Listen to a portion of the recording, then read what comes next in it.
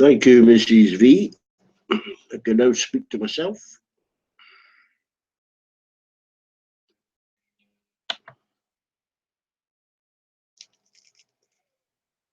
I'll pass the controls off to whichever normal person wanders this way.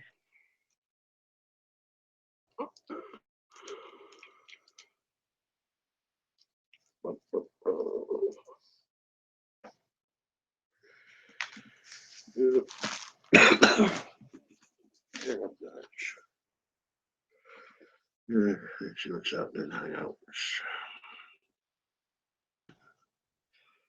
Sean's here. I think Abby's coming in. Help! Oh.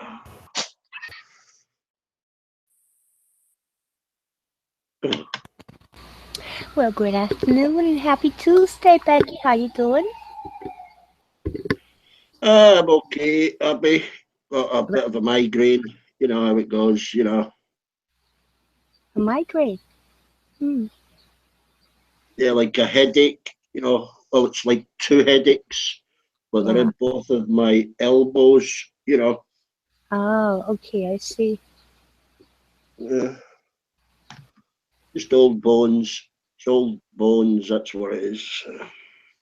As long as we're moving each morning, you're good. Don't worry about that. Yeah. Yeah, in the morning you look at your toes, yay! You look at your hands, yay! I'm still alive, yay! Yeah, I can still stand up on my own, yeah. Yep. Gotta enjoy while you can. Yeah, I'll only get worried if I need help, you know, in the bathroom.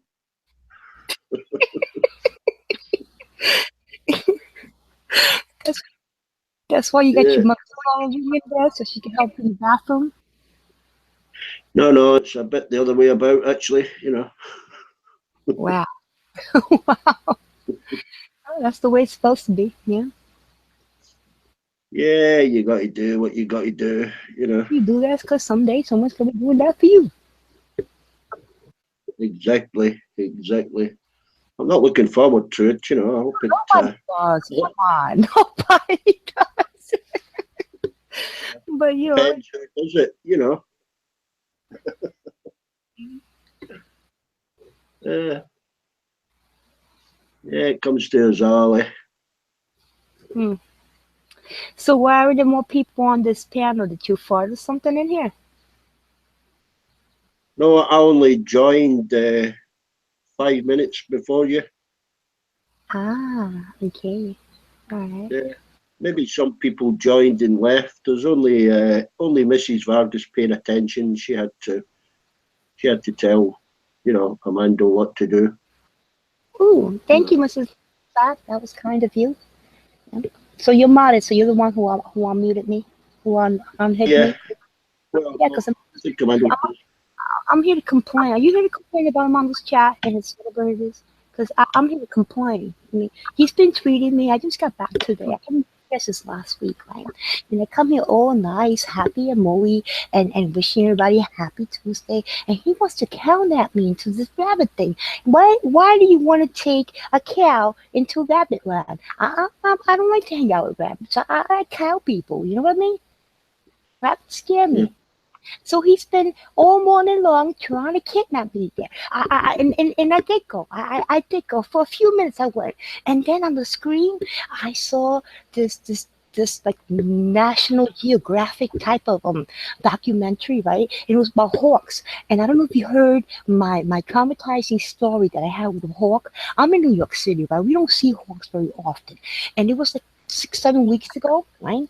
I'm here minding my own business, and we had that freak storm coming. And I look over to the window that has the air conditioner, and it looked like there was this big plastic bag against my window, right? So I'm thinking this big plastic bag is a storm. It got blown there, and it's stuck because of the rain.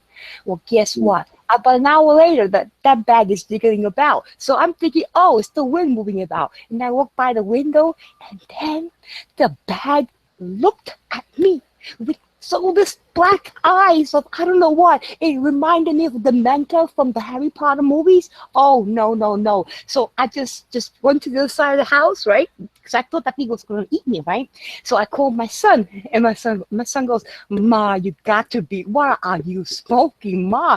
How can you have a hawk in your window?" I said, "Look, a picture on my shoulder." He goes, "You're kidding me. I'll be right over." He showed up 6 hours later. Guess what? Mr. Hawk was still there, still looking at me, wanting to eat me. So my son starts banging on the window. That hawk wouldn't go away. I'm serious. So that's why I'm not going to that rabbit place, because they had a hawk there, and as you can see, I'm quite traumatized with that hawk that was on the other side of my window wanting to eat me. You can't convince me otherwise.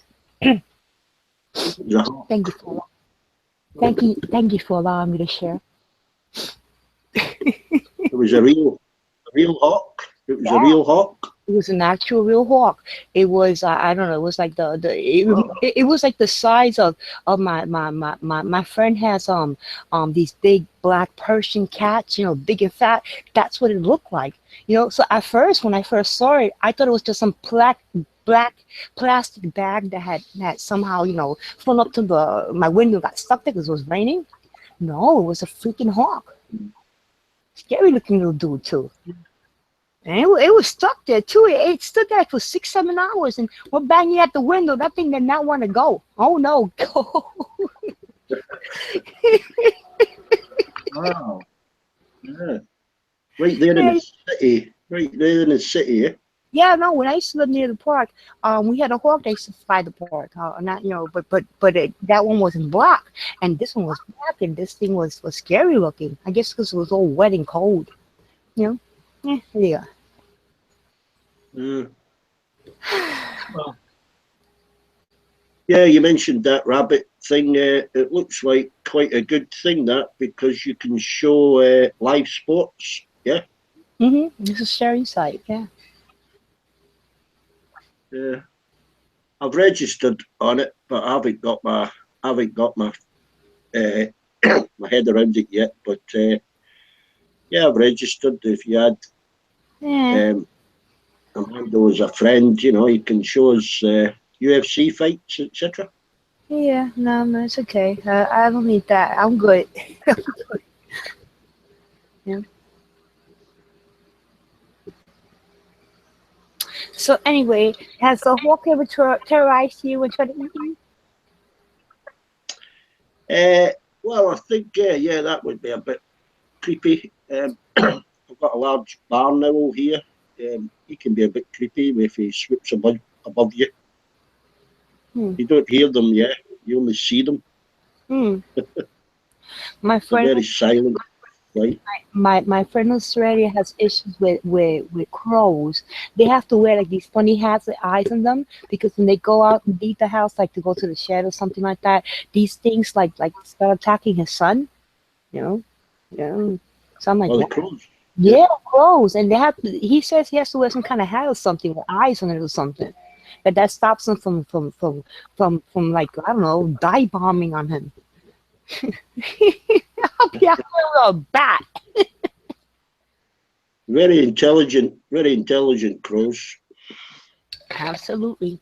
I seen a documentary that showed one that in order to fish some food in the inside a bottle, it got a twig, and then it turned it made a hook out of it in order to fish what was in there. That's really intelligence right there. Yeah. Also, they say that humans are the only ones that know how to use tools. And here's a bird. No, Yeah. Yeah, I've seen them use a twig to dig out insects out of logs. yeah, also the pirates do that. They'll go to some kind of termite or something and stick a stick in there, and then make it clean. Use that as a tool. And they also Yeah. use rocks to break things down. Yeah. Yeah. What's that? What's that bird? Is it them that collect all the silver shiny things? Oh, I just, sometimes it's better not to keep your eyes off the YouTube chat when you're talking, because do I sound like a New York brute to you? Really? For real? A nice little innocent cow like me sounds like a New York brute. Hmm. Eh. New York. Who said that? Oh, I'm Bowie did.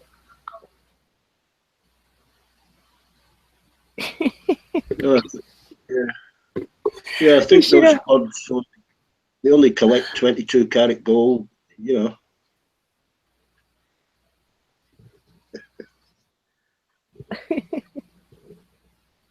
No, I know, I know. I call it my New York cowitude. You know, that's it. You see, you got the New York swag. No problem. So, so who recognises the Spanish in your accent? Because I don't detect any Spanish. Huh? I'm third generation Spanish and French, but my parents both were very proud from where my grandparents were. So one spoke, one spoke in Spanish and the other one spoke in French, and that's what I came home to. So I when I speak, and they also spoke with an accent. So I still speak with an accent. You know? Sometimes, Really? sometimes, yeah, yeah, I could go, oh, JLo, yeah. Hola papi, ¿cómo está? Oye, ¿cómo va? Mi ritmo, bueno para gozar.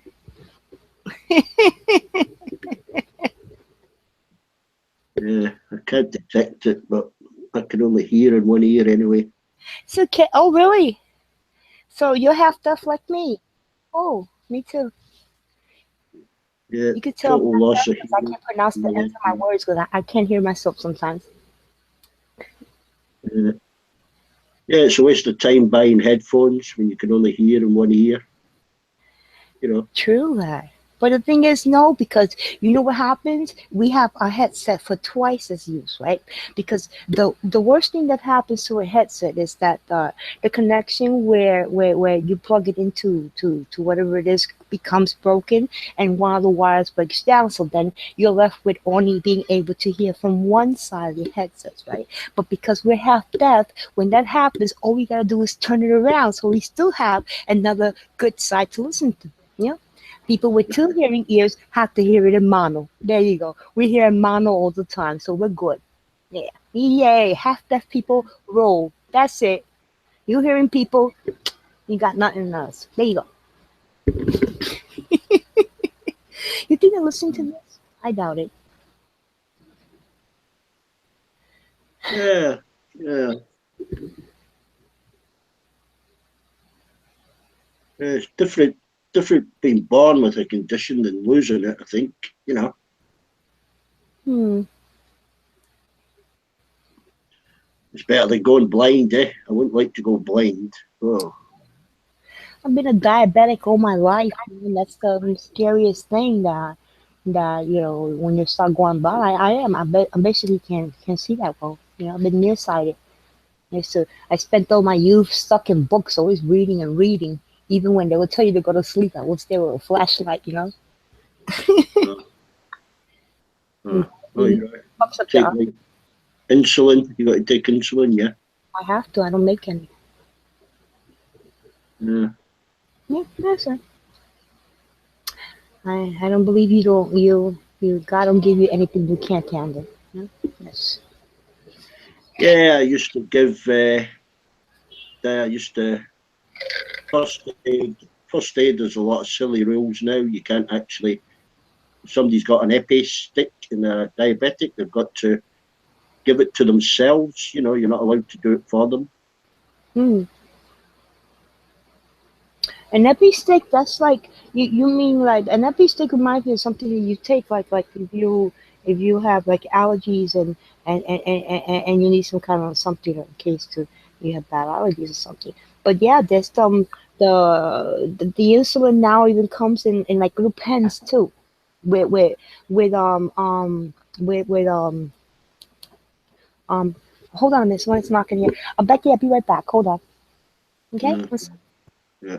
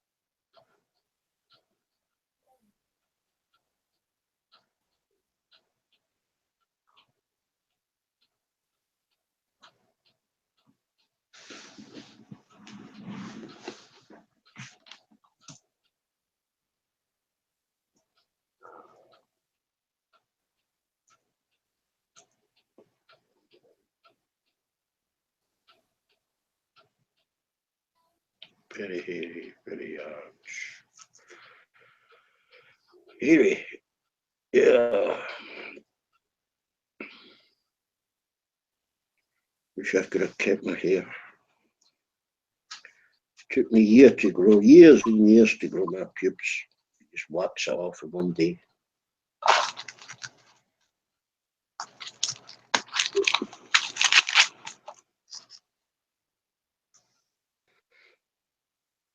Jesus Christ, you're nearly 40.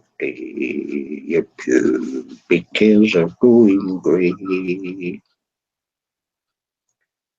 I can't cut the mustard like I used to. And now it's downhill all the way.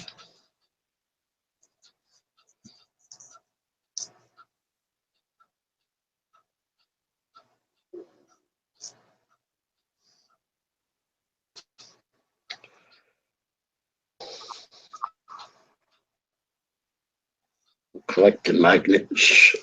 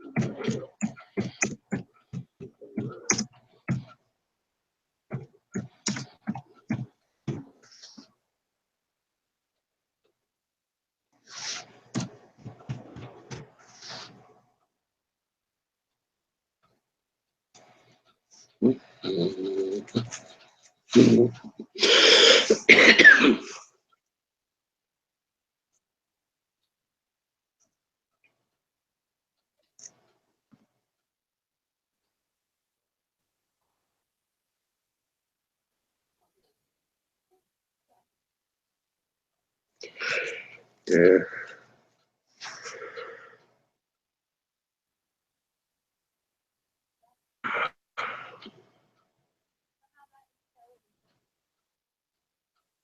Mm.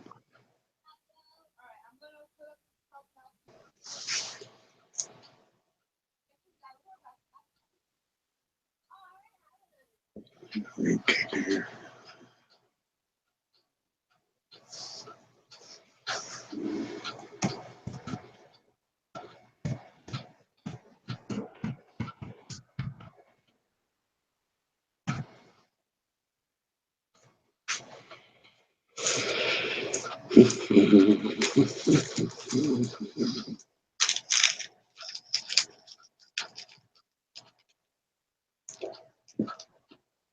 Road, road 2 joined the hangar. There's road 2.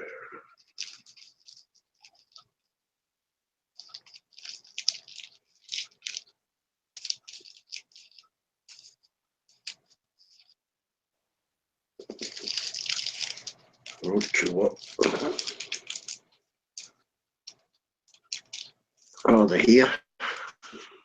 So that is, who's that? Who's that pay me? 2. Hello? You can speak. Road 2. Yeah.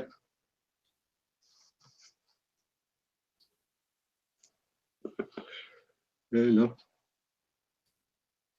Can you unmute yourself, Road 2?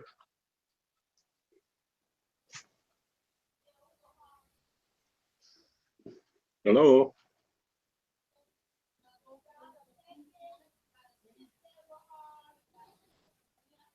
Hmm.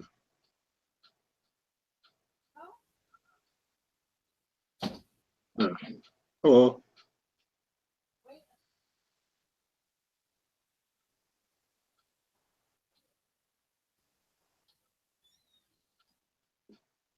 Got you unmute yourself.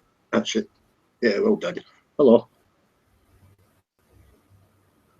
Hello, can you hear me? Yeah, I can hear you. Is that you, Sam? What do you say? That's you, Sam, yeah?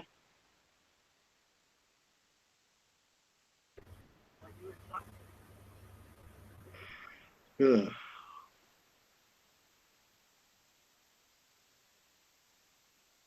Sam? I think I picked up your voice, Sam.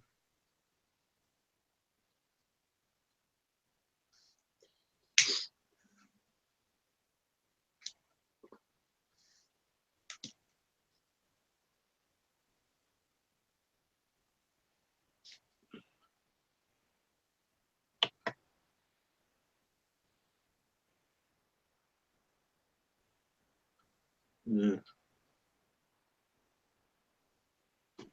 Yeah, you were Sam. You can hear me.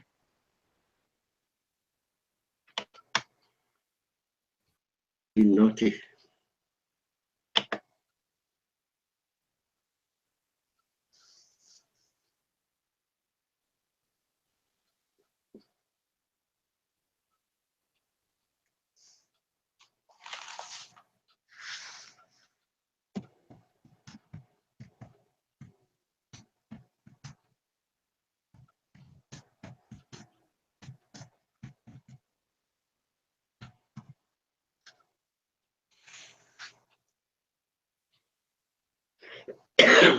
No, he's lost connection.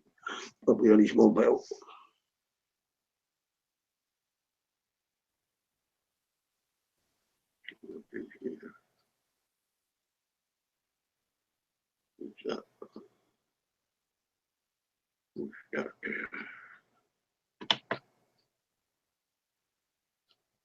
Ray.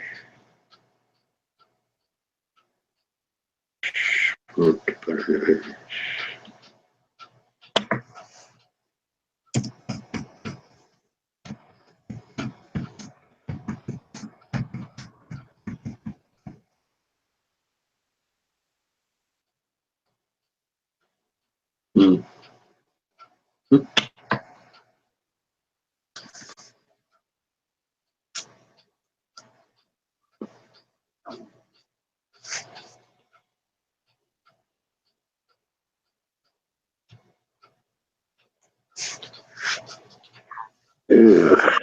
Oops. Oh, you.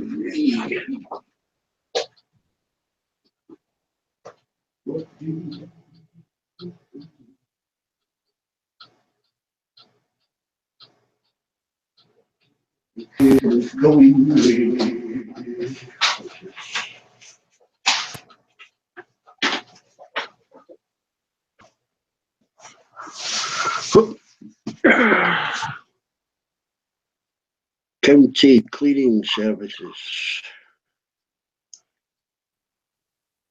Carpets £25. Diner £15. Kitchen £20. Bedroom £15.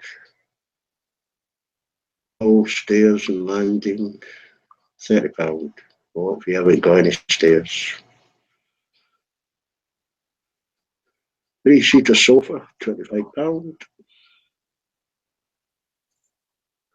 Armchair, £15.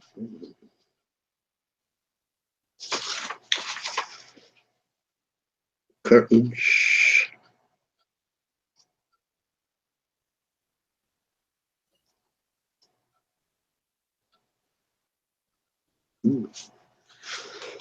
Yep.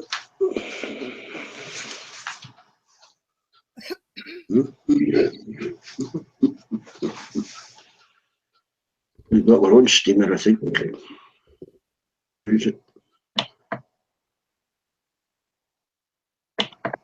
Steam cleaning.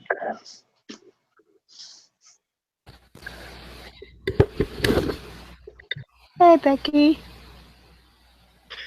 Yeah, I think it's another quiet day on the panel, Abby.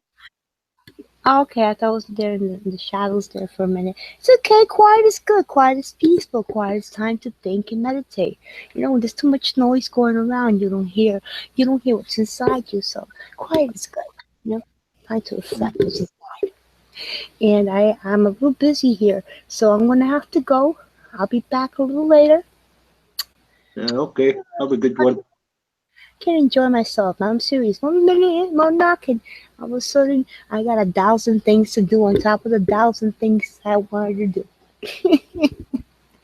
So you take care, and I hope your migraine resolves itself and you feel better. Okay? Yeah, thanks. Yeah, have a good day. Okay, you. Bye Yeah. bye.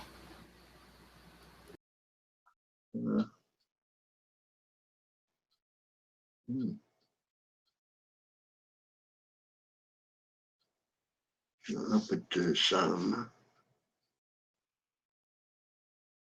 Got a little list of chores to do. I'm at number 2, I think.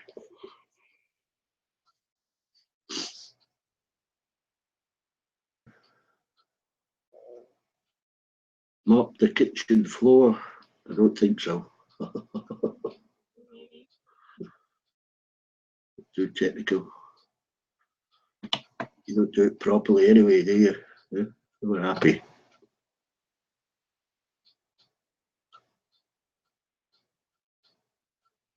Why didn't you mop under the chairs? We're in the way, aren't we? Yeah.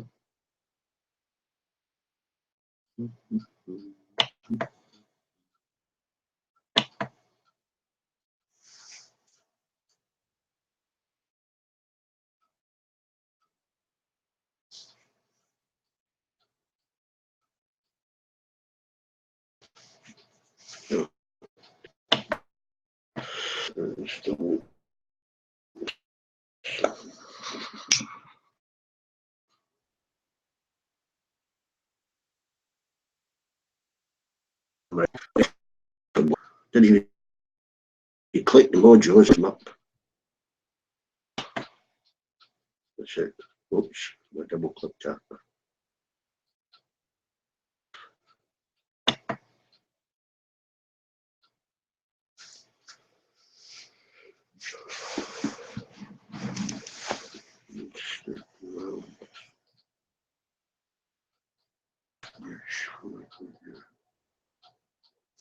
I did. I knew I did. It just took 30 seconds to react.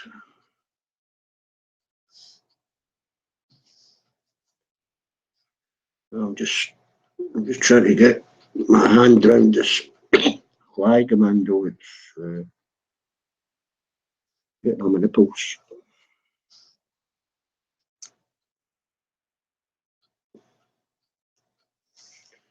I'm not allowed to phone the internet provider because they won't speak to me. Long story.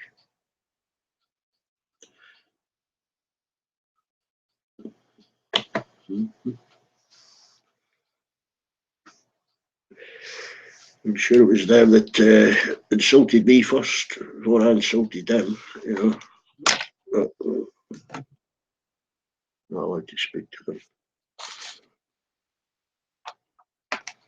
I think they flagged me up.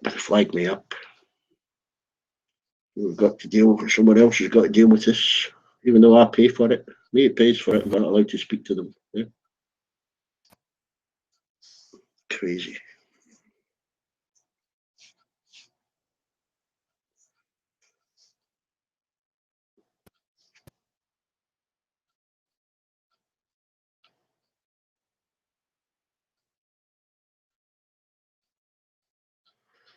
Well, it's at these times that I miss even Richard. Oh, well, they can. I don't miss them.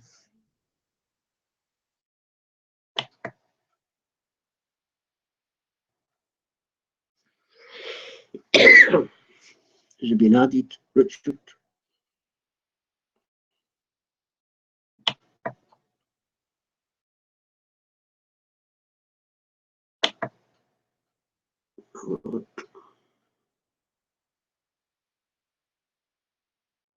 That's going to take 5 minutes to fucking react.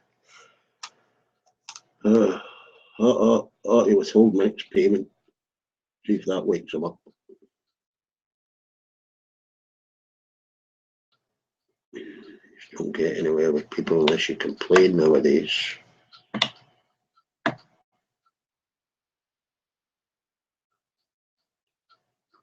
A, B, C, T,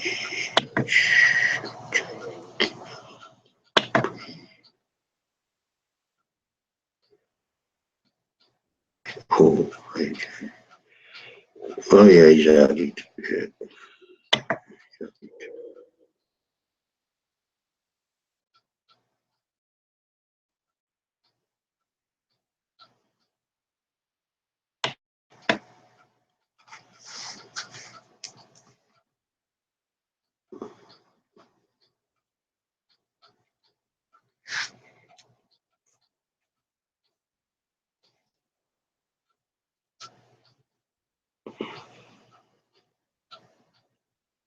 Uh,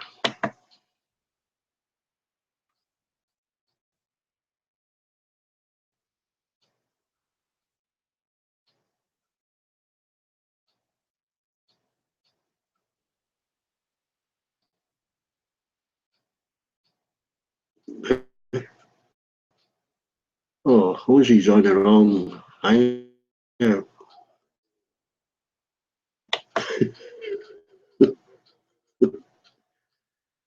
Message him.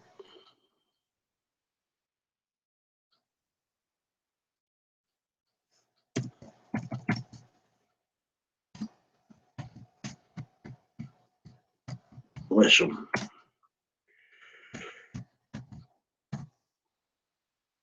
He's added.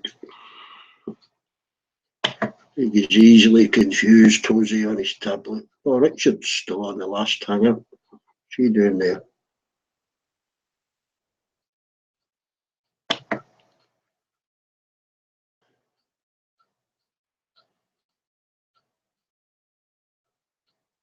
Where am I now?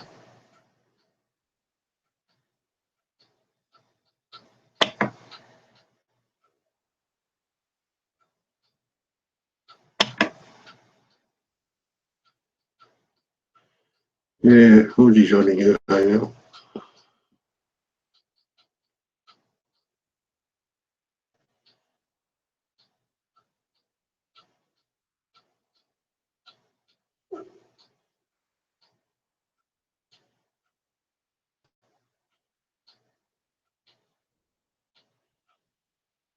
You got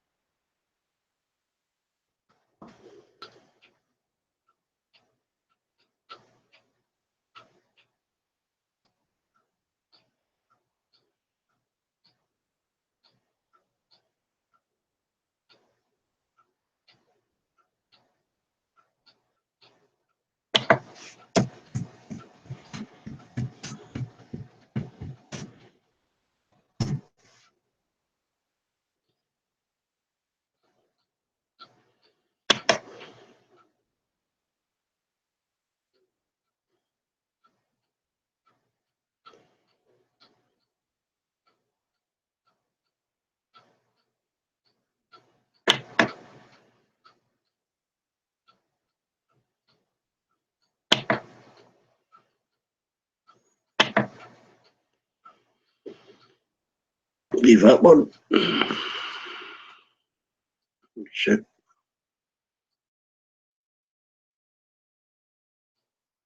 Right, back to check.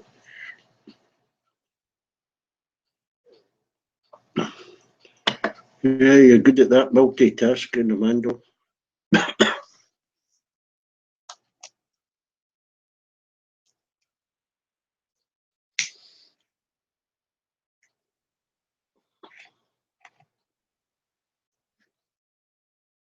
Seems like a lot of work to me. Wonder how long it will take David Bowie to realise he's added on the new hangout.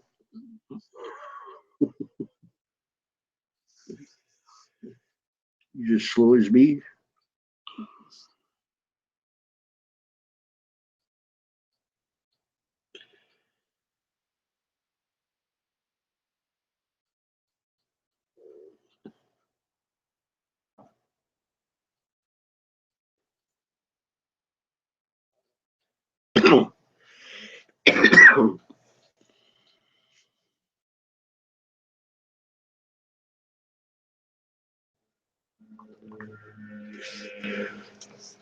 There's that popped his head up. PMARS. Yep, it was PMARS.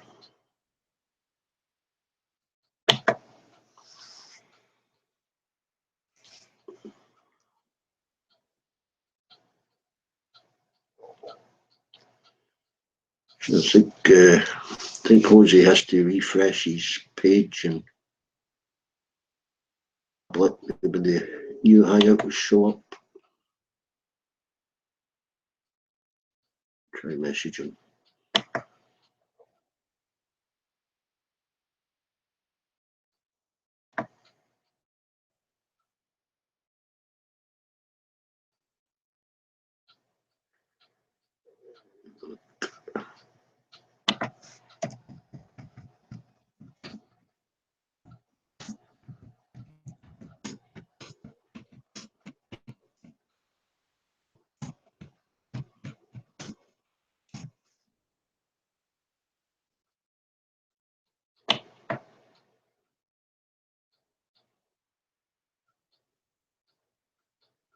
Yeah.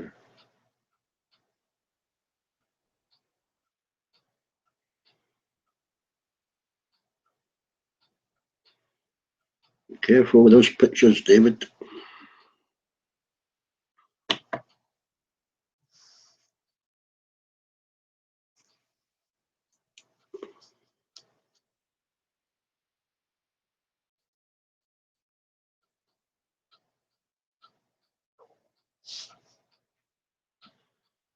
Is that a selfie? Is that a selfie you've done there, David?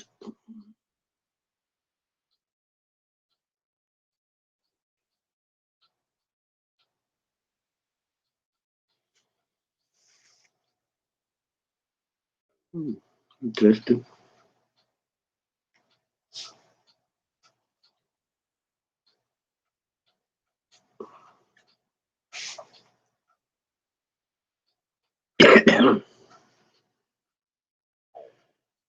Yeah, I think David's done a selfie on Hangouts,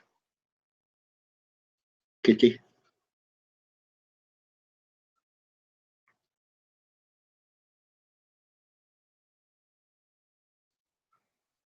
Interesting costume.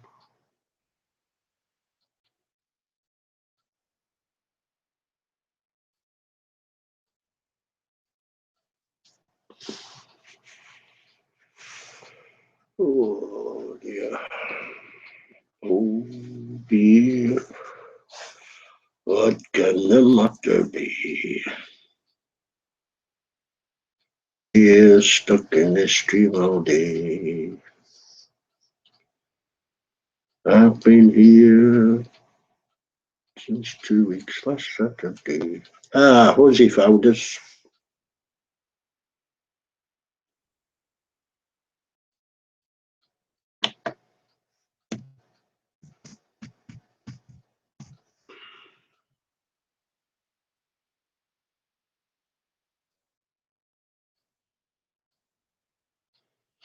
Hmm.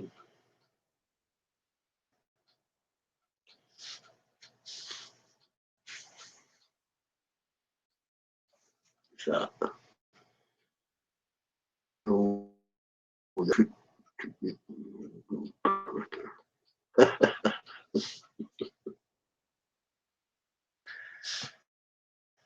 yeah.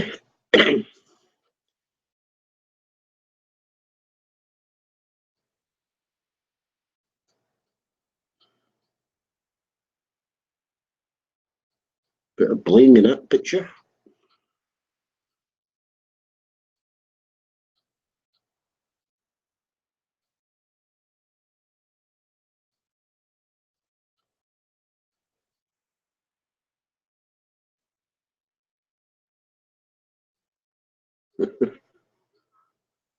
Oh dear.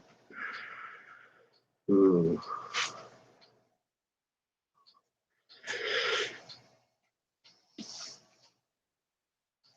Sure.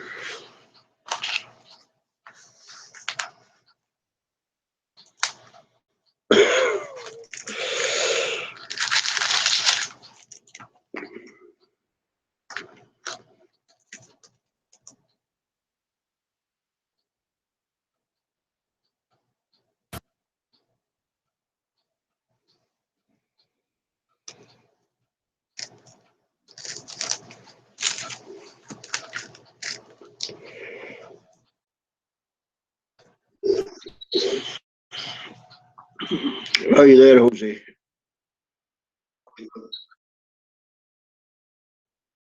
It's okay, you're not on hidden yet.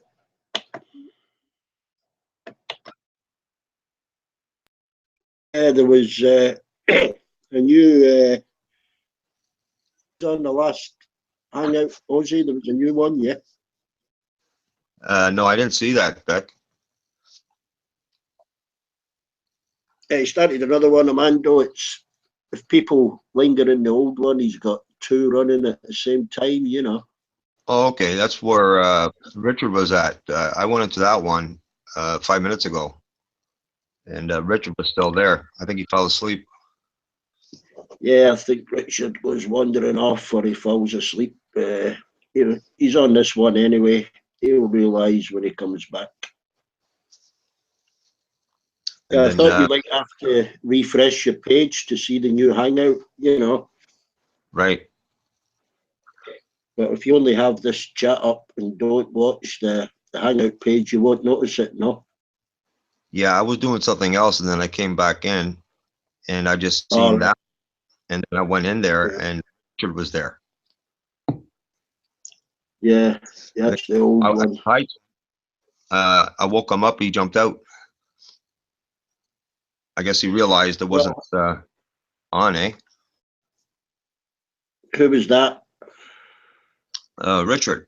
He was the only one in there when I went in there, and I said hi to him, and I guess he realized it wasn't live, so he jumped out. Oh, see, yeah. Yeah, Sam jumped. Sam jumped in here, but I don't think he might be having problems with his phone. Yeah, good conversation last night. Richard, Sam, uh, I was on here. I did most of the listening. Richard was talking about, maybe 100 years from now, Yeah, all these robots, going to be taken over, and we'll have a good life sitting back and all this. You know what I'm saying? And it's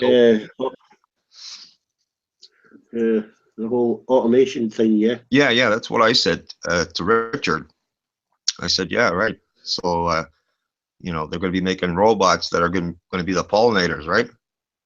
You know, I mean, there's been a lot of discussion about it, you know, create jobs, you know, for more leisure time for people, you know. yeah, Um, yeah, exactly. what, what what did people do to earn a living? You know, you can't earn a living by having 5 days of leisure, can you? Well, this is the point, eh? Uh, people seem to think that they have, these brilliant ideas and stuff. But one thing uh, uh, is always there is nature. You can't mess the balance of nature.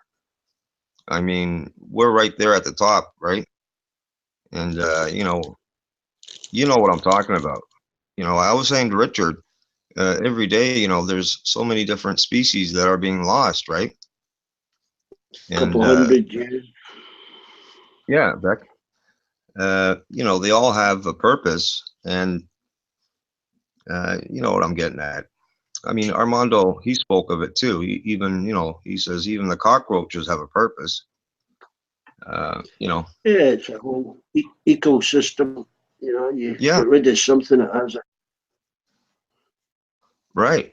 This is the point. I was saying to him, like the Amazon, they've been chopping. It's no secret the rainforest, all these years, that plays a vital part in our world. With yeah, filtering, the air quality, with carbon monoxide and whatnot, and producing oxygen, right? Yeah, yeah. yeah. I You mean, and I were talking about the coral reef too, right? yeah, yeah, yeah. At the smallest level, I notice it in my garden. If you interfere too much, you can knacker things up. Yeah, I mean, I'm not completely 100% organic. I don't use pesticides or uh, artificial fertilizer. right. Even at the point of getting rid of slugs and snails, I know they're a pest, but I notice if you get rid of them completely, whole cycle. Yeah, that's quite So they interesting, must isn't serve, it? they must serve some purpose. Yeah, I remember those bugs with the garden I used to do for my dad. Um, they used to eat like the kale and the Yeah. green colored, eh? And Well, they'll eat all the seedlings. Yeah. yeah, but they sure like the green coloreds Yeah. and the kale, eh? Oh yeah. Yeah. It's pot. Do you mean the tall kale? Yeah. Yeah, yeah, I grow the Chinese kale. I think it's a bit tastier. right. Yeah, But I we don't. I don't completely eradicate them. I just try and stop them getting to my best stuff. yeah, yeah, I don't because use slug pellets. we use the kale and the green coloreds make soup with that, eh? Yeah. Yeah, that was a very Yeah. very important and vital part of the diet around the Second World War, after Second World War. Well, I mean, I even get rid of green fly and black fly naturally. I just spray them with soapy water. Hmm. I don't try and get rid of all of them. You know, I'll leave a few plants with them on. You know, Yeah,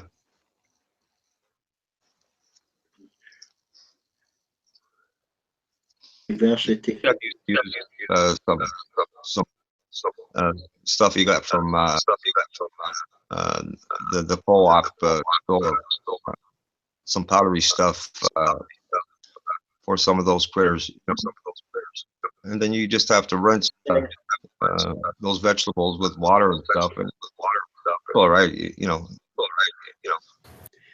Yeah, I used to use the pesticide spray years ago, but now just with the soapy water. A bit of washing yeah, up liquid. It just suffocates them. In those little bubbles. yeah,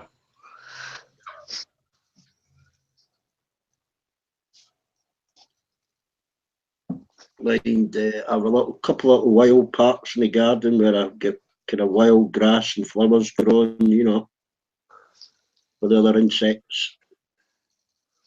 Birds love flowers and stuff. yeah. It's quite amazing, eh? When you do a garden, there's little insects that you never seen before in your life popping, from all over the place, eh? Oh yeah, especially in the wild part of the garden. I mean, some of the centipedes and stuff, some of the Yeah, moths get, the moths you get at night time, Hmm.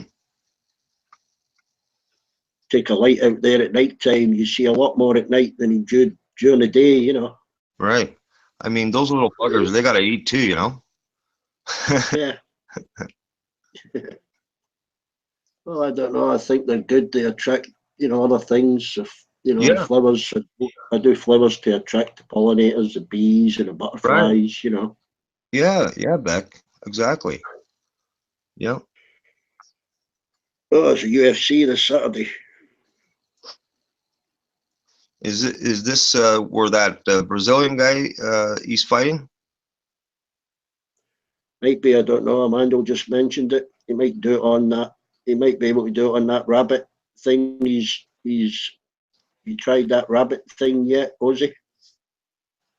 I don't know what that is, Beck. Yeah, it's something called Beta Rabbit. Oh, So it's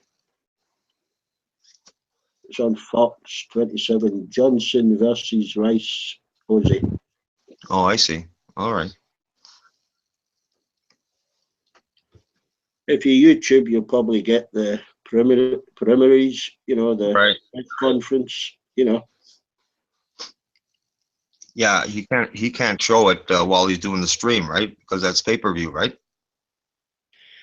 Yeah, but I think he might have found something to show it on. Oh, I see. This is what this rabbit thing might be. Right. He might not be able to show it live, but he may be able to show it an hour later. Hmm. Do both. You can run a stream and that rabbit. He just said, Yeah, that's pretty cool, eh? Uh, today's technology, eh? yeah, you can. I'm sure you can, Amanda. You're a bit of a computer geek, isn't he? Yeah. Man, I tell you, some of these I kids, think you could, 6, 7 years old nowadays, man, they know more about computers than me. Some of them. yeah, they certainly know more than me.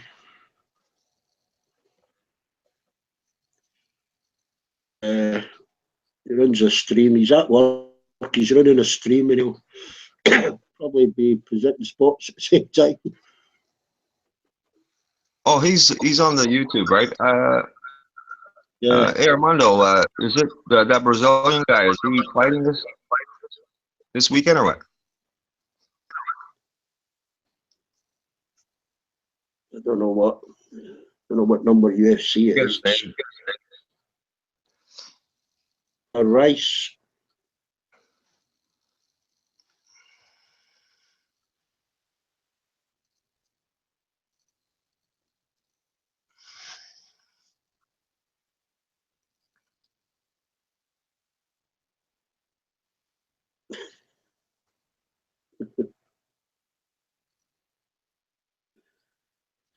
Yeah, you can YouTube UFC Ozzy, and it will come up with the next fight. Yeah, yeah, it'll have all that information. Press conference, whatever. Yeah. The one thing I'm happy about is my Toronto Maple Leafs are in the playoffs. So that starts tomorrow, Wednesday. The playoffs actually. Hockey. Football or the hockey. Yeah. Yeah. Uh, Toronto Maple Leafs hadn't made the playoffs in so many years, man. Yeah. What Brazilian? He's asking what Brazilian you asking about, Ozzy. Well, he's got a real good record, this guy, and I seen him. It was a couple of weeks ago.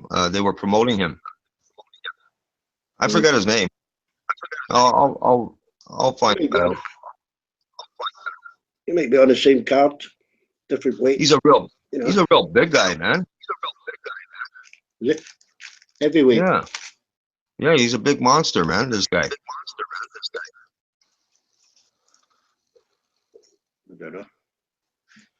Let I'll me have to get you look his at. name. I haven't looked at I haven't looked at the website for a while. I was following Ronda Rousey and Holly Holm for a while. Hmm. That's what got me into it. Was I think it was that Ronda Rousey, a couple of her fights, and then it got me into it a little bit. Started watching it more. Junior dos Santos. Is that who you mean? Was he? Yeah, Dos Santos. Yeah. Yeah, that's him. Dos Yeah. Santos. Yeah, that's him. Is he a heavyweight? Is he? Yeah. Has he got a good record? Yeah, he's got a good record, man. Let's see his face. I got him right there.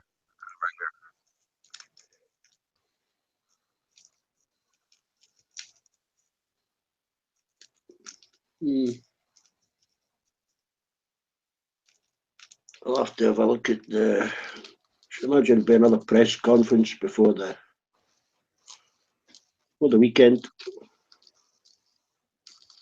Then there'll be a weigh-in. You know, the weigh-in. Yeah. Have a look, see who's on the card. Sometimes these little fights could be better than the main event. Yeah. Oh yeah.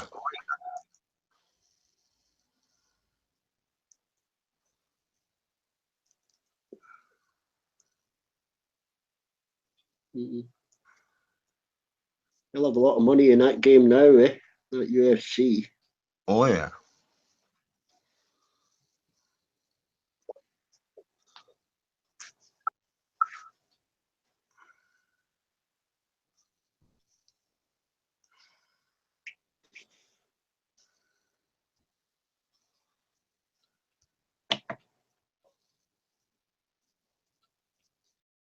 Santos.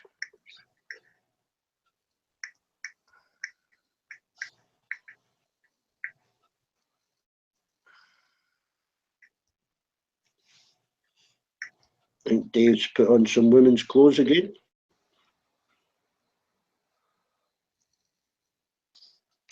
There he is, right here.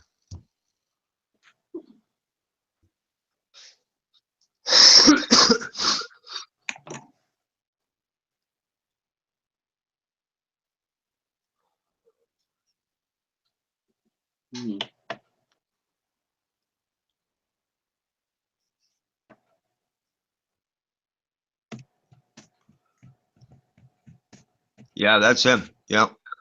Junior Dos Santos, yeah. 6'4", back. 240 pounds.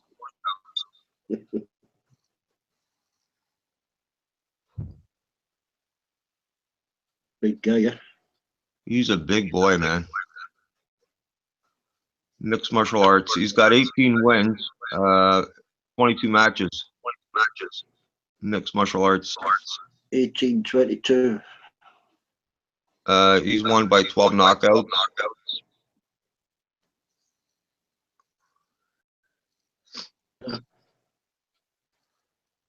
He might be on the same card. Yeah, he piqued my interest when I watched Oh, mate. you there on TV, and he doesn't speak one word of English. You have to have an interpreter. He fights in May. He fights May the 13th, does he? Who's that? Santos, May the 13th. Oh, okay. He's not fighting this weekend then, eh? No. He's on the 211. Oh, okay. 211 card.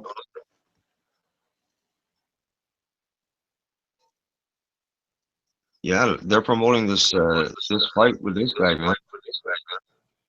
Oh, he gets a champion. He'll be the champion if he wins it then. Big money, you know. It'll change this guy's life. Yeah, it's big money, but there's a couple of them demand the bigger purse. Eh? Mm-hmm. Thinking of McGregor. Man, 240 pounds, eh? He's all muscle. Yeah. Well, even for a few rounds, it's a lot of weight to throw about. Yeah. Big time, man. Oh, Mexican took his belt before. He tried to get his belt back.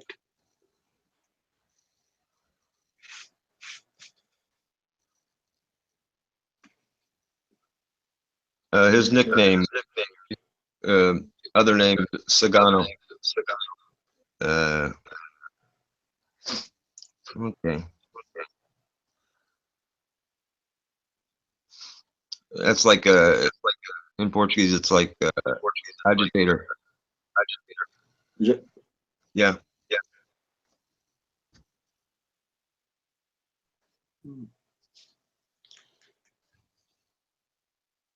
Well, that's a real name, Sagano. But we have a name that you use to describe somebody who's an agitator, and it's the same name. Sagano. Yeah. So like Serge is like Sagano. Yeah.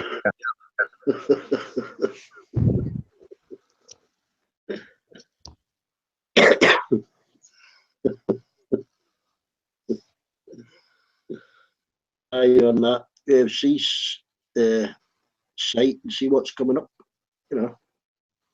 Yeah. Timing here, because it appears on TV at like 4 or 5 o'clock in the morning here. Right. Or the main event does. It starts about 2 o'clock in the morning, 1 o'clock, 2 o'clock. Usually the main fight's about 4 o'clock in the morning. Yeah. When they had that and got started, the UFC, they wouldn't allow that in Ontario, eh? Only Quebec. Yeah. I remember. Can you remember when the full contact sports started? Well, it kind of took off a little bit in the late 70s. It was banned in the UK, but it wasn't banned in Europe. Yeah. Full contact karate. Right. So used to do that. She used to go to France to fight. Oh, Yeah. man, that's good fighting. Like the Olympics, eh, Beck? What I mean? Well, I mean, it was a kind of closed shop then. Fought a French girl. She got beat, but she fought a French girl that went on to championship. The French girl did. She got beat in the final. But Yeah. yeah, she done a bit of traveling about then. Holland, France, Italy, Ireland. To fight. Yeah, your daughter did, right? No, my younger sister. Oh, your younger sister. Yeah. Yeah, yeah, the one that became the Alki. Yeah. I remember you telling me the story, man. Her taking business. Yeah. Yeah, she used to teach the coppers self-defense. Wow. Yeah, yeah, she's out on Lewis now. She bought a cheap house on Lewis. Yeah, they're putting windmills up right in front of where she is. Fuck. That's why the house was so cheap.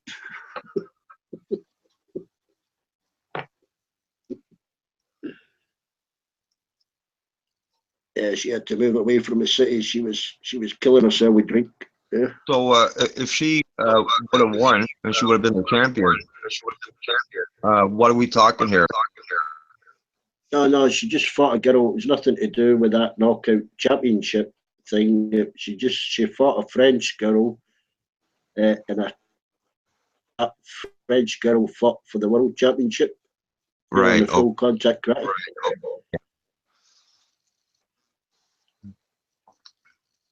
Yeah, they used to get about. I mean, I'm going back to the late 70s, they used to get about £400-500 a fight then. Yeah. Right. But it was banned in the UK. It's still banned in the UK, actually. Open hand, full contact. Yeah. I mean, when this Ultimate Fighting started, I remember seeing the Gracie guy, and this was all amazing stuff, man. Because when you watch boxing, they got the gloves Yeah. and stuff. But with this Ultimate Fighting, anything goes. Elbows to the head, whatever. Yeah. You could cocoa butt the guy, right? You could do whatever you want, right? It's Ultimate Fighting, right? Are you allowed to cocoa butt inside there? No, I think there's a few rules. I mean that submission, those holds and stuff. You got to be careful. You can kill somebody very easily. Yeah.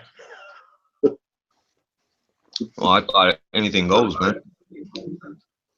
Well, it is until the guy's knocked out, but you can knock him out with a strike. But I think during those holds, Right. if you're holding somebody around the neck, you're choking them. I don't think you could easily break their neck. Yeah. I think there's some rules to how far you even go with that kind of hold. Right. You don't want to kill the guy. No. Same as having like a leg lock or an arm lock. You're not allowed to literally snap their arm in two.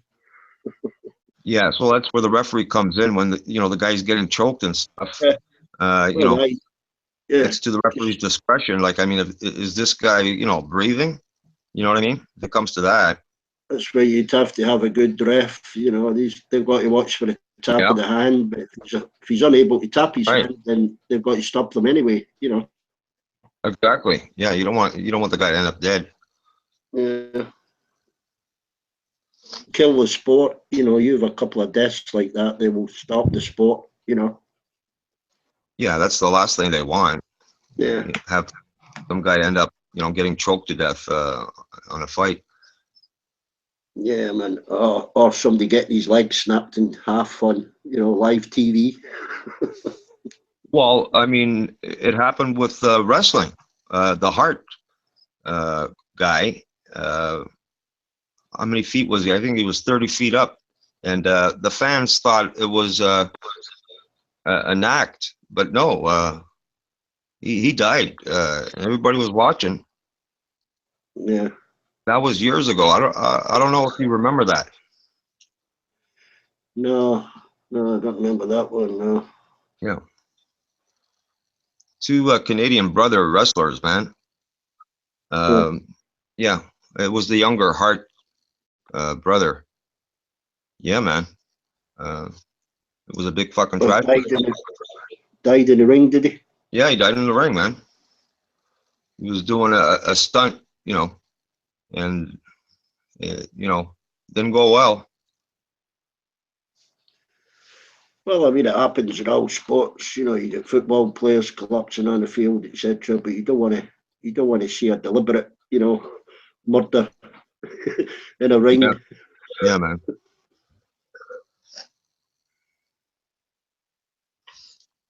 I mean, the fans, they didn't know. They thought it was, because wrestling is fake, and what they thought they were witnessing was,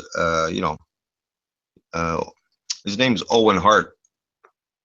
They thought it was part of the act, but it wasn't. He ended up dead. Yeah, Tommy's just said UFC is just a show. It's not just a show, man. We should be watching NASCAR. It's like watching a clockwork train set going round and round in circles.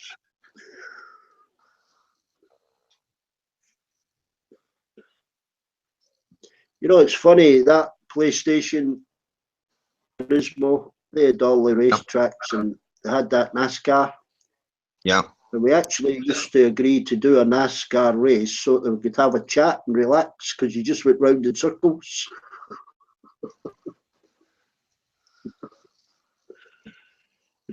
Yeah, You that know, if you were racing on a proper circuit, you had corners and stuff. You know, you had to concentrate what you were doing. But if we wanted to have a chat about the cars and stuff, we'd do a NASCAR. huh. You could relax then. Yeah, I had that game actually, that NASCAR. Some of those racetracks were good, man. Daytona and stuff, man. Yeah.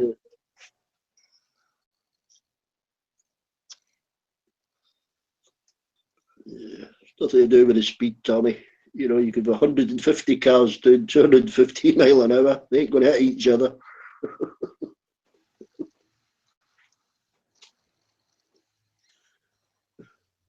Tommy think it's complicated because they're doing 250 miles an hour.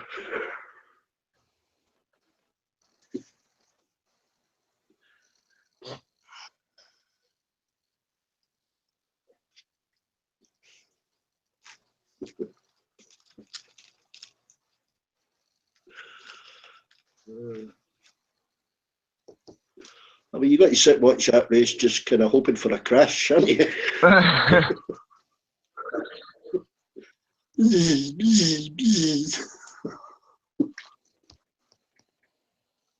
These rules into Formula One about overtaking, you know, the demarcation zone and whatever. You know, when the flap goes up and they've got a bit more power to overtake. It was getting boring just watching the same bloody cars winning, and nobody overtaking. You know, but on that NASCAR, you know, when you do that, you got to use the drag effect to overtake. You know, you get right in behind somebody.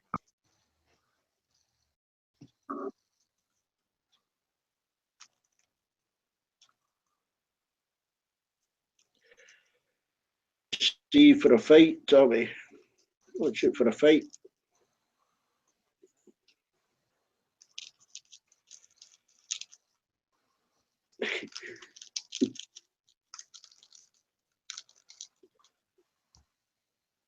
Try to watch a good fight in a bar. You just hope they don't knock your table over. You know.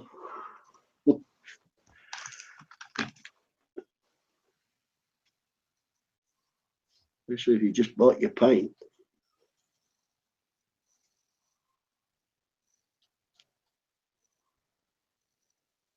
Kind of weird that, you know, when a fight breaks out in a bar and you have a look around and all the tight fuckers grab their pint, put it somewhere safe. Yeah, that's really.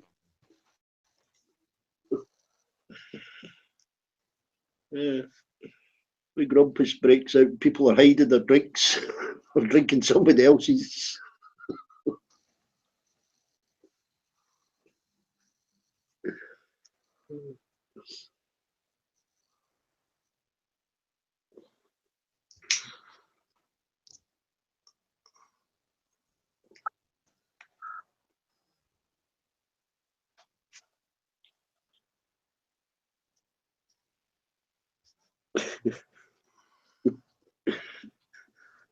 They talk about it for a fucking hour afterwards.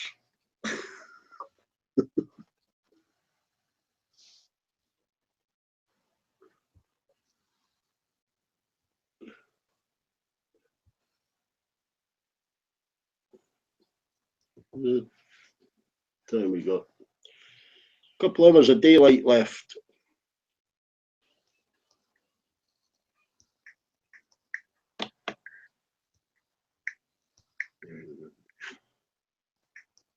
You know, record sleeves again, I see. Yeah.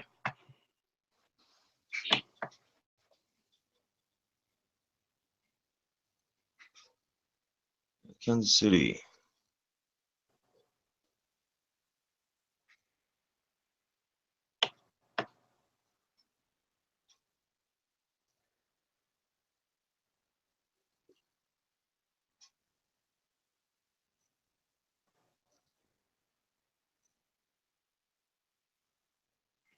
How come Athena ain't on the YouTube?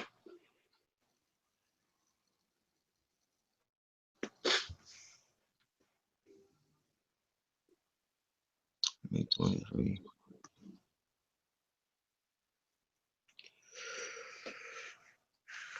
I'll have to move and get something done, Nosy. Oh, here it is, Beck. It was May the 23rd, 1999. Hart fell to his death in Kansas City, Missouri, during Over the Edge pay-per-view event. Hart was in the process of being lowered via a harness and the grapple line into the ring from the rafters. Yeah, that's what happened. Oh, it's It was a like a stunt malfunction. that went wrong. Yeah. Well, the harness fucking gave, and he dropped into the ring. Well, I thought you meant they were actually, wrestling, and he died that way, Oh, no.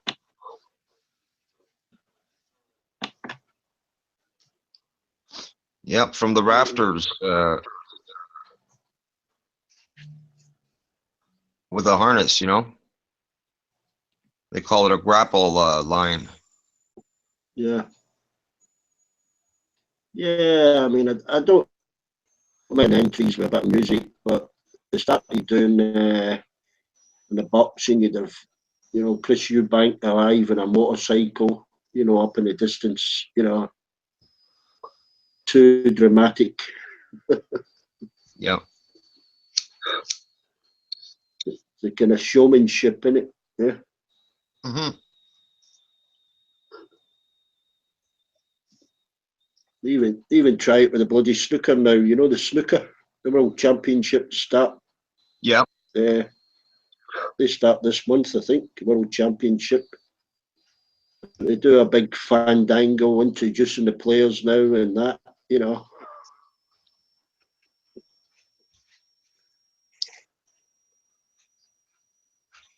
Came a long way from Pot Black. Yeah. I remember the old boys. Thorburn. Yeah. I think he was Canadian. Yeah. Yeah, Thorburn, Bill Werbenick, Kirk Stevens. Mm-hmm. Yeah, he was a treat to watch, man. Thorburn, man. A bit slow. He annoyed his opponents by the slow way he played. Yeah, a bit like Yeah. Terry Griffiths. Both of them got a name for slow play. Yeah, it's He done a annoying. maximum. Yeah, he done a maximum on TV. He done one of the first maximums. Yeah. Right.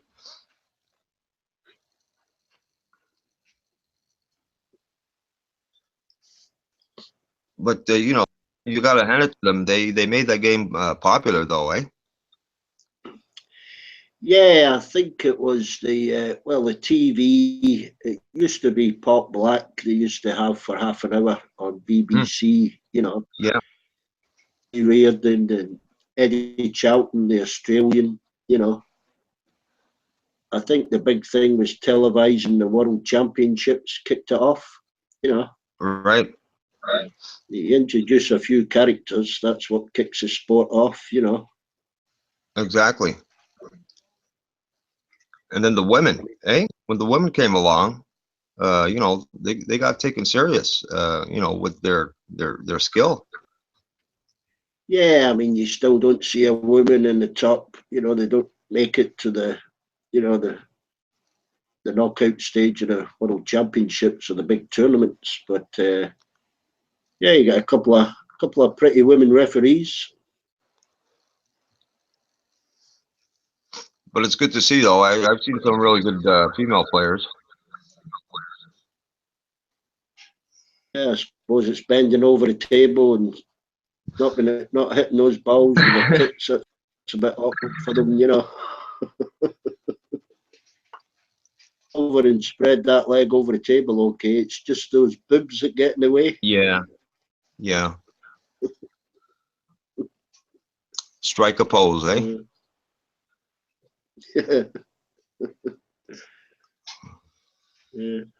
I mean, I think there's some matches that female referee, Michaela something. She's just because she's refereeing just to watch her bend over the table and put the ball back.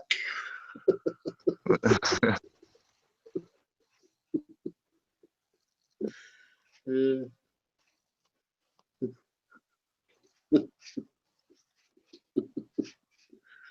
You got garden going over there? eh? You got some good weather? Yeah, it's reasonably. It's kind of a little bit cloudy, but the sun keeps breaking through. You know.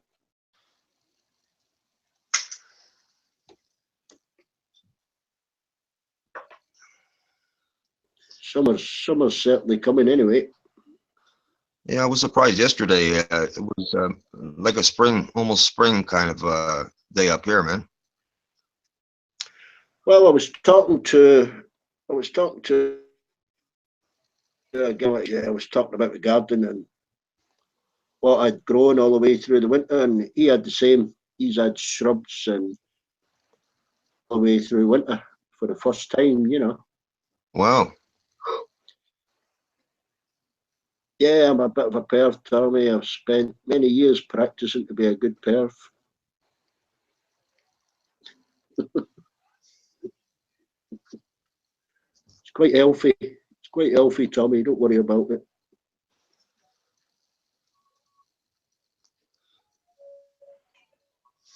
You can look, but you better not touch, right? Yeah, I won't touch. Yeah, get my nuts fucking cut off. Yeah. That was an ice cream van. Yeah.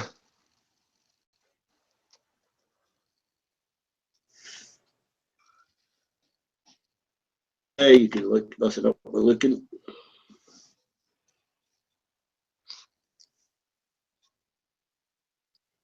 Even straining your neck.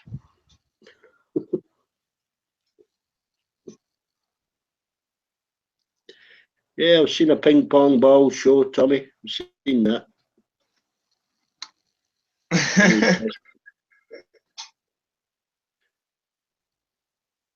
Pick up tennis balls.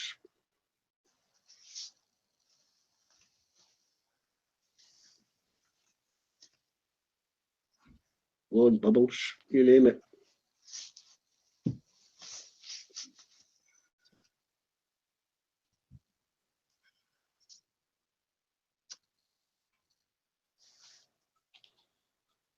You'd be surprised what the Welsh can do with a leak, Tommy. You won't need any dip anyway.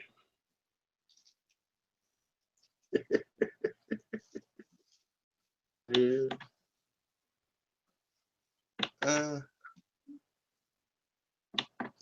Get the cold slaw.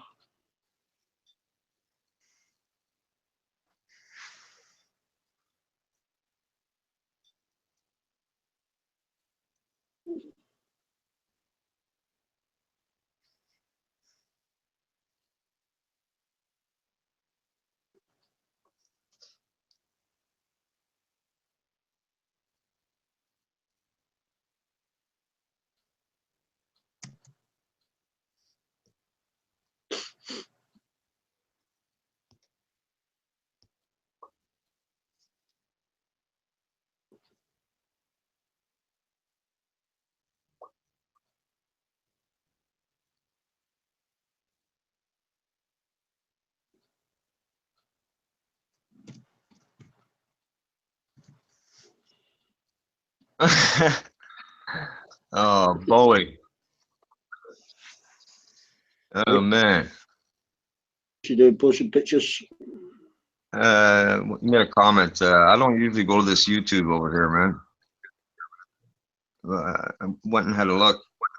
I stayed out of there, man.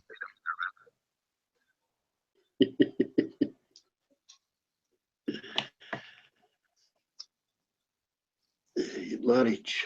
I'm not interested in your marriage, Tommy. Keep your drama to yourself. My ass gets waxed. So do my testicles.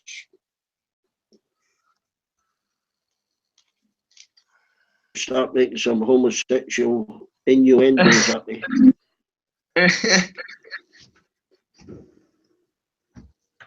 Mine's is bald. Maybe a bit of stubble.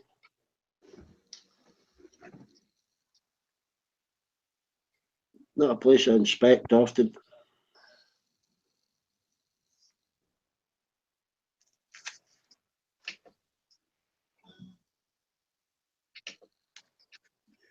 Easy. Oh, my bum's only for exiting. The only Man, one way, I'm afraid. you got that right. Personally, I've never had a chocolate dip myself.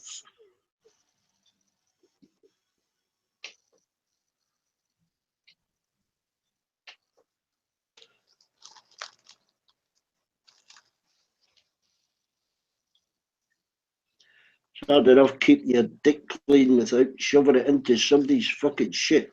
Yeah? Oh man, fucking fudge packers, man. Uh,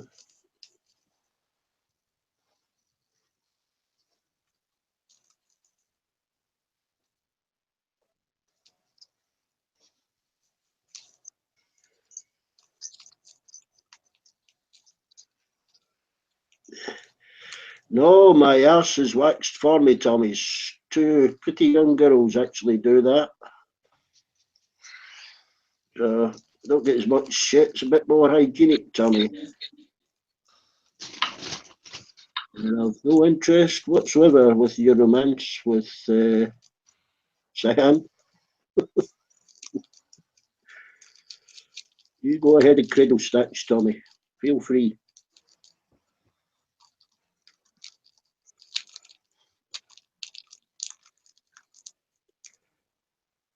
Best luck.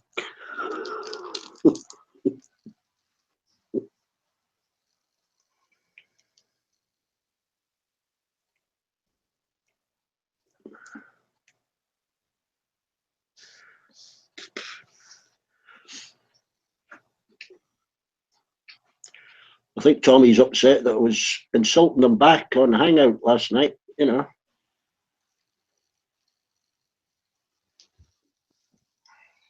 He was insulting me and then hiding in Shan's knickers, you know. Terrible behaviour.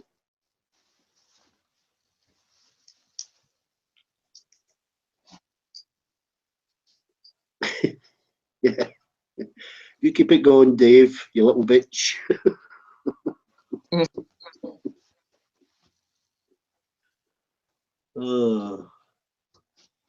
Dave's out there. Yeah, Dave's out there keeping it up. Well, trying to, you know. Tell him to jump in here, man.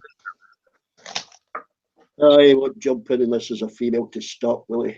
Oh, he wants to sing, eh? Yeah, wait till he gets a song request, then we'll have to mute the fucking laptop. Fuck.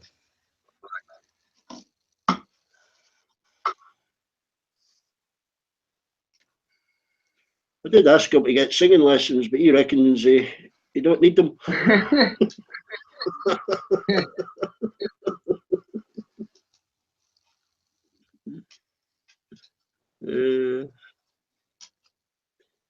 Yeah, chip off the old block, Tommy. You just got to toughen up a bit. That's all, lad. Just toughen up a little bit.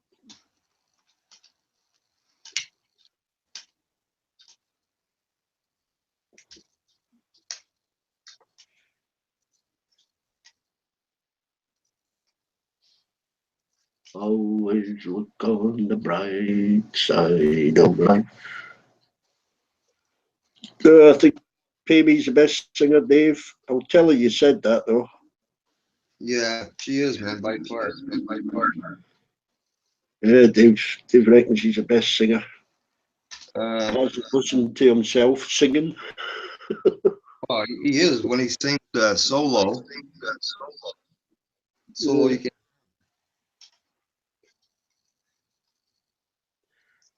I think you better speak in the words, Dave. Listen to yourself. Play yourself back, Dave, and listen. I guarantee you might curtail your singing a bit.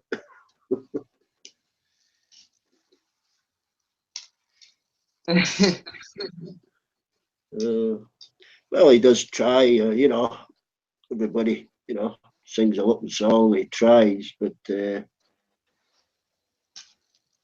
he's tone deaf.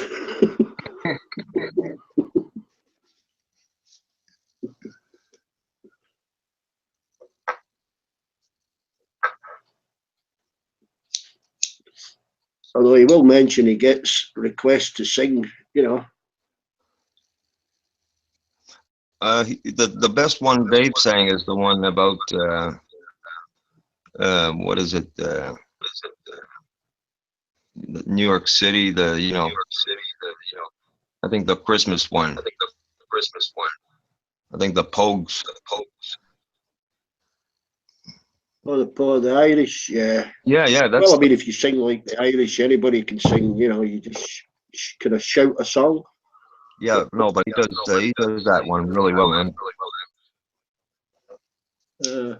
Yeah, I've done the Proclaimers. You know, walk 500 miles. You know, Now would walk. 5,000 miles. To be the man who walked 1,000 miles to be outside your door. Na, na, na, na. But I think singing the ballads, he needs to leave it to somebody else, you know.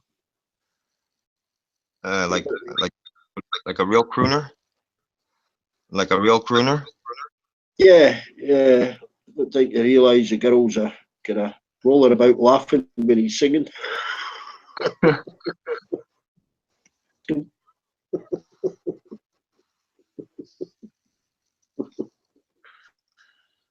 He'll oblige. He'll oblige every time. At least he's game for a laugh, eh?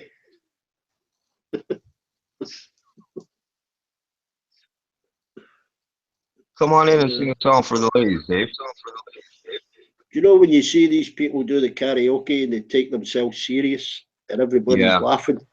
Yeah, they got See that them serious singing, look on their face. yeah, Yeah, you I've see seen that. them looking around and that frown comes across their face, but they're singing a happy song, you know. Yeah, I remember when that karaoke got started off back in the day, man.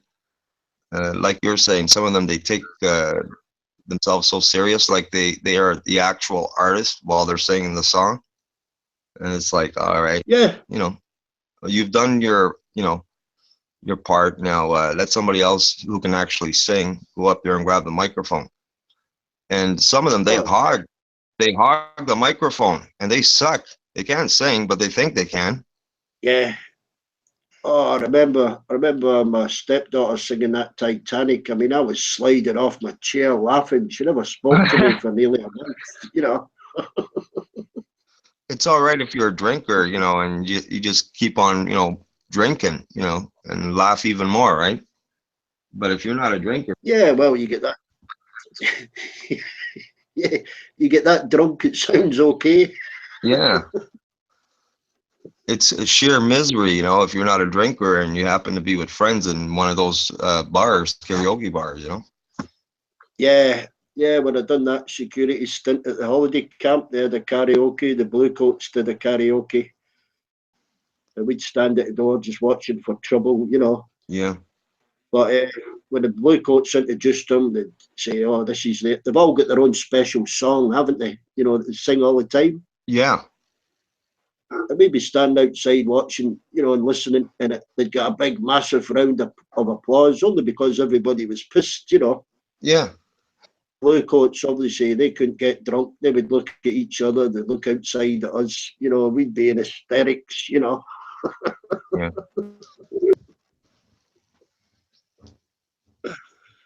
Yeah, they take it that serious.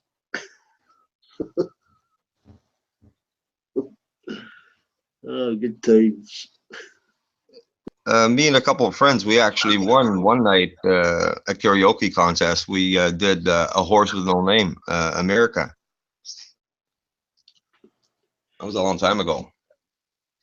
I once actually sang a song, the only time I've ever done it, but my sister got me pissed in a bar in Jersey, you know, the Channel Islands. Yeah, And she took us into this bar. I mean, I'm not I'm not homophobic, but I'm not going to hang around fucking gay guys, you know. Oh, fuck that. She took us out for the night, and she's got a French husband, yeah. And they took us out for the night. And the first bar she took us into, about buying the drinks in, you know, Yeah. paying for the ride. And she's looking at me, and I'm looking back at her and I'm saying, right, what you want? And she said, have you looked around you? Have you looked about? I went, what? She said, have you looked around? Fuck. So I looked about, and it's all these guys sitting together, you know, cuddling and what have you. Oh, know? man. Oh, she said, stop swearing. I said, you've got it. She says, listen, we're only going to have one drink. It was just a joke, you know. Hurry up and drink it. She managed to get me pissed before she got pissed. And the next day she said to me, Jesus, I didn't know you were a singer. I said, what are you talking about? She said, you don't remember singing karaoke? I said, no, do I fuck?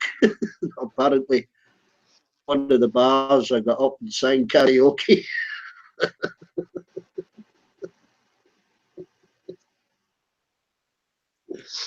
Yeah, we were back then when we went to play soccer for those 2 weeks.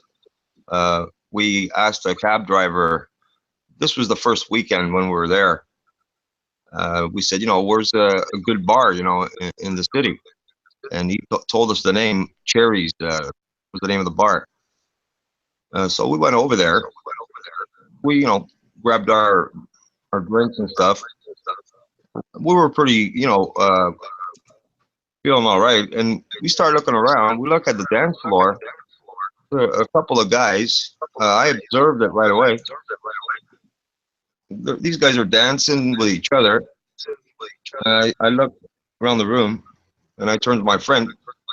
We just finished ordering our drink, and I'm zipping on the beer. And I said to my friend, I said, "Hey, Herman, man, you notice anything?" And he said, "Why? What's?" I said, "Look, man, look at the dance floor." He looks. He goes, "Yeah, so what about it?" I said, "This is a fucking gay bar, man. Fucking those gay guys over there dancing and shit." I said, "Let's get the fuck out of here, man." That cab driver, he knows we, you know, came over here. We're not from here, and he fucking played us for fucking idiots. He sent us to a fucking gay bar. Get the fuck out of here. We just fucking gulped our beer, and we fucking left the place, man. Like, give me a fucking break. As we walk outside, there's this cop, and he's hiding, you know, in the dark, under this, you know, overhang. And we look at this cop, and he looks at us like we're fucking fags. We just walked out of the place, you know. It was fucking embarrassing.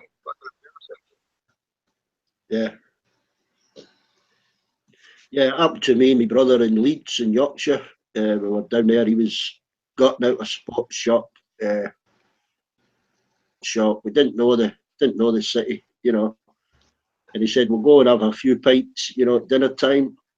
We'll find a bar close by." Anyway, we walked to this doorway. There was actually, this was the afternoon, and the two doormen on. Yeah. Yeah, because well, we didn't know. Obviously, didn't know it was a gay bar, but my brother got past them, and they managed to stop me.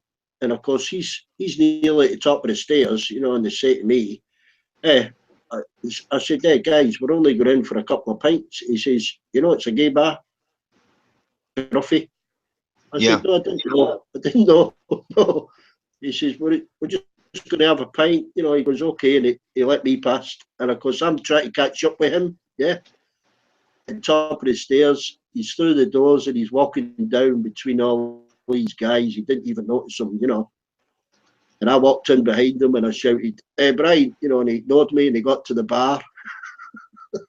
And I walked down and he's looking at this barman, and this barman's arguing with the other barman, and he's saying to him, "I fucking come again." You know, they were arguing over boyfriend had used his comb or whatever, you know. Oh man. And he's looking at me, and he's looking at me, and he's looking at them, and I'm just about to tell him where he is, you know. And the bar guy says, "What would you like?" He said, 2 pints. 2 pints of liquor. Mm. He's pouring them. I said, "Hey, Brian, you guys where we are?" You know, and he went, "What? Them two fucking arguing. They're arguing over a fucking comb. I think they're gay, you know." I went, Yeah. "Brian." I said, "Brian, look behind you." You know, fucking turned round and went, "Oh, for fuck," really out loud, you know. He went, "For fuck's sake, we're in a push." You know, everybody looked at him. You know, I mean, he's just put my pints down. You know, he gives him the money. He went, "Oh, do you mind? Do you mind keeping your voice down? That's a bit offensive." You know. He went, "Fuck this," and he picked up his pint. I've never seen him drink a pint so quick. He must have done it. You know, fucking out of here.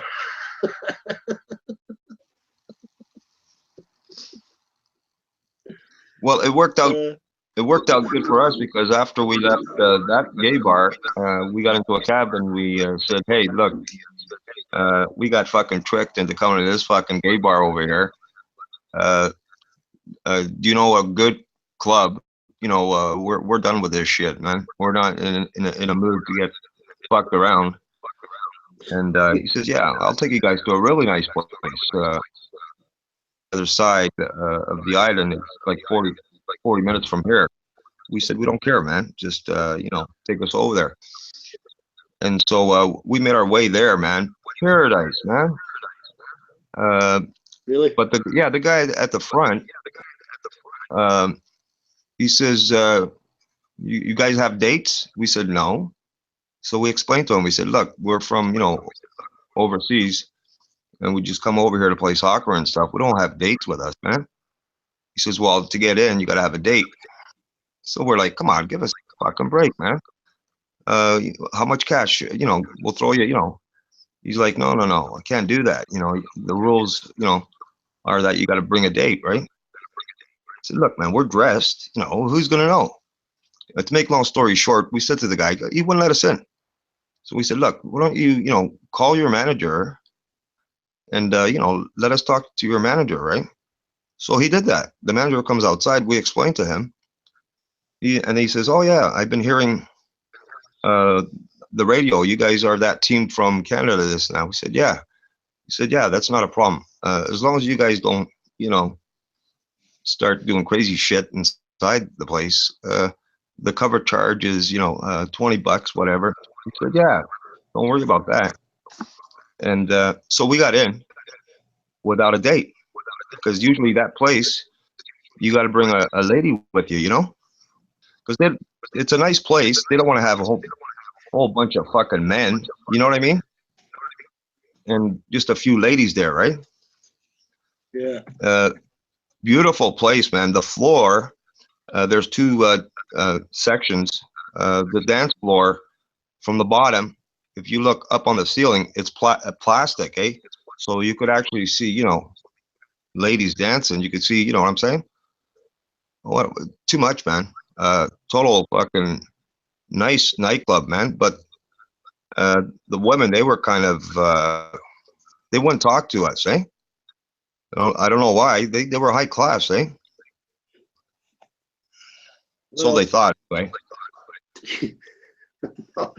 not my kind of bar. But it was a high class bar in the middle of nowhere, man. And they had this Yeah. a black guy outside this big fire pit, you know, a barbecue, eh? And this guy was just cooking fucking meats and stuff, man. Uh, a real fancy place, man. We had a fucking blast. Yeah, I mean, I don't mind them. You know, I just don't like the hands-on fucking.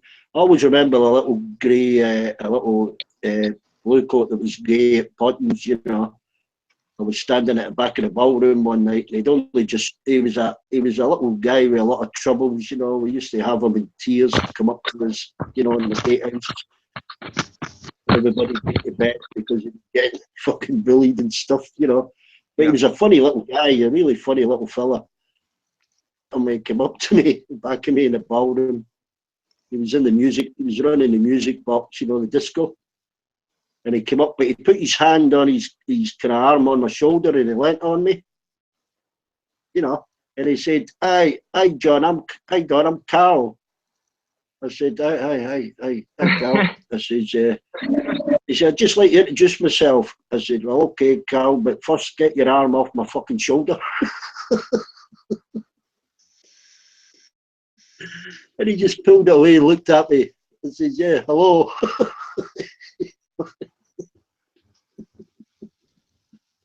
He never touched me again. They like to get touchy-feely, eh? Oh, yeah, they're all hands-on, Or they use their hands when they're talking, I used to say to them, "Stop waving your fucking hands about. Just speak."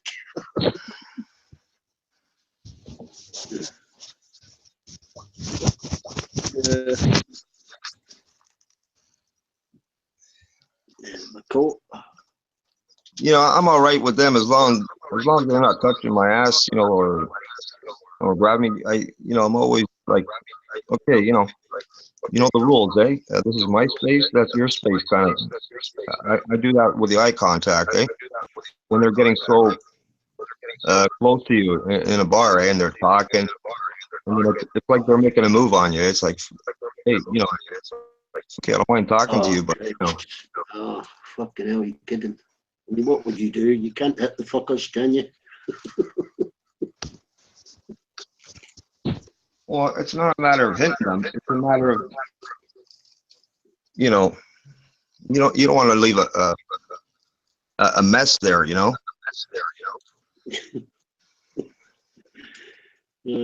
Start crying even before you hit them.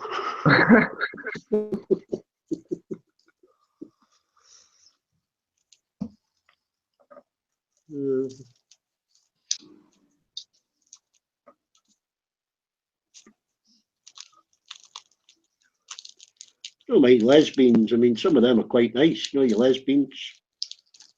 Yeah, but some of them, they get rough too, man. They'll punch you in the stomach, man. Yeah. I don't mean the skinheads with the boots and braces, If you say something, smart to them, like a lesbian in a bar, they'll just fucking pound you in the stomach, man. Yeah. Because they know you're not going to be fucking swinging at them. No.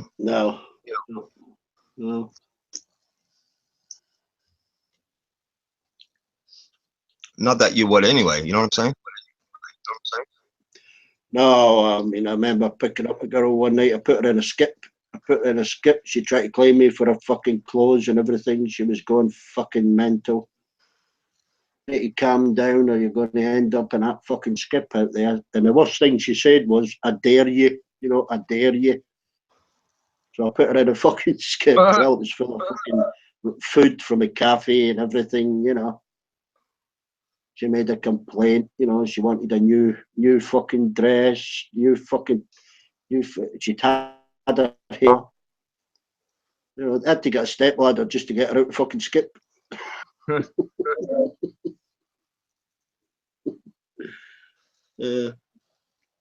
But she behaved herself after that. Yeah, one of my good friends, man, his brother came out one day,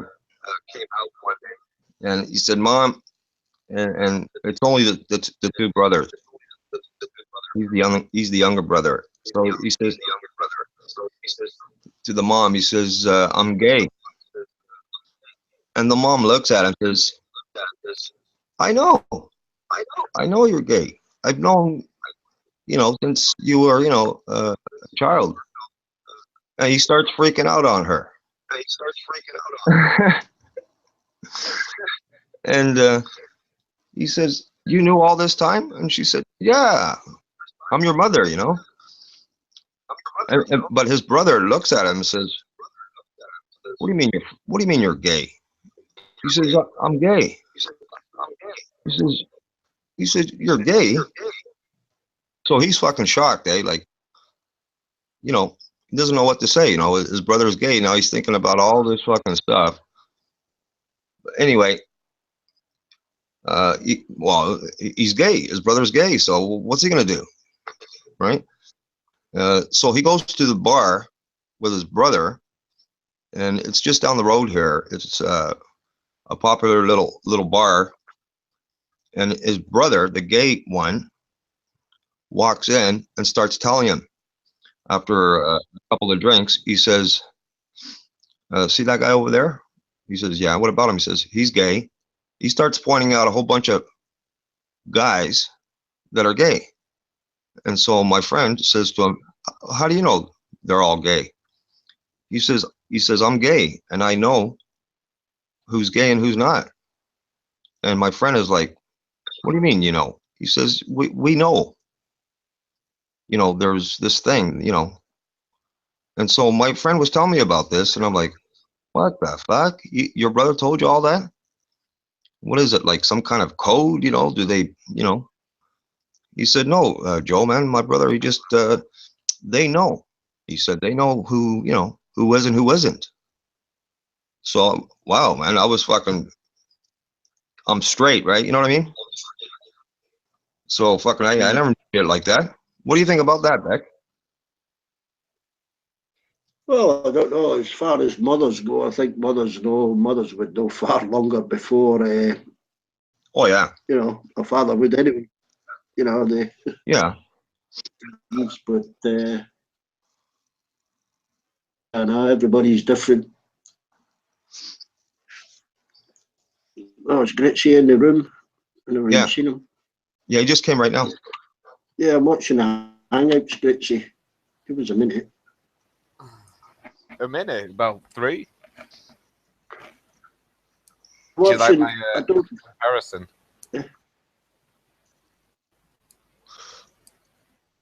Yeah. So when my friend was telling me that, I never forgot that story. Eh? I guess it's like us. We're straight, right? Straight as can be. With certain women, like I could tell some of them, they're kind of a butch. Let me just say, a butch. You know what I'm talking about, Grizz, right? Yeah. I'm not attracted to a butch. Well, most of them swing a good right hook, or a good foot to the testicles.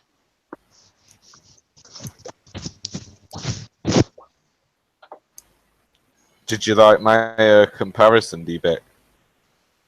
What, the haggis? No, it just brought on a mental image that I didn't quite fancy. Hey, that's why I said it. The bait was there, I took it.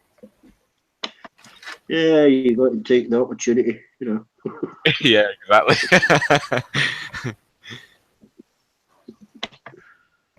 What's with the haggis, Riz? What, the haggis? Yeah. Stuff like haggis. Well, do you know what haggis is? Yes, I do. Yeah. Well, and you know what a stuffed haggis would be then, right? Yeah. And what was you speaking about? Well, you're still speaking about it now, but Oh, don't make him draw the picture again, Jose. and I said D-Beck could be stuffed like a haggis. Oh, okay. Yeah. All right. I think you said that yesterday, wasn't it? I haven't said that. Somebody said that. Somebody said that. I don't know. I wasn't here too much yesterday. Actually, I've only tasted haggis once. I was sailing, and it made me sick. Isn't it sheep's intestine, right? It's mincemeat, with in a sheep's bladder. Yeah. Blood. Yeah. That looks so repulsive. It's a pudding. The fuck? Yeah. Blood pudding, man. Oh, I thought it was like. Sorry. Various stuff, whatever you fancy adding to it, spice wise or vegetables. But, how do you even come up with that? And I'll probably come up this way from Yorkshire. Oh yeah. Well, when you're hungry, man, and I guess somebody came up with that idea back then, right? Well, I suppose it was a way of not wasting any part of the animal. Yeah, Used its intestine. yeah. That was a brilliant idea, if you ask me. What does it actually taste like then, Bet? Depends how it's cooked. I mean, I only had it the once. We were actually sailing, and I was quite proud I hadn't been seasick for 2 or 3 days. Well, the first time sailing, everybody else had. It was actually haggis. When I ate that, I was fucking sick. Not surprised. Depends what you put in it. Just Well, what boil did yours it. taste like?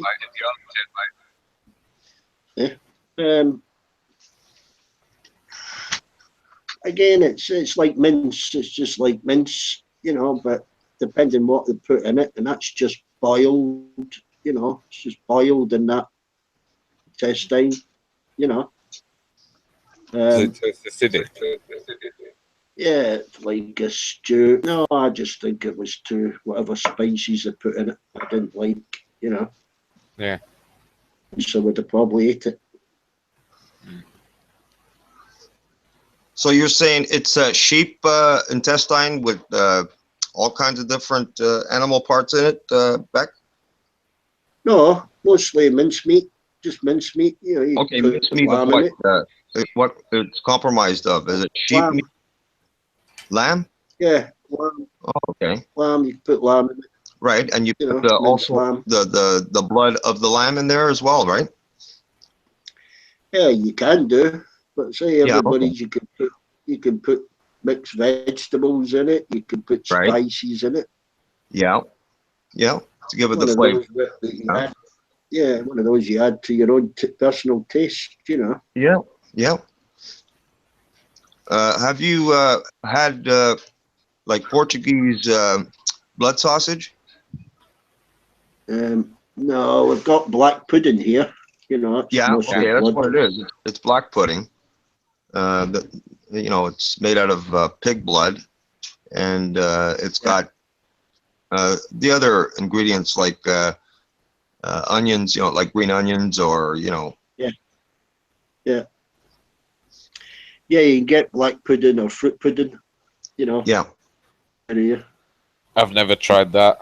Looks repulsive. Oh, it's not. Listen, Grizz, man. If you have it done the way that we do it from the island, man, it's out of this world, man. Yeah, black And pudding. it's actually it's smoked. It's the way it's done. It's put in a pig intestine, okay, and then it's smoked in a what do you call an outside in good wood, Right. we smoke it in a Yeah. smoker. You have a typical breakfast here, Gritzy. Black pudding Yeah. will be in it. It's delicious. When I've had Grizz. English breakfast, I've always left the black pudding out. Well, you got to try the Portuguese black pudding sausage, man. I know. I just don't really like pig stuff too. At the moment, I'll only eat bacon that's well done. The rest of it makes me kind of disgusted because most of the toxins that the pig takes in, because it's got no sweat glands, it doesn't sweat out, so the toxins in the body, so it's unhealthy and it makes me cringe thinking about. I know what you mean. But I mean, if you were to have a little piece to taste, is all I'm saying, then you'd understand. That's all I'm saying. Right. Yeah, it all depends on your own palate. I mean, there's thousands and thousands and thousands of dishes, Yeah. I mean, I was brought up on that, and many of my people, we even dice it up like Portuguese blood sausage. We dice it up in little cubes, and we, with eggs, make an omelet, fry it in an omelet. And let me tell you, man, it's delicious. You have that for breakfast? Oh, yeah, man. Yeah, it's like rice. I mean, I'll only eat yellow rice or white rice. I don't like these brown, fucking natural, healthy rices. You Oh, know? you know about the grainy rice. Yeah, Well, the yellow rice is all that is I think it's just like a flavoring that's been put on to normal white rice that makes it taste better. yeah, yeah. Just eat what you like. I like noodles. You know, I love noodles. I like big fried noodles. You know, Yeah, I like all that stuff too, man. I don't like spices, and most of it's got to be done. Everybody does them with spices. You know, Yeah, Yeah, some that's, people overdo it with the spices. I can eat peppers. really hot food. It's like a pot noodle. You know, a pot noodle. I mean, I know they're disgusting, but they've got red pepper and green peppers in them. Grate them out because I don't like peppers. You just don't like peppers? That's it? No, I don't like them. I don't grow them either. What, bell peppers? Any pepper. Really? Those bell peppers don't even, taste spicy or anything, really. Well, it's like salt. The only thing I'll put salt in is porridge. Porridge and salt. You got your porridge Yeah. with salt. A little bit of salt, a little bit of sugar, man. And then I, sugar. I use honey too, man. I can't understand honey. Honey is quite nice. Yeah, I'm thinking starting a beehive myself. I've been looking into it. It's a bit fucking complicated. Yeah, man. That'd be cool to have that, Beck. You gotta make sure Yeah. there's enough, flowers that they can, collect pollen from around you where you live as Yeah. well. Yeah. There's plenty. Well, I mean, there's plenty. There's plenty of that. But just ain't enough fucking bees. That's the point. But yeah, you can make those beehives, but they're bloody complicated. I think I'd be better buying one.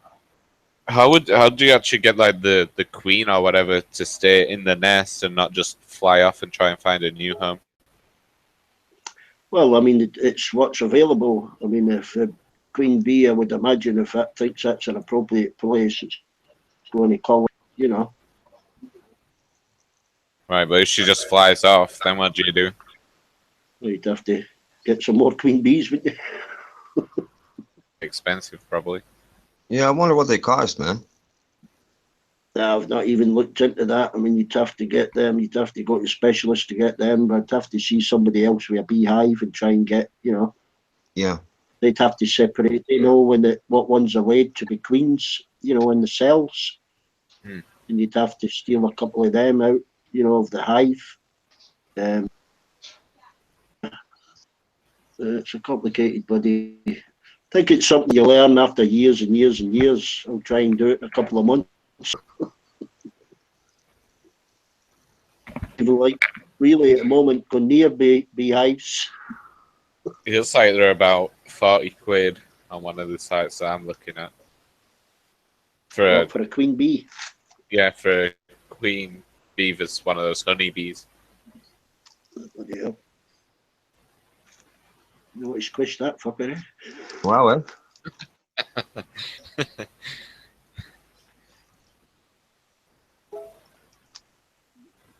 No, just when I've noticed there's fewer butterflies and bees pollinating even around here.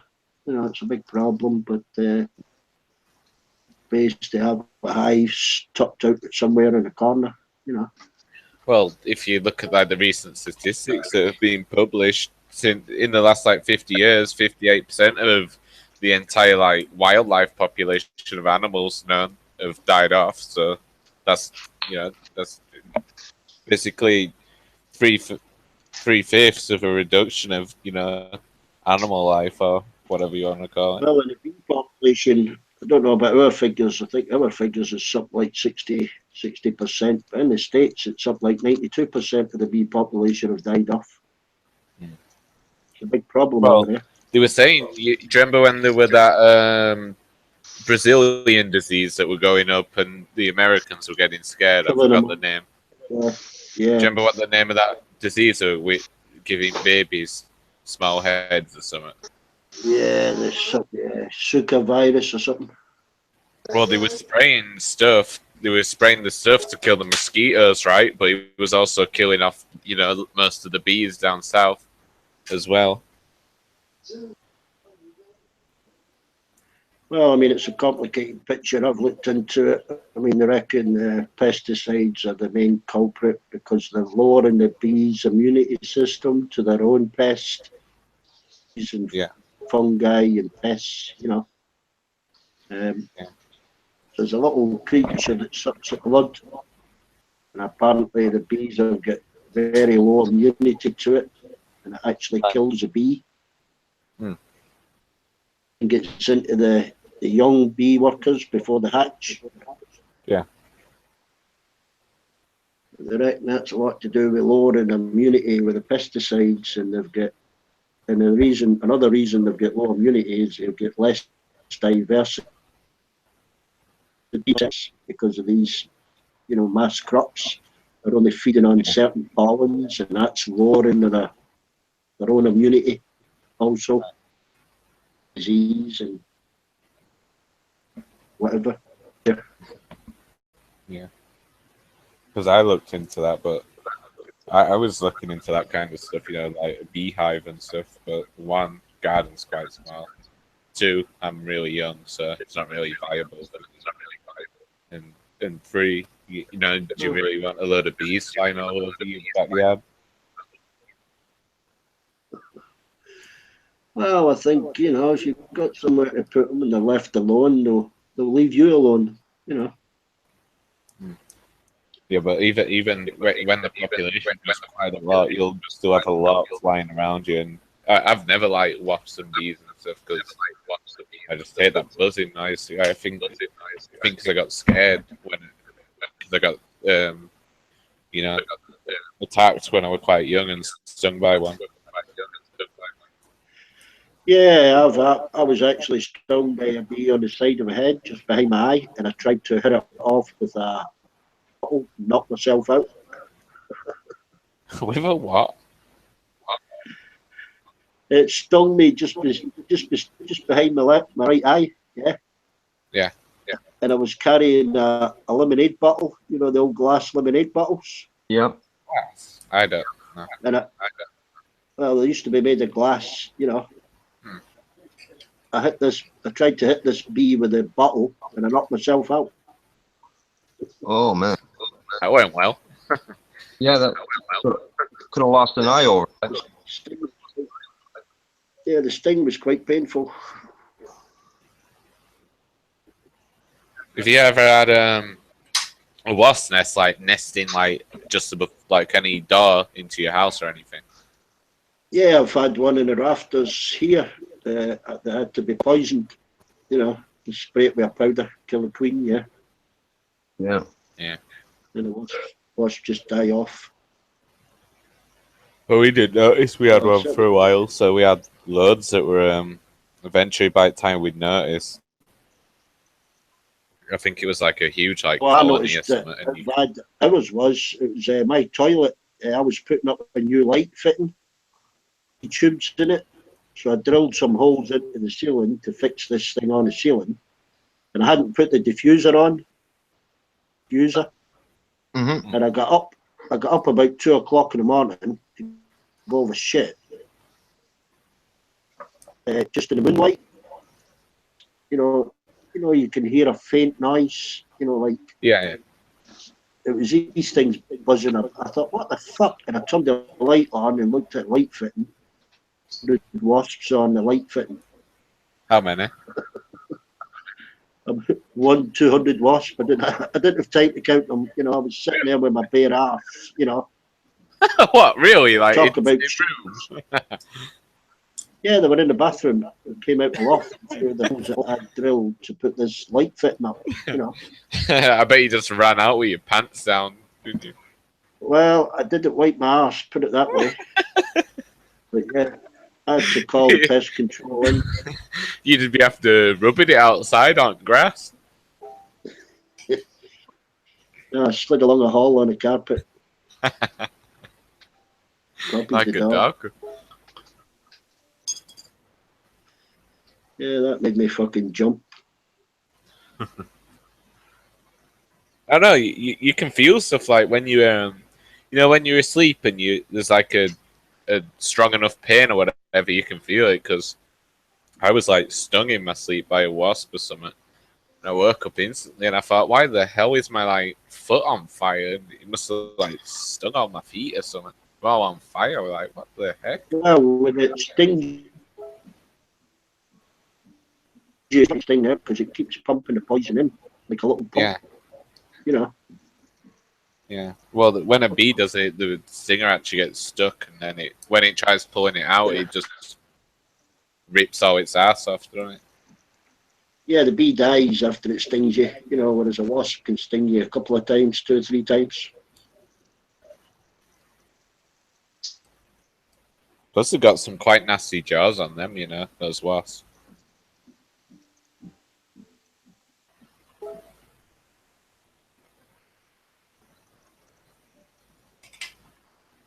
Just glad we don't have hornets over here.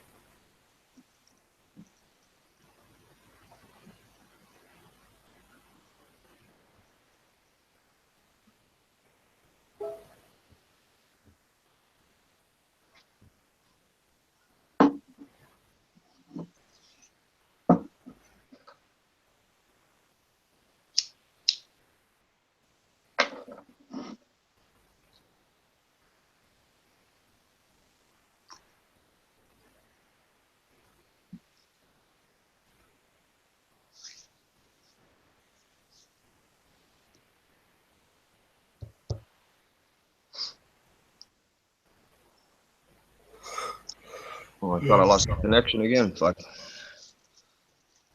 Yeah, D-Bit just stopped speaking.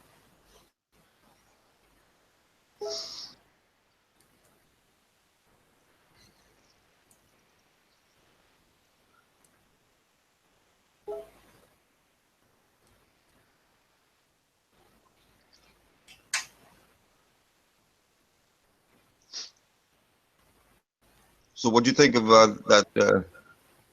that Lord guy? You heard him last night, there, Riz? Lord? That guy, yeah. Who's Lord? Yeah, it's a new guy. What? What time was this at? I think around just after midnight. Oh no, because obviously we're in different time zones. And I'll have to. What's your time? CET or something? Yeah, I'm in the East Coast here. You sh- it's, uh, is it Eastern what's the time time zone. zone then? Yeah. Right EST. now, it's Is 12:48. it It's almost 1 o'clock p.m. right? So couple You're of 5 hours hours. ahead, right? Yeah, it's 17:49, so 5:49. Yeah. Yeah, I don't think I would have been up at that time. So it was like midnight at your time. Yeah, around there. Yeah.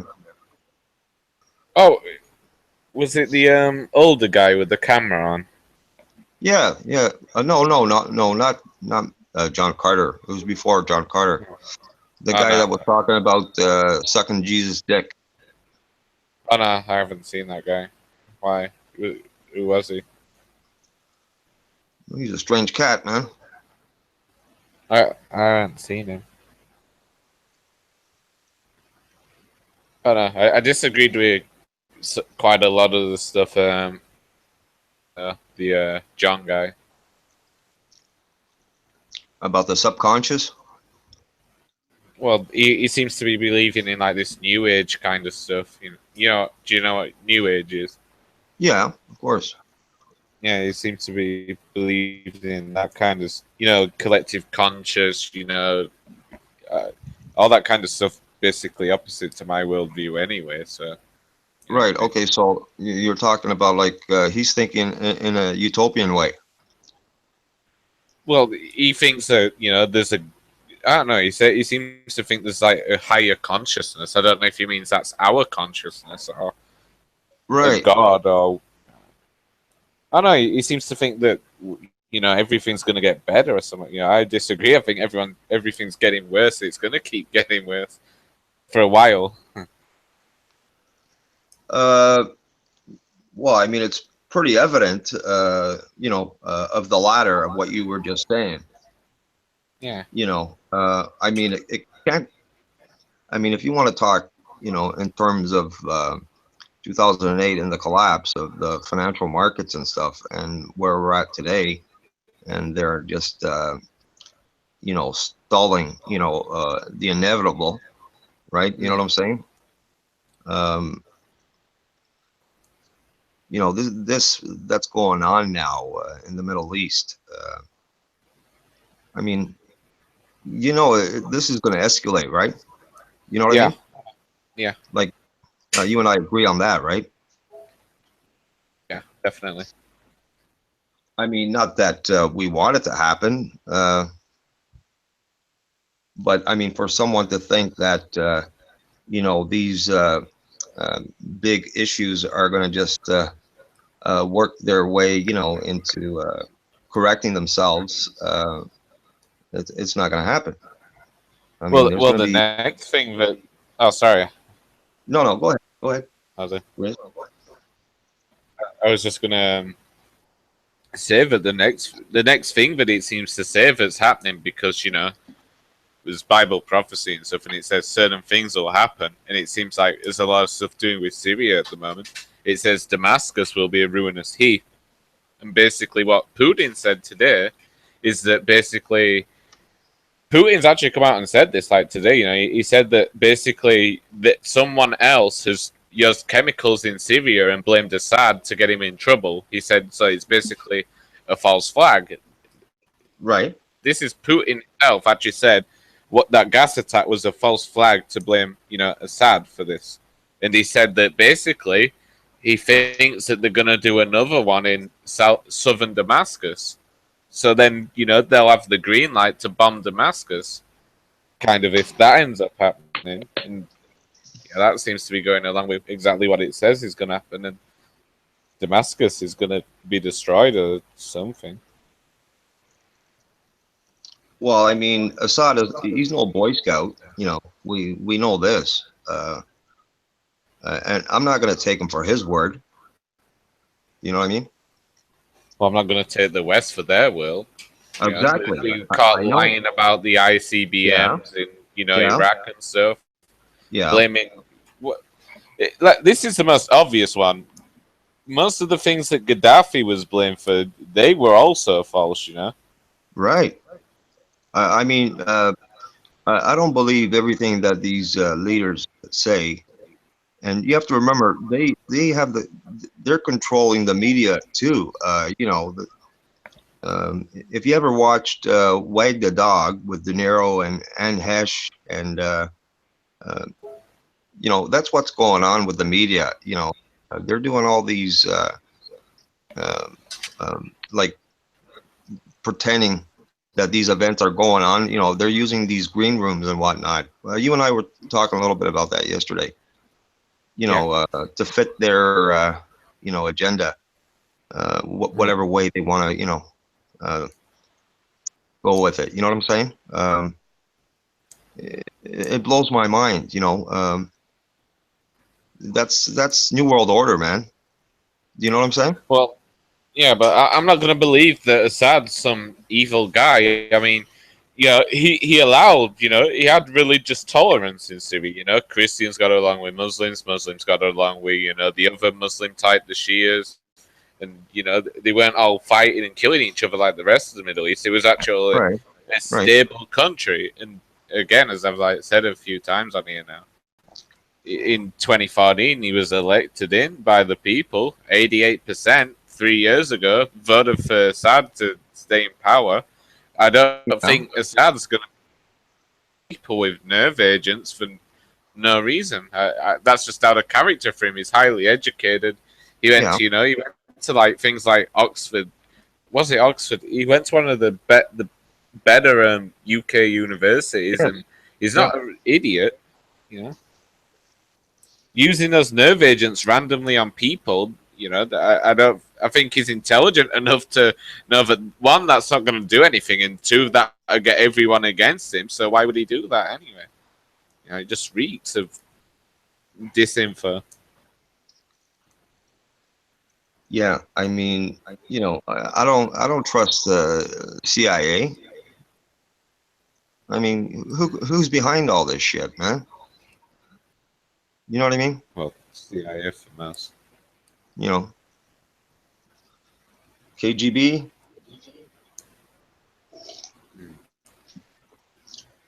I don't know. At the moment, I'd trust Putin over Trump, or Putin over Theresa May or something. Well, what I'm trying to say is, you don't know who to believe. You know, these chemical agents were used, right? These weapons, Right. and you know, we're getting all these reports. You know, it was, you know, this crap, right? You know, Well, do you remember the gas attack that happened in 2013 that they blamed on Assad? yeah, I remember that.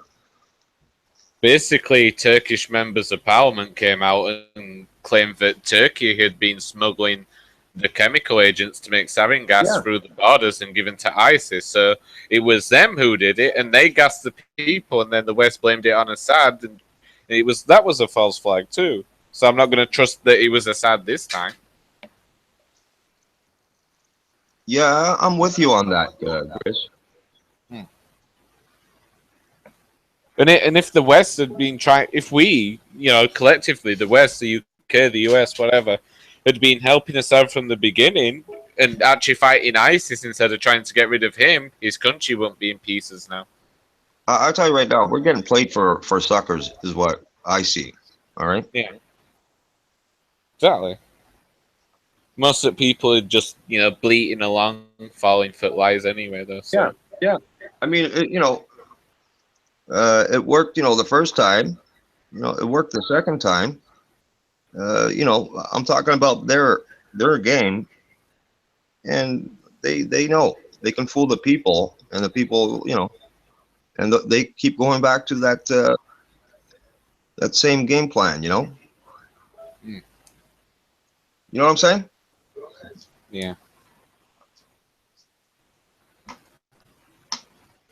And now they're trying to say Russia has, you know, made some concentration camps in its country to kill gay people. I mean, you know, one, there's no evidence of this, and two, it's like all this propaganda coming out to demonize these countries. So they've got, you know, casus belli. I don't know if you know what a casus belli is, but it means a reason to go to war.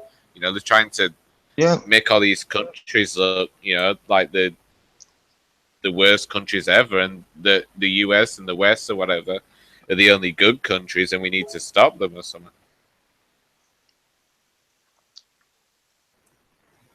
Well, there's this place in Georgia, man, where the U.S. government, under the Defense Department, ordered so many. Well, you can see it on YouTube, man. So many of these plastic burial like caskets made out of plastic that can carry. You know, you could fit like 5-6 bodies into them. You know. When was that? What's the purpose of that? I think it was in 2013. And it's right there. They leased farm property from a landowner, and on the train tracks, just they offloaded it. You know, a good location. You know, preparing for something. You know, you don't just buy. You know, a major number of these. You know, plastic caskets for no apparent reason. Yeah. You know what I'm saying? Yeah.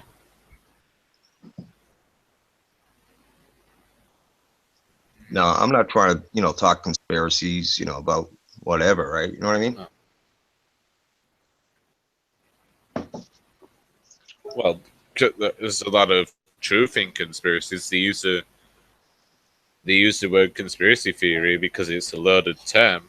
They've basically demonized the word so you can just brand something Right. It could be anything. Like, look at Guy Fawkes. That was a conspiracy, you know. But the term's loaded now, and it's like you can put it on anything, and it loses its value and credibility instantly because of the Exactly. name alone. Yeah.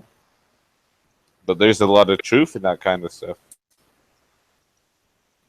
Yeah. Well, what happened was this gentleman he started noticing these plastic burial caskets on this big lot, and then it got bigger and bigger and bigger, and the government, leased even more land, and the number is just astronomical now. And he was like, "What the fuck is going on here?" Something major. Yeah. The government doesn't just fucking buy, that big amount of something that serious for no apparent reason. Yeah.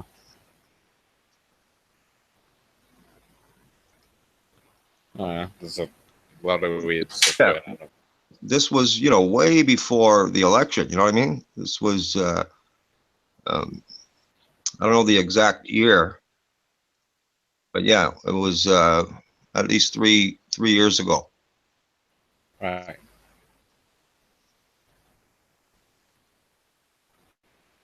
Might be around the time he was elected then, 2014. Yeah, I'm talking Georgia in the States, man.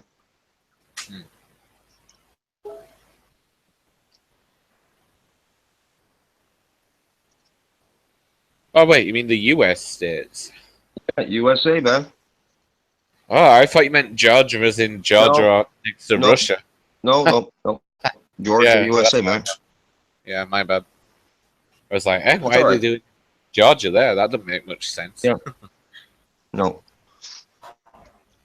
Think about that, though, Yeah. Georgia, USA, man. I don't know. There's a lot of stuff we're not going to know. You know what I mean? Is there going to be some kind of biological, weapon being, sent America's way? You know what I mean? Who knows? Well, who would be sending it then? I'm not trying to fucking make up shit. You know what I mean? But Yeah. you got to keep an open. You got to keep an open mind, man. Yeah, it's not what you're saying.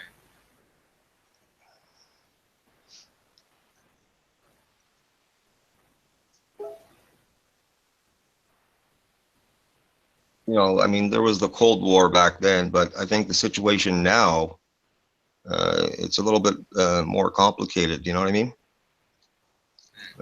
What's going on there in the Middle East? Yeah, I'm not really one to choose sides, but I'd say the more valid side is, the Russian side, to be honest. I mean, everything that's going on, it seems like they're being provoked. Like Syria, Russia, they're the ones being, pushed into a corner and forced to react by, countries Right. attacking Yeah. their land and their cities and their military bases and stuff. Well, let's just say this, man. The U.S. not doing very good in the economy wise, right? And they haven't quite many years now. Right. And China's helped them out, right? Yeah. I have my own way of thinking, man. And it looks like they're beating the war drums with North Korea as well.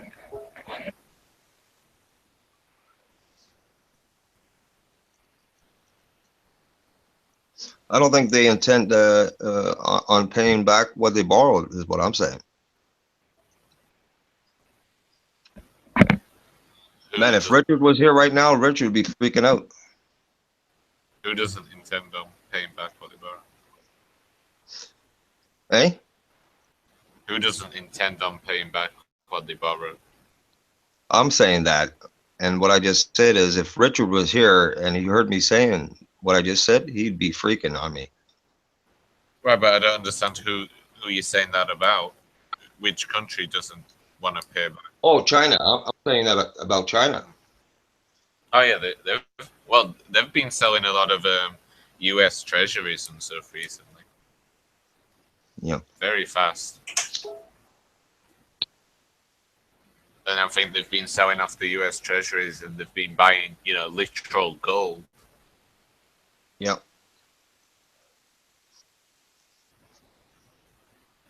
I think I heard that they were wanting to back. They want a currency and buy some kind of, gold or something at least.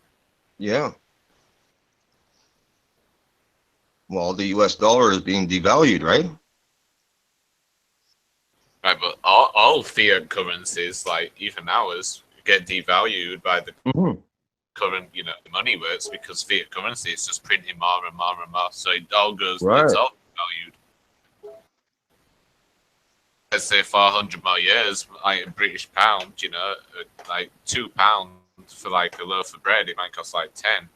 It'd be like all those like Chinese dollars then, where they got to pay like Yeah. 1,000 yuan for like some 10 pieces of bread or something. Something's got to give, man.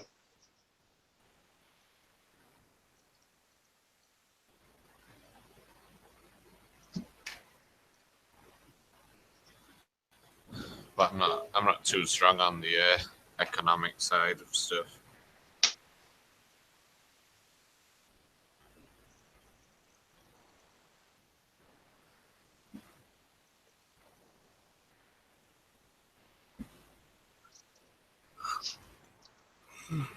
All I know is,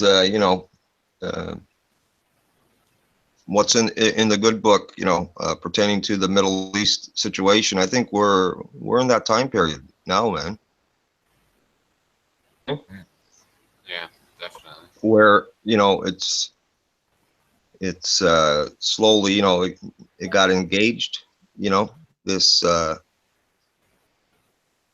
let's just say, the beginning of this destruction, because this little confusion is going to end up, you're going to have a whole bunch of countries that are going to get involved.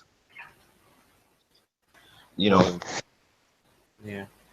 There's a lot of displacement, is what I'm saying, of refugees in a lot of those countries now in the Middle East, right? Right. Definitely.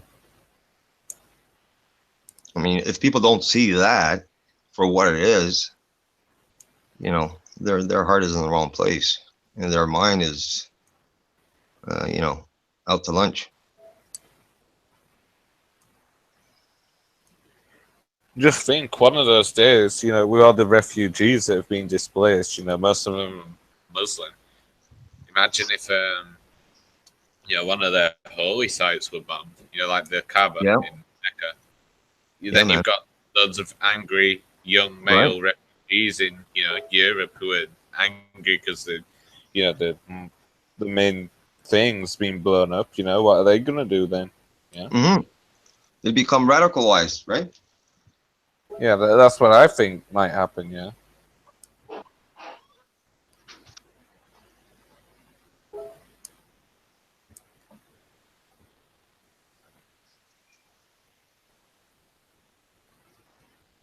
Sometimes I don't want to say too much, because people start, saying or thinking, this guy's fucked up, Yeah. I don't know. I'll just normally speak on what's on my mind. I know I'm knowledgeable enough to know a lot of this stuff. If people don't agree with me, then they can debate me on it, because most of the stuff I'll speak about is I know that I'm probably right.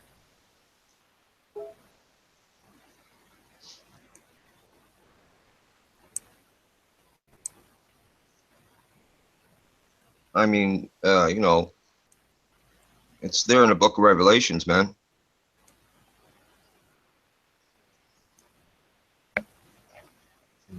That's way too hard to understand. Well, I understand the Bible differently from you, I think, but that time period I don't think we can understand it properly yet.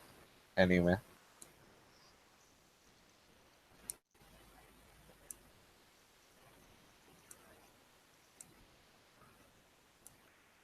like there's a lot of symbolism used in that book and stuff. So Yeah.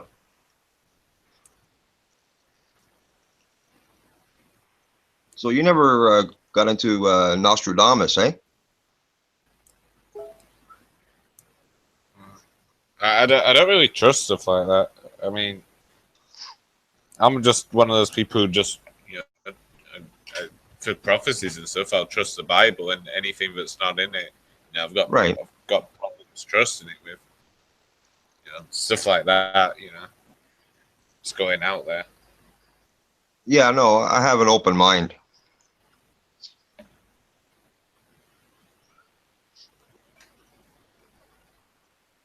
I mean, you have Fatima too. What happened there? You know, you have 70,000 people that witnessed that event there. Amazing stuff. And then you have the atheists who, say that,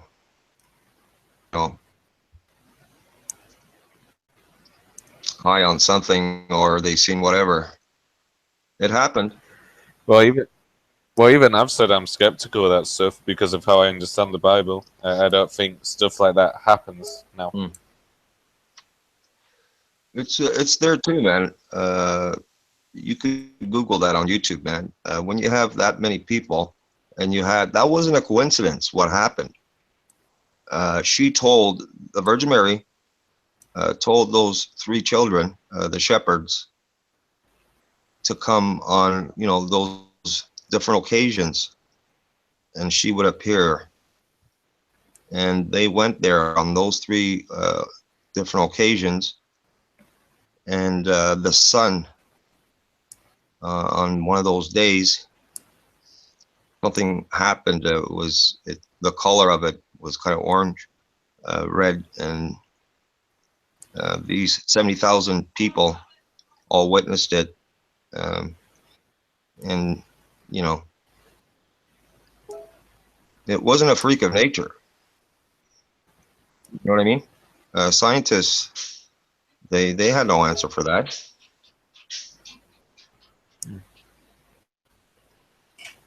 I can't really speak about that stuff. No enough. You know what I mean? Every year, people from all over the world go to Fatima. Right.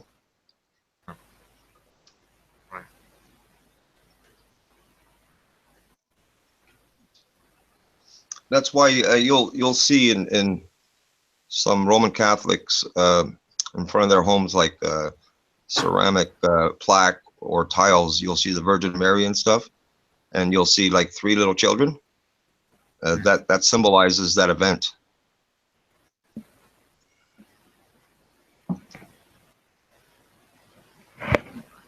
I see. If you see that, that's actually it'll be like a Portuguese person's home. Right.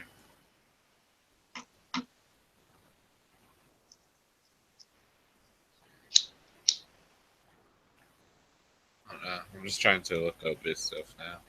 Get a better understanding.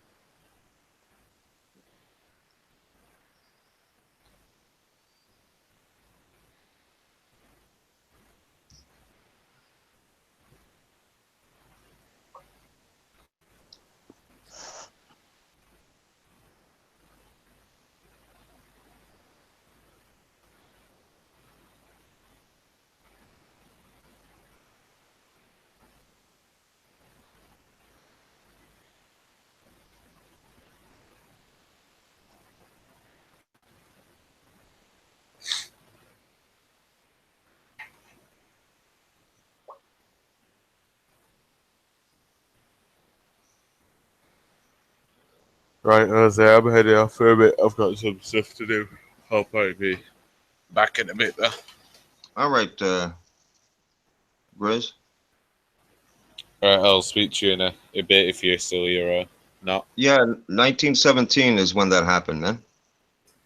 Right, I was looking at it and people is saying that people in Germany also claim to see stuff like this in 1949. Does it say? Yeah, What? Bavaria, 1949. 1949? Yeah, this is in Bavaria. This is Yeah, what other people are claiming. So I don't know. I'm gonna have to look. interesting, man. Yeah. The Blessed Virgin Mary, the Mother of God, appeared.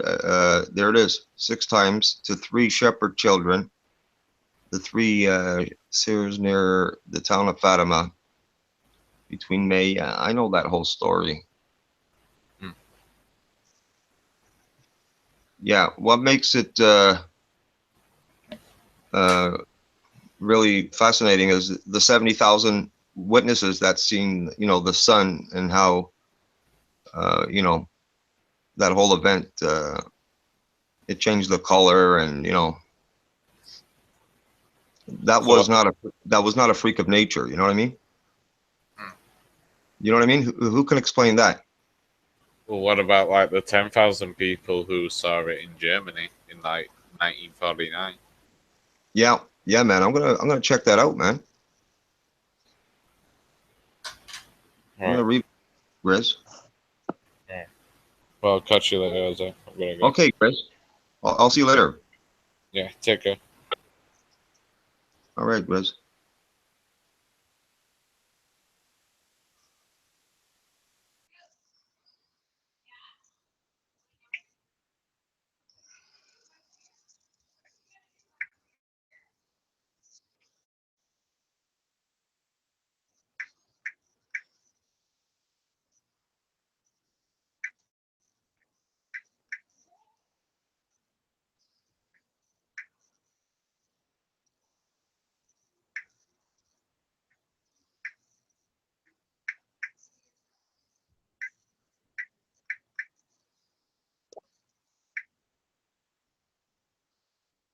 Cool.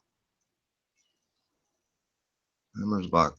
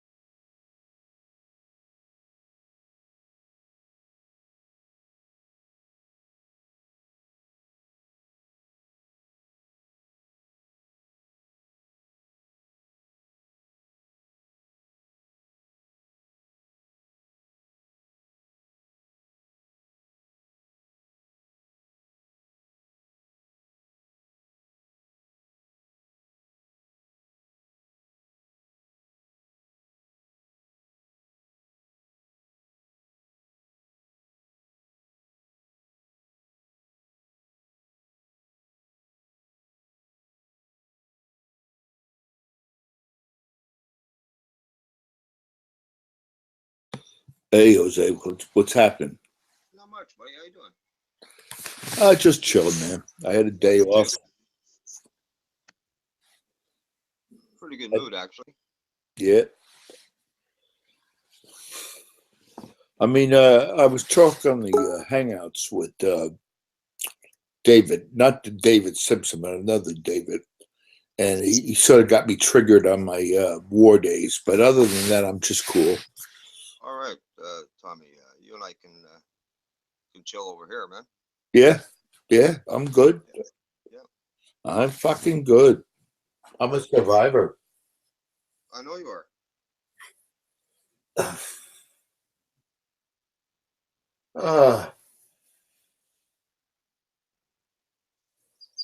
Get warmer up there in Canada yet? Yesterday was surprisingly mild, eh, Tommy? And I started thinking actually about New York, man. Actually about you and up in the mountains there, man. Yeah, I'm still down here in North Carolina. I'm thinking about going up there with the next couple of weeks. I need to do some trout fishing. Yeah, that's what I was thinking about actually.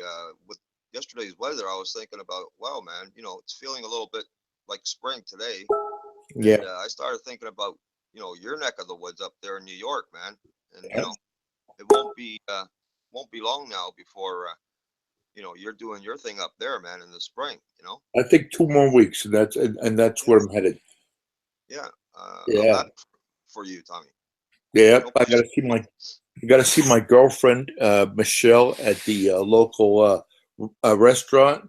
I got to do some trout fishing. No place like home. Yep.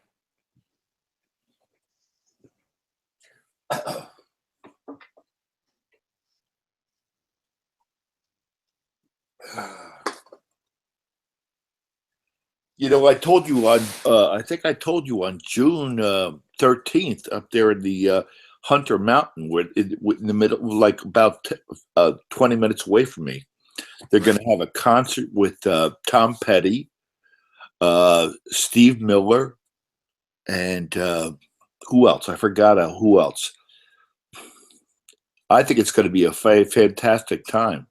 Nice, man. Steve Miller and Tom Petty. Tom Petty, and I forget the third band, but it's a big one. Man, if Jackson Browne is involved in this, man, that would be icing on the cake. I don't think Jackson Browne is. Hold on half a second. I'm going to check it out. I know, but I'm just thinking about him right now. Yeah, I agree.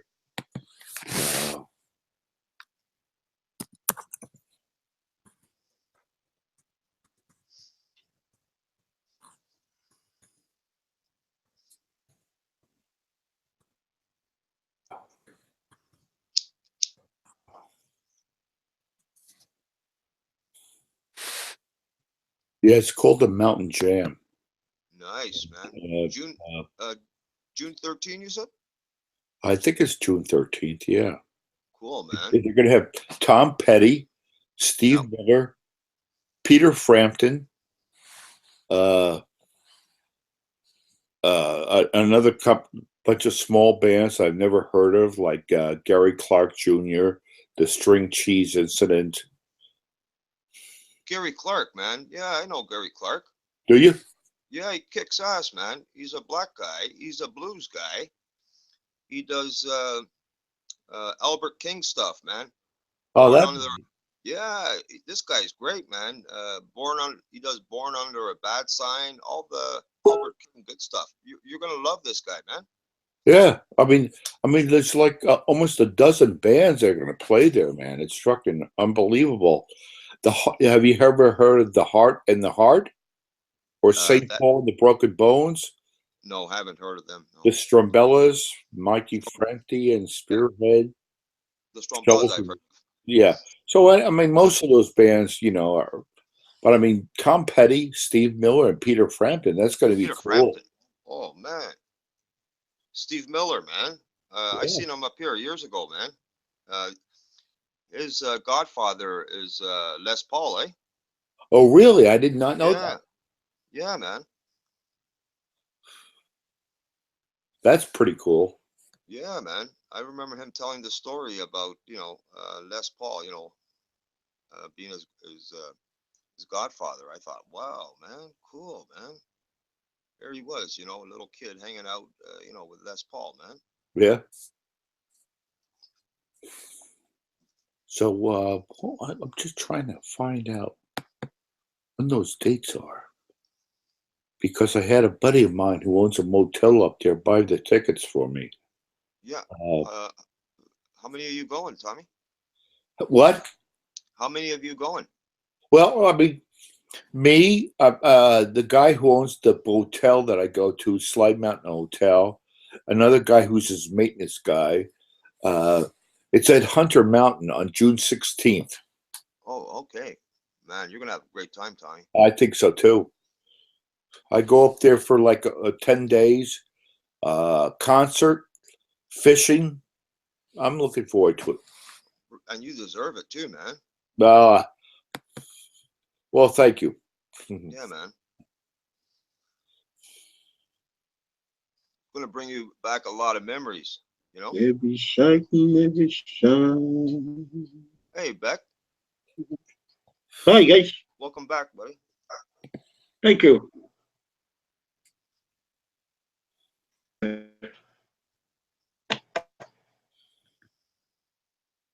And I don't know if I'm feeling. Man, that disco stuff, Beck, you were Yeah, telling I me can't about. beat it. Yeah, Yeah, that was good stuff back in the day, man. yeah, they'll never do music like that again, eh? Do you remember those bands, Beck? Frampton, Steve Oh yeah. Miller, and Tom Petty?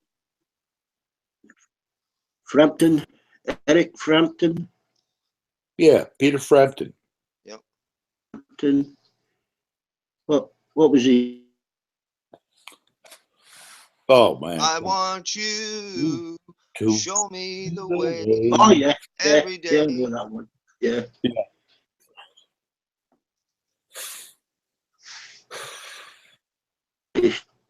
Motown, Gladys Knight, Donna Summer, No, Yeah. no, these were not disco bands, for God's sakes.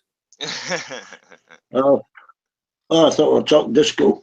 I brought up Nah, disco, I man. like some rock and roll, but most of it just sounds like a load of metal falling downstairs. Mm. Okay. I mean, Studio 54, man, that place was happening, man. I went there once, Jose. I went there Yeah. once. Did you see any famous, people Well, I didn't know at the time, but there was like these back rooms, where they took all those people down there so that Yeah. they could do their cocaine in peace. Right. Well, Did I tell you about the old black and white film I've got of the Beatles? The Beatles. Oh, black Yeah, and tell white them. city film. Yeah, it was taken in the Cavern Club when there was 5 of them. They're all wearing different outfits. It's only no sound on it, but it's an original film. I never liked the Beatles. Well, they were most famous band worldwide ever. Yeah.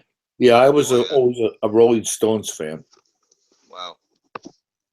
I was watching a documentary of the Bee Gees the other night. They were talking to that. The one that's left. Yep. Yeah. He said they kind of modelled themselves on the Beatles. I was trying to work it out. It's different type of music, but early the Bee Gees, They used to sing in old tin huts. Yeah. Yeah. Barry Gibb is the last one, man. Yeah. Yeah, he was talking about singing in a tin hut with the rain pouring through the roof, Yeah. out in Australia. They had the most hits, I was saying the other day, back in the 70s. They wrote so many songs, eh? Oh, yeah, they wrote a hell of a lot of stuff for other people too, yeah. Yeah. Isles in the Stream, they wrote that. Who did that? Made it famous. Isles in the stream, that is what we are. Well, A lot of these boy bands are reintroducing all the old songs. I could tell that Beck wore like Nick shirts and bell bottom trousers, and he was out there dancing with the disco. Oh yeah. Oh, I had the flared trousers, but we used to wear a Crombie coat, pair of Doc Martens, a little red handkerchief in a pocket, and what they call an Arthur Black shirt. That was a style. Yeah, and that was a cool style, man. Yeah, it was smart. How does it Then work? you got that punk rock, How does a working punk rock. How does a working guy like you, a welder, get into fucking dancing with disco? Well, I wasn't welding then, Tommy. I'm on about my fucking 13, 14, 15-year-old days. That's fucking cool, man. Disco was still about when I started in the shipyards. Yeah, he's still. Discos went to 4 a.m. Yeah, smuggled in a little bottle of sherry. Sherry? Yeah. Oh, Jesus Christ. Sherry. Well, you weren't allowed to drink, Oh my God. Yeah. Some other people smuggled in knives or meat cleaver. For what? Gang fights. Oh, okay. Yeah, you're talking the 70s there, man. Yeah, late 60s, very early 70s, kind of died off. I mean, the kids all carry knives now, but none of them would know how to fucking use them. Yeah. I do. I still do. Yeah, I never had a knife in my pocket, Beck. No, I never carried one. I've taken a few off of some idiots that don't know how to use it. No, you know what a Marine Corps K-bar is? What's that? Like a big giant pork pie? You're right. It's like about a 7-inch blade. And we were taught on how to use that stuff perfectly. Yeah. Well, I've bayoneted a couple of sandbags, but never stuck one in somebody. No. Don't be criticizing my training now. No, I'm just telling you, I've bayoneted a couple of sandbags when I was in my Navy training, but I didn't kill anybody. I'm not criticising you, Tommy. Don't get paranoid on me. You get the bayonet training. It was old SLRs then, the self-loading rifle. Was it 3,000 meters? 20 rounds. I still have a K-bar in my seat of my trunk, and I call it my insurance policy. All right, yeah. Oh, you're not allowed to carry knives here. You're instantly arrested. Yeah. Not even a pocket knife? As long as it's shorter than 2.5 inches. I mean, guys who go to work where they have to cut boxes up and shit like that, can't they bring their own fucking knives? Yeah, but you don't carry it in your pocket. If you're stopped, you're in a brawl and you've got that in your pocket, Stanley knife or something. You're in a lot of trouble. It should be in a toolbox, Nah. I mean, all the guys that I know that work blue collar jobs have those knives. They have a little clip. And they just clip them to the front of their trousers. Yeah, right. Yeah. I mean, I've walked about with 6, 8-inch screwdrivers in my pocket. It's all depends on the discretion of a person at the time. You're not going to go out at 8 o'clock at night with knives in your pocket and screwdrivers and stuff when you've already been home from work, are you? But obviously, if you go into a bar and you work gear, you might have a couple of those implements about your person, Trick is, don't pull it out and use it on somebody. Well, unless they pull something out and use it on you, then all bets are off. I'll take their neck off. Yeah, man. Well, a pencil could kill you. You kill somebody with a pencil. That's right. Yep. The jugular, man. Man, it's not like I face that shit anymore. But I mean, in the day that I was trained that I could even take my thumbs and take your eyeballs out. Yeah, that's what the girls do in fights. It's very hard to stop that, particularly if they've got a sharp nail. My sister-in-law heavily injured one of her relatives.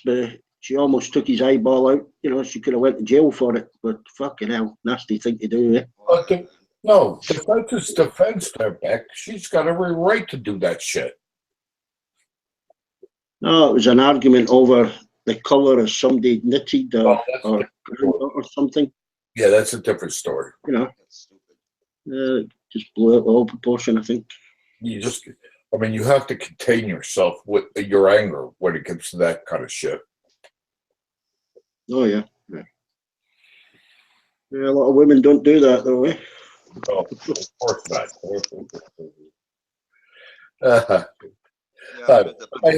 I heard about a guy. His wife had a dream.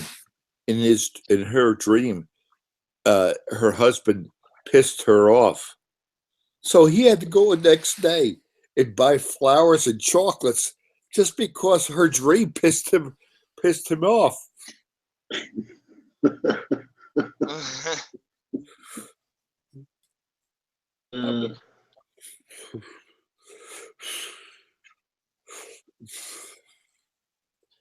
Dave goes up to Barras for his meat.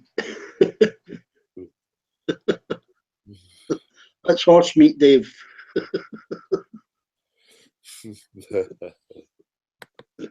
it's half price, it's horse meat, mate.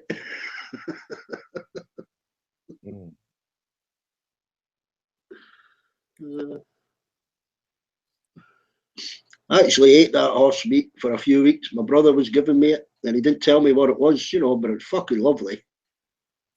And then when he told me, you know, I thought, what the fuck? I said, did you know it was horse meat? He said, I knew, yeah. He said, but I waited till you'd been eating it for a couple of weeks, but Christ, it was lovely meat, you know. Quite popular in Europe, horse meat, but for some reason in the UK it hasn't caught on.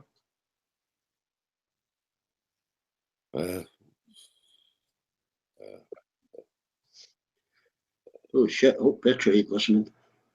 Well, yeah. And she hasn't been around for a few days. I don't know what's going on with her. Nor do I. No, she was on a text stream about 15 minutes ago. Oh, was she? Okay. I can't deal with her up and down moods. I mean, I'd just rather not even fucking fuck with it anymore. He's only playing with you, Tommy. What? I'm playing with you. Yeah, I don't know. She blows hot, she blows cold. What am I going to do? I mean, it's the same. That's the same way with Pay Me too. She blows hot, she blows cold.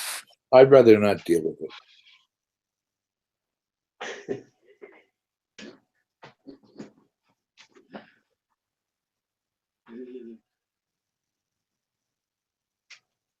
Bit of a movie there. Amanda was shown on that rabbit. Shaboons looks quite funny. What's it about? I think it was called Shaboons. They were showing a movie on that rabbit. It's a comedy. Right. I think it was some basketball teacher, something like that. But looks quite funny. I think it's called Shaboons.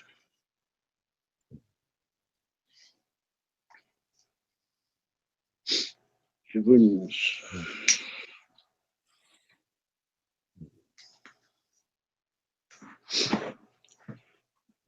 Where's your fiance, Tommy? She's still in the hangout? Yeah, I see her. I'm talking to her. I asked her to get me some bacon. She said, go get it yourself.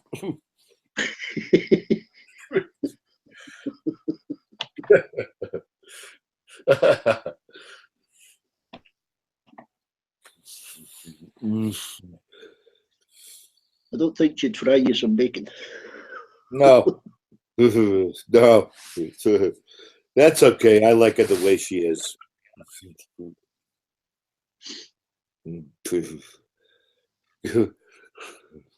I mean, I can imagine asking her, "Hey, Sean, would you make me a cup of coffee?" Go fuck yourself.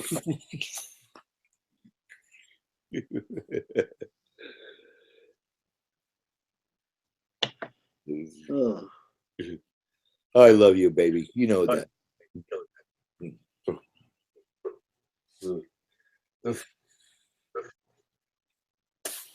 you could get lag again. Like that animation of buddies is so cute, isn't it?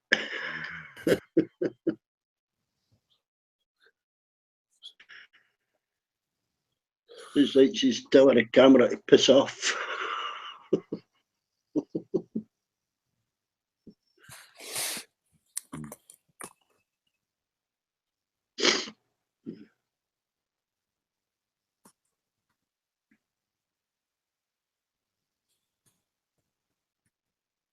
Planet Goring. You ever heard the Planet Goring? Nope. It's a movie.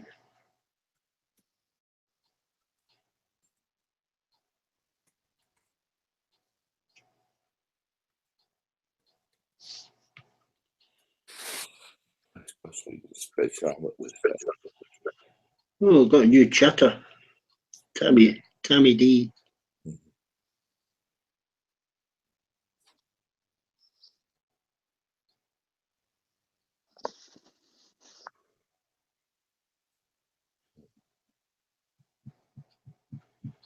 Yeah, no, Dave. I just never heard the Planet Goran. Heard the Planet Nibiru.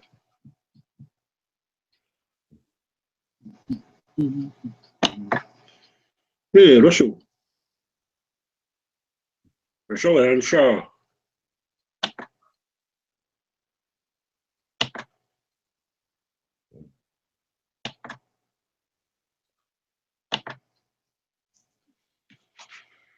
Hey, by gum, lad.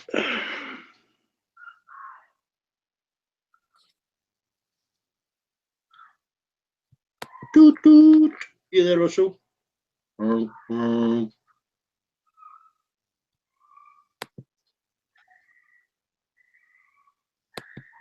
that train horn, Russell.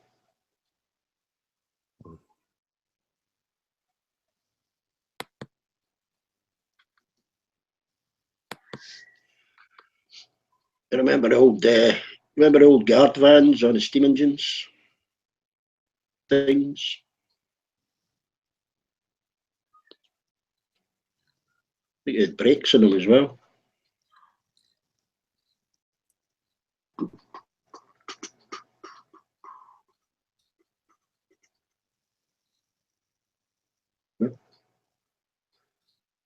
I got lag. What's happened? What did it?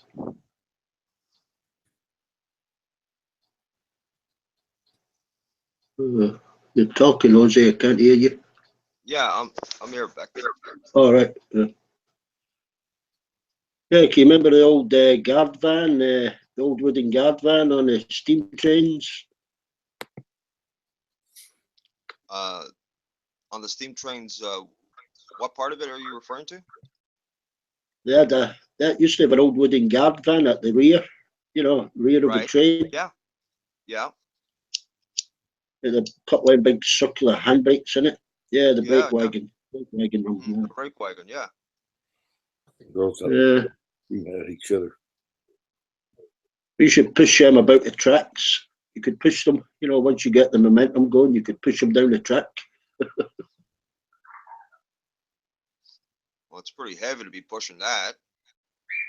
No, once you get a momentum, you get, 5 or 6 kids pushing on it, you'll get it going, Oh, yeah? I didn't know that. Yeah, pick up a bit of speed as well. I'm trying to think of the comedian actor that used to do those films on the train tracks. What was the black and white movies? Buster Keaton. Yeah, Buster. Yeah. Thank you for that, Russell. Yeah, he was brilliant, man. Oh yeah. Well, he was the one who originated. You know where the whole wall falls down and the one window standing or Yeah. there, and it falls, and he's standing Yeah. there, and it just goes through the window. And they were Yeah. real. That guy did his own stunts, man. Most of his own stunts, yeah. And he actually planned them. You know, like he planned that wall thing Yeah. and whatnot. So it wasn't just he did the stunts. He actually planned the bastards. And he coordinated it, right? Yeah. Yeah. And he said, "Okay, I'll stand here. It'll be 10 feet from there, and I won't get it. But whoa."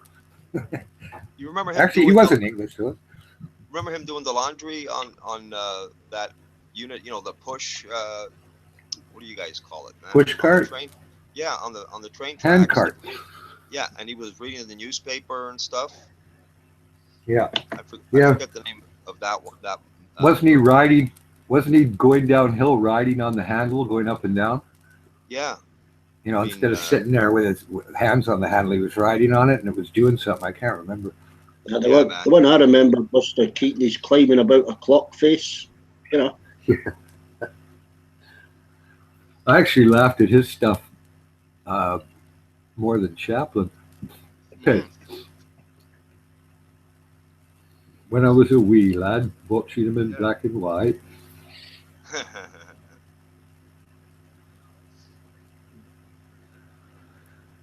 Well, I mean, all the other had was Three Stooges, and I got sick of that because it was just slapstick, right? Yeah. I mean, some of it was funny, but especially that Curly.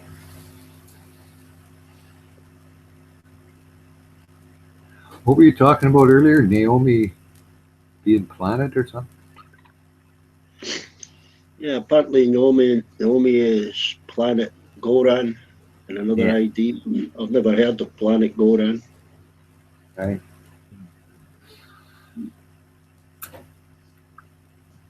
Well, you know,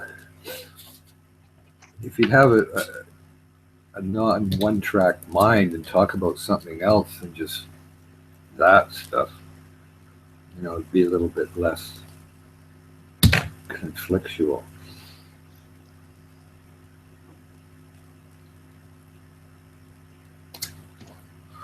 But what do I know about today's world and its acceptances? I grew up in a different era.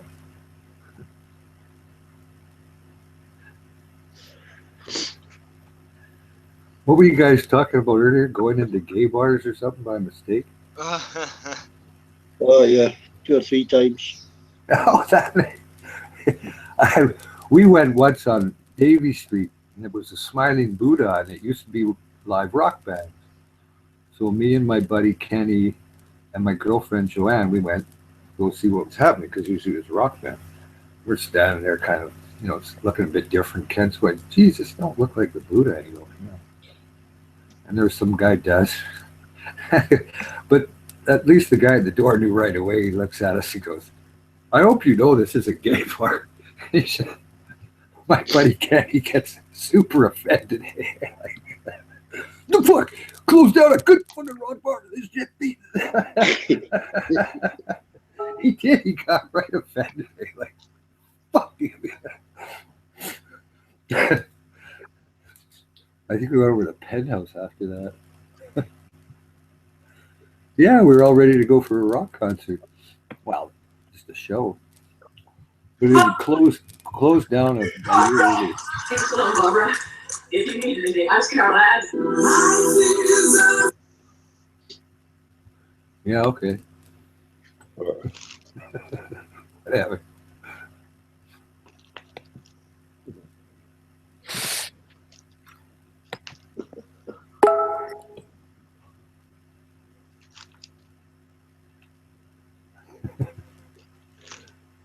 Love is in the air.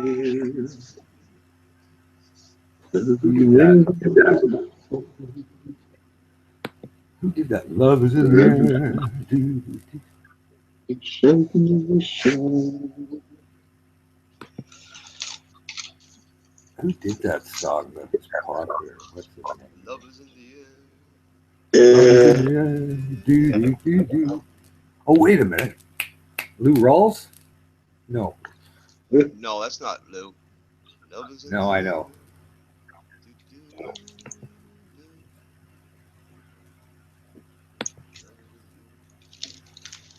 Trying to I remember know what it is. songs all the way through, but I couldn't tell you who sang them. You know. I can't. It's just my stupid age. I start forgetting stuff that I wouldn't have. Yeah, now you got me on that one. You know, it's just like, you can see their face in your head. Yeah. Can't get that name. And now, please welcome to the stage my favorite lip sync artist performing my favorite. John Paul Young.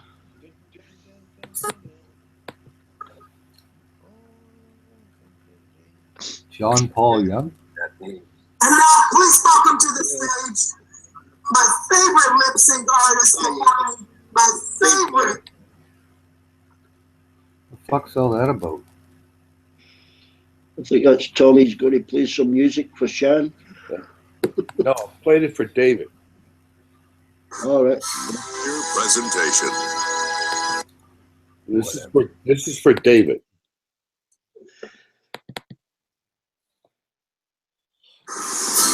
Your presentation.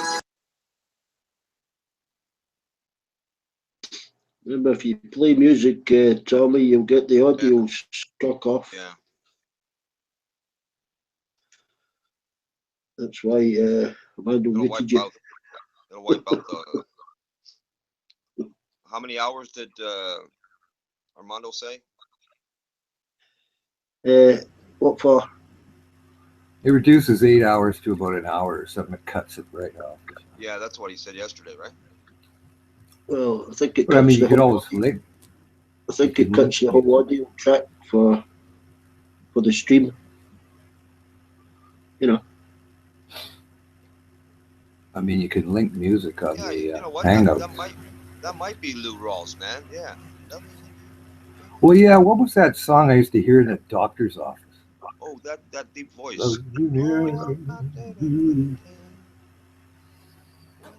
was in the 70s, man. Yeah, when you're sitting in the doctor's office, I remember hearing this song all the time. And he starts to hit the high notes with that. Demis Roussos. Yeah, he might have wrote it, but I think Lou Rawls is the one. Excuse me, made it popular. What's the song called? I'm gonna find out. I know. Now I'm gonna cheat. Now I'm gonna go into Google. I remember Demis Roussos. Demis Roussos, a Greek singer, getting to #1. He had a bit of a high-pitched voice. Forever and ever. Yeah.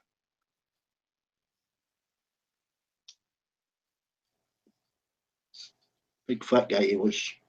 John Paul Young. Yeah, okay. Dave's right about that. But who made it famous?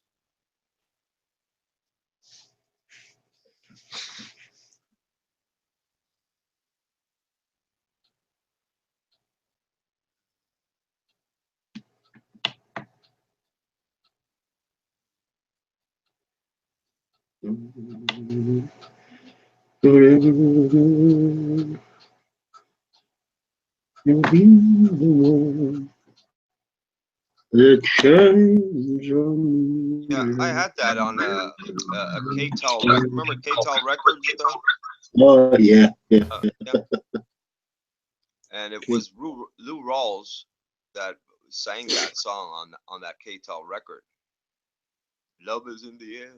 Was it? Yeah. Yeah, I think we must have got John Paul Young over here singing it. I'm gonna listen to this guy's voice, John Paul Young.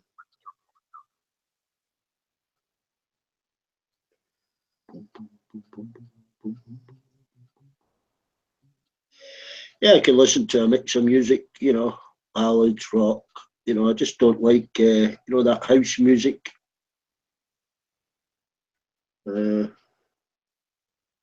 Not too keen on the opera. Yeah, this is not the one, man.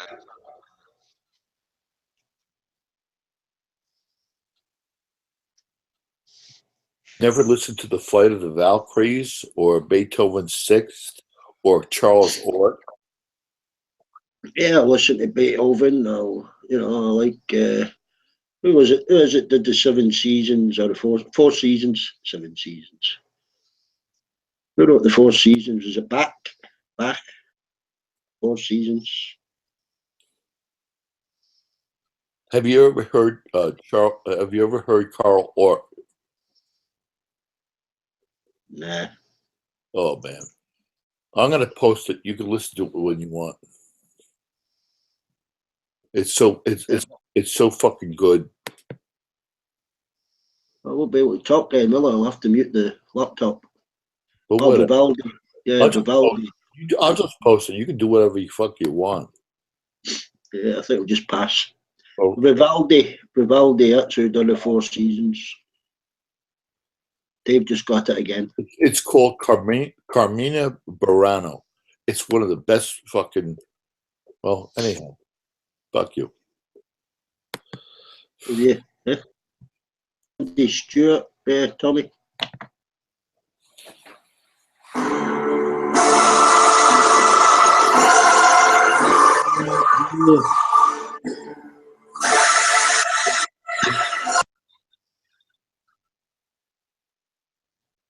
I think you do the copyright thing again, Tommy.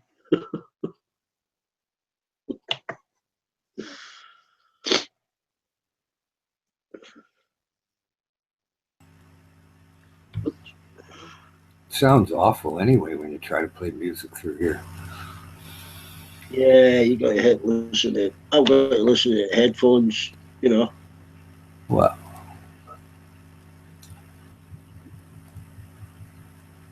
One that's yeah, you're different.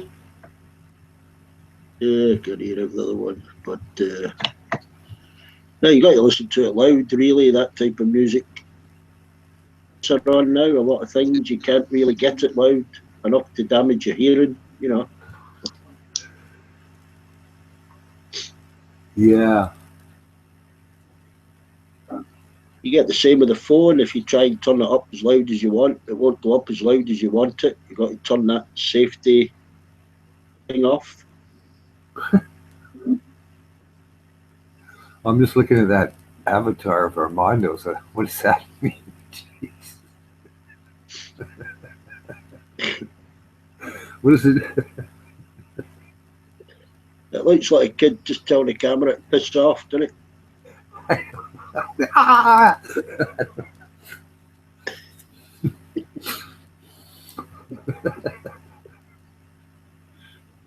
Yeah, I don't know what it means.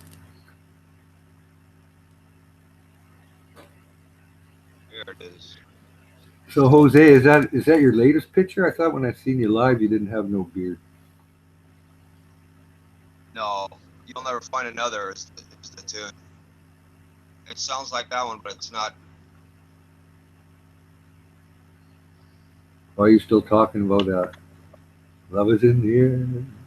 I heard somebody else do it better than that John Paul Fishhead or whatever. Yeah, his no, name is. Dave's right, man. It's yeah. Yeah. I heard somebody else do that song versions. I don't know who it was. But it didn't sound so wimpy. There's a lot of, Yeah. there's a lot of remixes of disco music, yeah. Disco. Yeah, disco. I remember it being dead around 1980, though. Never find another love like mine. It sounds similar. 1980, I think, disco.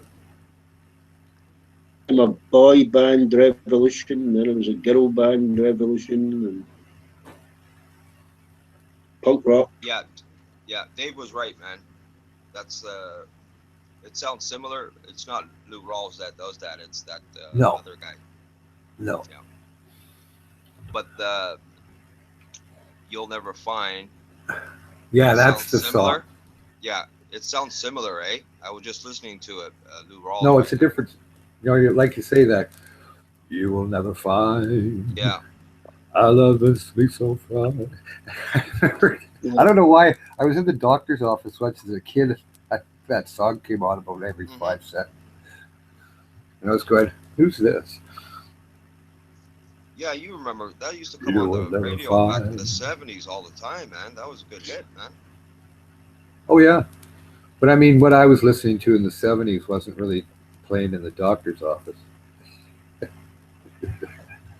I'd love to get to a dentist, play them BBC horror sound effects or something like that to the waiting room. With the drill sound in the background. Yeah,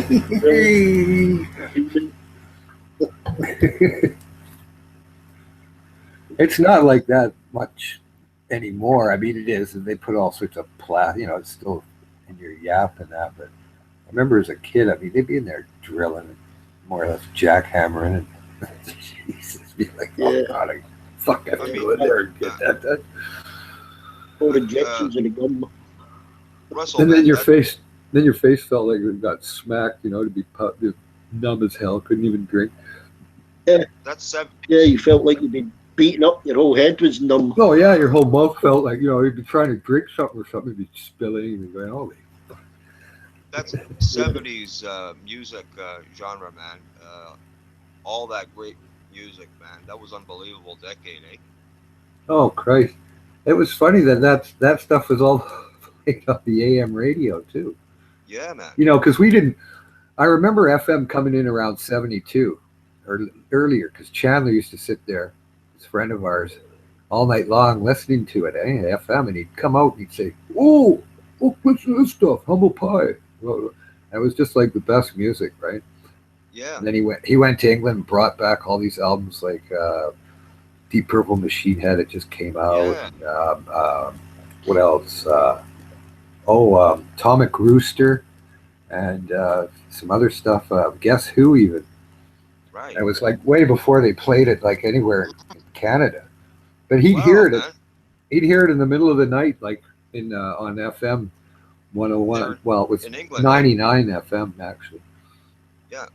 You're talking because they about were somewhat underground then, right? You couldn't get the way FM was. It was hard enough to be audible in your home because of the frequencies, right? Well, So if you ever had it Radio in a car, you couldn't even people. Caroline, the pirate ship, and the channel it played a lot of new stuff. But the AM radio in a car was useless when it first came. Oh, I got a AM radio. It'd come in. Yeah, That'd be it. yeah, it You was wouldn't hear it very again for 10 seconds. So it was useless at the beginning. when did you guys get FM, Beck? That it was around that time period, right?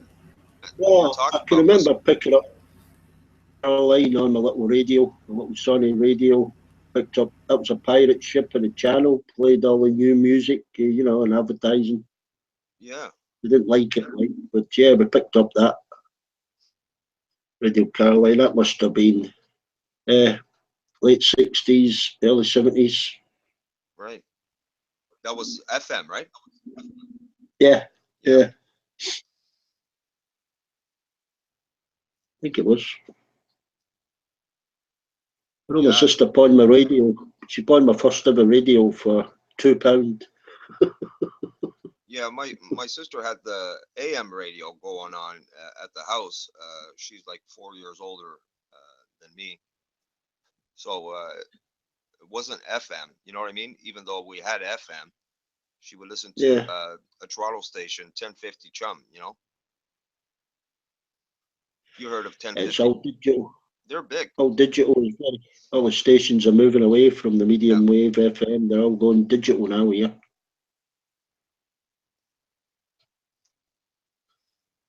very hard to get a radio that just does FM and AM, whatever. It's a digital thing that converts your yeah, bloody stereo to digital right. audio. Little Yeah, gadget. A lot more stations, hundreds of them. right.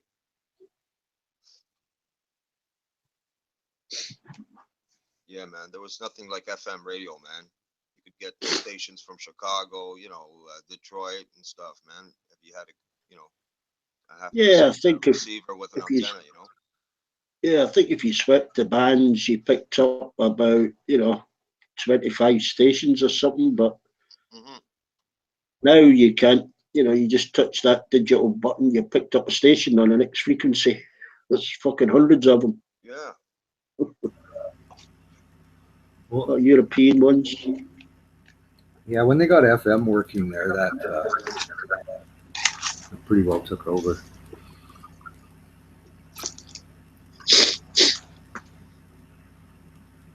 Fucking everything's out of date in a year now. Nobody's bothered with DVDs even now.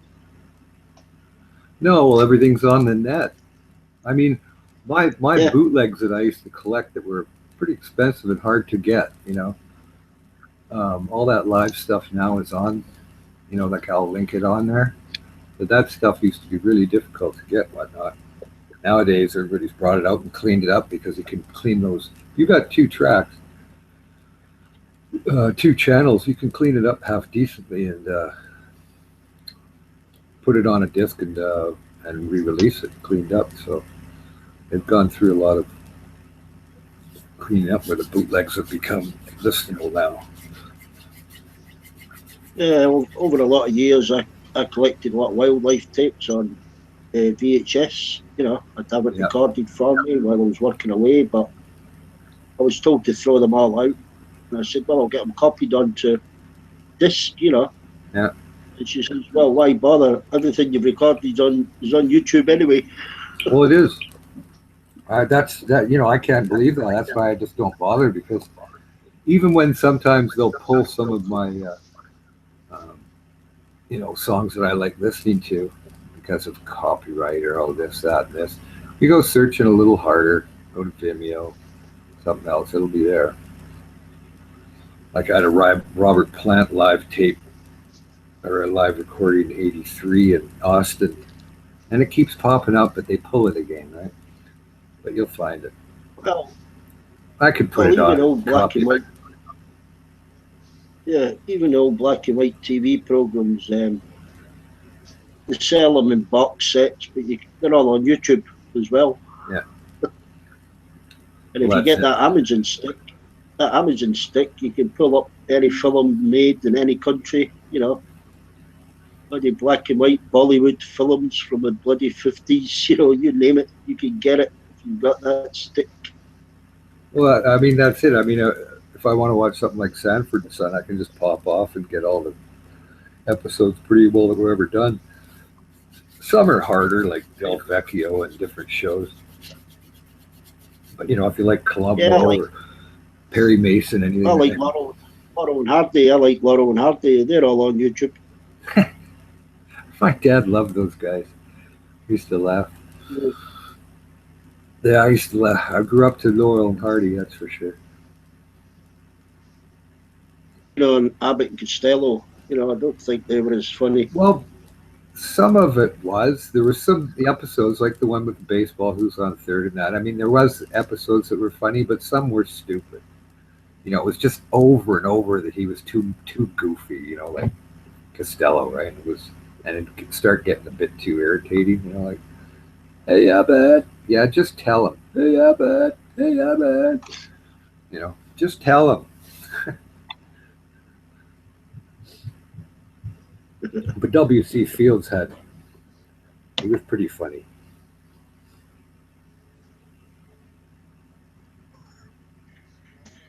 I'll just give Rob a little rest.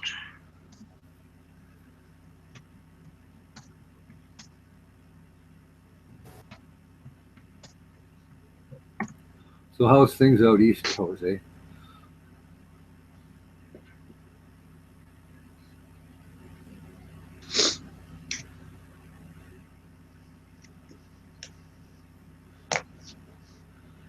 Didn't Armando say he used to live in Brampton? Where? Where DeMello lives. Brampton, Ontario.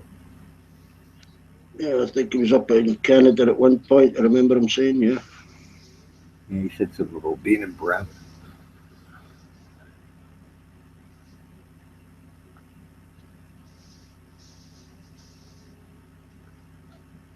So has Nolan showed up today to vent his frustration? Your echo's back. Mine? going through yours, yeah. Yeah, I don't know what causes that. It's because you got it on speakers or whatever instead of headphones, so it feeds back through your mic. The delay.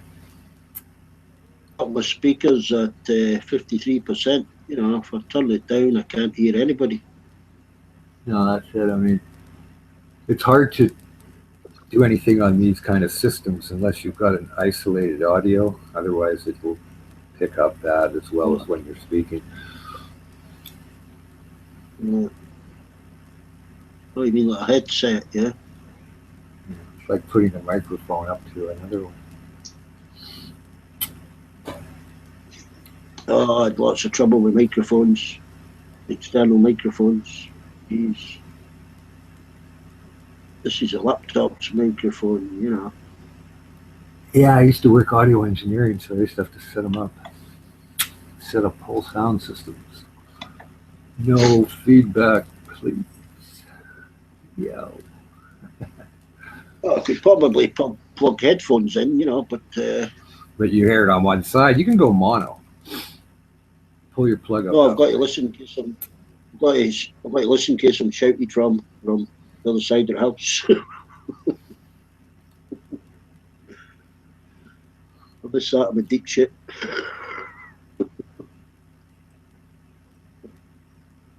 I wouldn't hear the phone, you know, I wouldn't hear the phone when he buzz or anything. Yeah, well, do they have like an earpiece that you can get? You can turn up volume if you're losing any hearing in the ear that still works? Or is that irritating? Oh, same thing. I wouldn't hear anything outside, you know. And I wouldn't hear anything, you know, outside of that, you know. Well, an earpiece is going to pick up just, you know, increase the volume of what you can hear normally.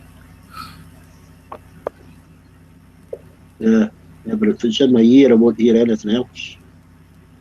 Oh, they've got the outlet. No, I mean not recording. I mean just normal hearing. Like instead of, I don't mean for this, like putting an earpiece in with sound coming out of your chat.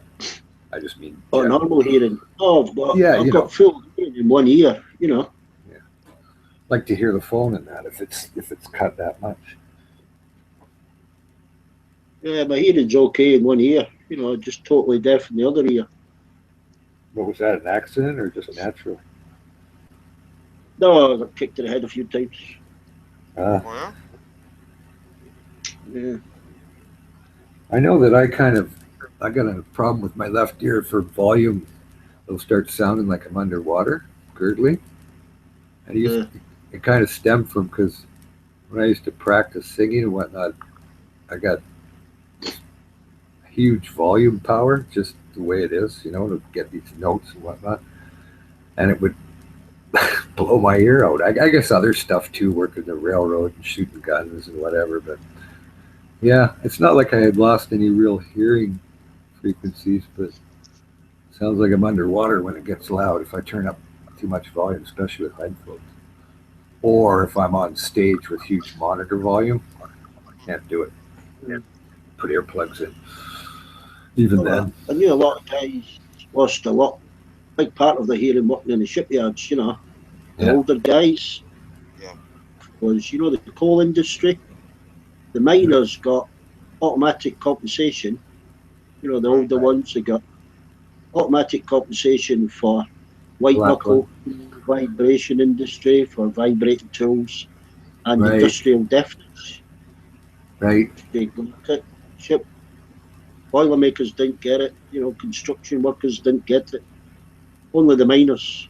But the thing is, the miners probably had a good case, and if you go beyond that, everybody from, you know, every industry is going to say, well, I was hitting a hammer on that nail for many years, and I can't hear. It's like, yeah, okay. But I also shot the loudest guns in the world all day and night. Was into race cars, and worked by the railroad, and the retarders squealing. And yeah, but what would the differentiation be because of the miners? Was it due to Well, that's it, Jose. I mean, I used a jackhammer. I used an air compressed jackhammer, on the roads for a couple of years. Yeah. I've used caulking guns in the shipyards, to clean up, scrag welding. Yeah. I don't see there is a difference. If you do it all your working life, then there shouldn't be a difference. Well, think about standing next to trains with those flanges and the wheels squealing on the rail. Yeah. Yeah. Fuck. Yeah. I used to plug my ears and run away as a kid. I used to go, fuck, I'm not listening to that shit. Yeah, but the miners, is it because of that space that they were in? Did they figure that, or all that noise in that confined space caused the damage? Oh, yeah, for sure. No space to go? Well, yeah. Well, It's I mean, like the vibe. Yeah. It's like anything over time, if you keep hitting your leg even with your finger for 2 days, it's going to rip a hole in there.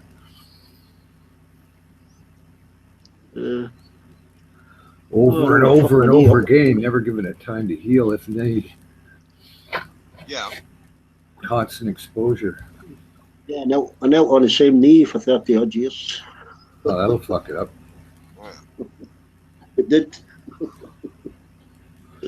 Well, look at my back. I mean, yeah, I didn't want to walk down steps on the engine of the train, It's like 4 steps. It's probably about 6 feet. Well, I just hang on to the rail and go, what? No, I'll just go down like an elevator. Boom. On one leg at the bottom after not warming up many times over and over and over again. Well, you get it now at computer terminals. There's people that says that computer terminal. They call it repetitive stress injury. Mm-hmm. They've got to have these little gel mats to support the wrist. Yeah, carpal tunnel. Oh, yeah. Carpal tunnel syndrome. Yeah. I've seen a lot of people. They have screen filters now. I knew a few girls that got that wrist problem from working at supermarkets at the till, and also I knew a guy that was a butcher.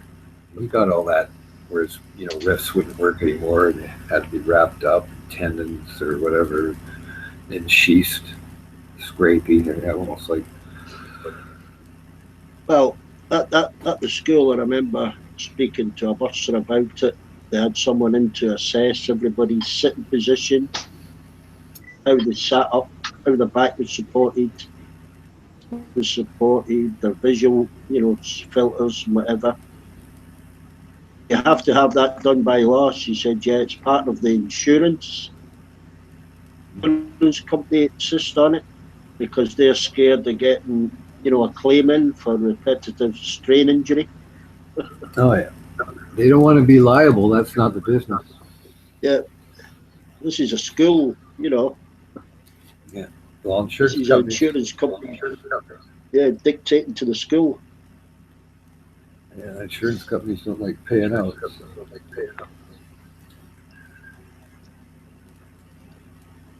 Yeah, it's a big racket, insurance. Well, look at the U.S. medical system. Yeah, they even put people through a 2-hour training course how to use a 3-step ladder. Wow. 3 steps. They've got to have training. They cannot use a 3-step step ladder unless they've had that training course and got their certificate. Where's this that they're doing? In the schools, the teachers use a step ladder to put the displays up, etc. But unless they've had the 2-hour induction training for step ladder use a 3-step ladder. And what's this? Can you imagine the numbers this is costing the school boards? Oh yeah. Oh Christ, a hell of a lot of money. Where that money can go, towards books or computers for the kids and stuff. Yeah. Yeah. They don't even use them. They'll stand on a chair, Yeah. Well, you should see all the rules. You should see all the rules in construction industry and whatnot now that are touchy-feely, like, don't do this. Okay, make sure it stops. Oh yeah. Okay, put this foot in front of that. And to me, it's just kind of like, if these people aren't inclined for this job mechanically, physically, or otherwise, shouldn't be doing it. Can't Well, train somebody to. common sense don't apply anymore. You've got to have that Well, reason. but a lot of people, like I remember in later years, they were just they'd come to work for the railroad, and I'd be looking at other people going, as an instructor, going, these people aren't inclined to do this fucking job. Like, how much problem am I going to even have explaining different mechanics? I said, these people shouldn't be doing it. They're the people that we had before hiring on is because they wanted to do the job, and they probably thought they were inclined to. Now, the trained buffs were goofy because they were pretty timid and feminine. But, other people that were more mechanical, guys that worked on cars or whatever, were fine. Well, somebody on, you ask them if they can use a tool, they say no, you don't let them use it. You put them with somebody that will show them how to use it, Right. I know, but I remember. You can't even hire a petrol chainsaw here without a certificate, or a Hilti gun. You can't hire it here. You can go and buy one, but you can't hire one. Oh man, something wrong with that. Well, I remember even when I was younger, I was a crane operator designated. I was an apprentice machinist, but I took the crane operation class. So I was one of the only ones, mostly it was old guys. They didn't want to do the job. But, like even operating a crane, there was a few things to know. I could get some big trouble. But nowadays, when you operate a crane, even an overhead one, it's like quite the intense course. I guess it's good because people are always flipping them. But, yeah, it's like some big, huge course now. You got to go for a month. Yeah, it's all like centers of gravity, how wind and whatnot, and boom. And I was on an overhead crane, but still that was classified as such. So you had to go in for the different fundamentals, right? Don't have your boom too long out there. This is center of gravity, uplift, and all that. Quite intense. Mm-hmm. Like crane operators get huge, huge money now because it's quite a in-depth, trade. But if you're renting out large crane equipment like 20 or more tons, you're charging them in the thousands for, not every hour, but quite a few thousands per day. $1 million crane to an idiot. Yeah, well, we had one in BC Rail, and we used to actually lease it out because it was quite a crane. So it was good for anything. It was on rail or off, whatever you want to do. And I forget what it was, 100 tons or something payload, like it could lift something big to lift a locomotive. And like you said, it was $1.3 million worth of equipment. And but they were smart; they'd lease it out because this was a one-of-a-kind piece. And up in the North Country, there's always something huge that fell that had to be lifted. Have you seen that new ship, Pioneering Spirit, the double-hulled vessel? What is it? A military or? No, it's to lift. It's to lift up complete oil rigs off the seabed. Okay. It's the biggest ship in the world now. It's built in Rotterdam. Well, it's built in Korea, but it's commissioned in Rotterdam. I think I seen that on Monster Machines program. Yeah. Well, they first called it Peter Shelke, but they realised Shelke means something else in Arabic or something like that, so they had to rename it Pioneering Spirit. Okay. But it's going for a world record lift. I think it's next month. Sea lift, not a land lift. It's a sea lift. 46,000 tons. 46,000 pounds. It can lift 46,000 ton. Yeah, straight off the seabed. Wow. Yeah, it's a big double hold fucking thing, And they're going to build the one that's slightly bigger. They've commissioned one slightly bigger again, But that's the biggest ship in the world now, that thing. Pioneering Spirit.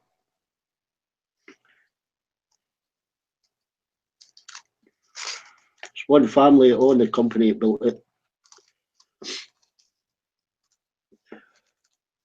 Were they from England? No, it's All Seas, Dutch company. It's Oh, the Dutch. Okay. yeah. Well, it's based in Holland. It's a company I used to work for. Was it? I'll have some video clips of it if you Yeah. if you YouTube All Seas. Most of their ships are on there. Yeah, That Pioneer. I seen that one on Monster Machines. I seen a little bit of that, man. That program. Yeah, it was only commissioned last year. Done its first test lift a couple of months ago in the North Sea. I wonder. But it's in demand already. You know. Yeah. I wonder what the cost is. What it costs to build that, man. Millions. I mean, but the money it will save companies, the oil company, if it can lift a full rig and reposition it, you know. Right. Rather than build a brand new oil rig, you know. Yeah.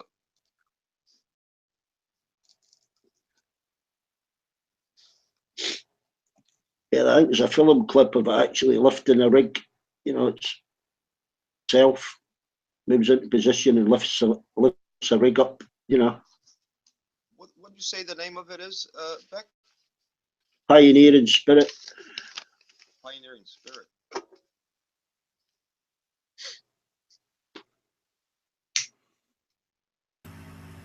Yeah, it almost works like one of those submergible dry docks where they put ballast in, it goes underneath the boat, and then they pump the ballast out, lifts the whole ship out of the water. Yeah, well, they can lift the top jacket, then they can lift the platform, you know.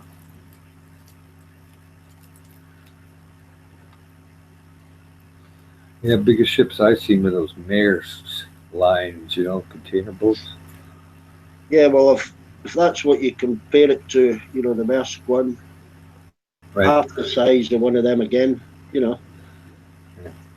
Wow. Those things.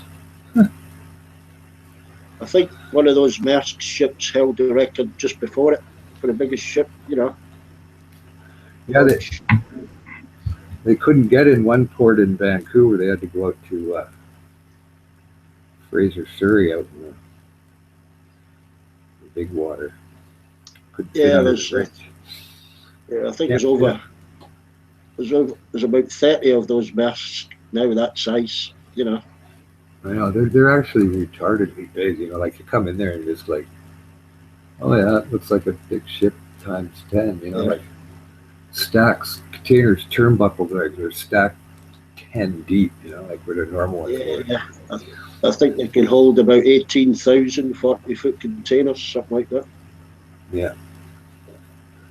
We actually had a guy on the waterfront in Vancouver that broke records even better than all the guys in Long Beach, Unraw, and he was the coolest thing you could ever watch. He actually swung that house like where you operate crane, and he would use the momentum to swing that thing and drop it right on top of the container, and it would be hooked in, and he'd pull it, and it would swing the opposite direction, and then he'd let it go right down on the deck of a truck, and it would fit. It was like amazing. Like he just kept the momentum going. He didn't even move like the house. Yeah, and they would swing. He'd swing it over right onto the truck, go back. It would swing. He'd go onto another can, put it, and it was amazing to watch. He broke a record. I forget what it was, 1,600 an hour.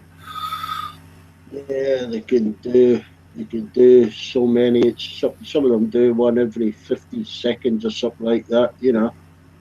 Good job though that top side, because they go straight 8 hours, so there's no lunch break. So you got two guys on there. One guy works first 4 hours, gets paid for 8, and the other guy works the next 4, and there's no delay. Oh yeah, the good operators are in high demand because. You know, oh yeah, topside. Turn that ship. Yeah. Well, the guys on the long shore haul down in Vancouver, you don't get to go topside. Like they would keep it controlled, so you know there'd be guys that were qualified in topside. They'd have other jobs too, and then they could always, like, if they wanted to pull a union thing, they could say no topside available, so your ship's hard shut down. But they don't do that. But Yeah, it's a very. I think it's more open now, but before it was just a pretty closed shop. You had to have pretty good seniority and whatnot to get in there and work topside. They were the best jobs, dude. Have you seen that one in China where they built it on the sea? They actually reclaimed the land from the sea. Yeah. Well, they did that China in. airport. They did that in Abu Dhabi and whatnot like that. A complete area that they built Yeah. out of the ocean, you know, like with ports and resorts even or whatever. And it was just, you know, they just kept dumping sand, reclaim. Used to Oh have yeah, to do they've that done it with all. Fraser. Yeah, done it with an airport in Japan, you know. But that container port, that Chinese one, it's something like 8 miles long. Yeah. Well, I remember when they were trying to dredge the river because you know, they had levees on both sides of the river, so the sediment builds up in between the levees, and all of a sudden, you know, it just keeps getting higher. So they have to dig out that sediment that builds up, and they just have like a big pipe going into barges, and they're barging out all this sediment out and dumping it somewhere else. But what an expense! Holy shit! They were vacuuming the floor. It was like Yeah, a they're big doing it suction. right. Hong Kong Somebody. is when they run out of land, you know, they get no choice. Right. It's funny that sediment was probably full of gold too. It would have been, you know, very small amounts of dust, but that's where it is. Yeah, Fraser River gold. I used to watch that. Those lads that did the gold prospecting that used to be on Sky. Yeah. They dug. I mean, they dug tons and tons. You Yeah, know, well, 100,000 tons of gold, tons of soil for a jar of gold. You know. Yeah, man. well, that's what they used to say. If you don't get like an ounce of gold, an ounce of bullion out of a ton of material, whether it's riprap or whatever, Yeah, it's not worth wasn't mining. worth it. Yeah. But they shatter up the rock and everything, you know, like from riprap right down, and then melt it out of there. I'm trying to remember the name of that program. Gold something. Yeah. I'll think. Gold trails and ghost town. No. No, That it was was Bill Barley. the guy.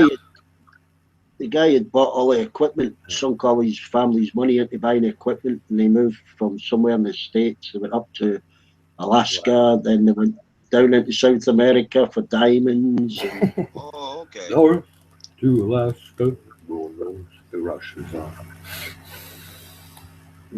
trying to remember That gold program, something. is it? Gold Rush. The Gold Rush. Yeah. You remember it, Josie, the guy with the beard? Yeah. That's he's actually Dutch. His background. What's his name now? Him and the wife. Ron Wyatt. No. What's his name now? Same series. Yeah. I think Actually, they've done. there's a couple other guys too. It shows on that program that you're referring to with him in it. Yeah. Then they split off. Yeah. Yeah. Yeah, it was interesting watching. I watched that. You know, I'm sure it's on YouTube. You know, Gold Rush. Yeah, his Not Ron Wyatt.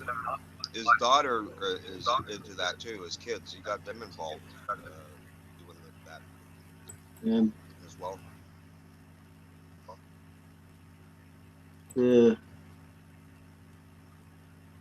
Yeah, I think it's called Gold Rush. I know it's on YouTube because I caught up with some of the ones I missed on YouTube.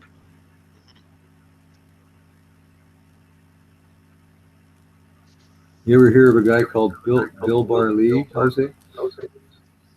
Bill Von Lee? Barley. Bill Barley, you know. No. Oh. Big gold time guy in BC. There he has.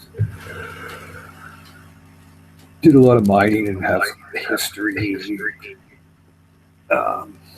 videos and whatnot like that. Gold Town, Ghost Towns and Gold Rush or something. Beck, it's Yukon Gold, that program. Yukon Gold, yeah.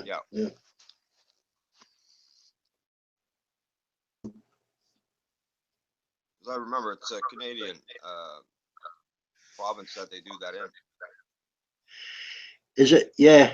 Well, he almost went bust a couple of times, didn't he? Yeah.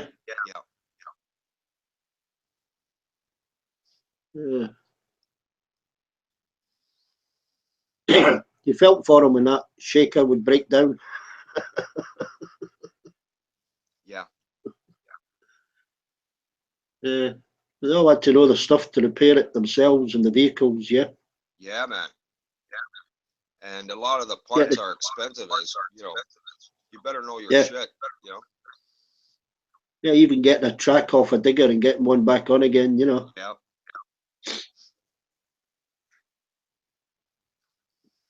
Yeah, hard grafting.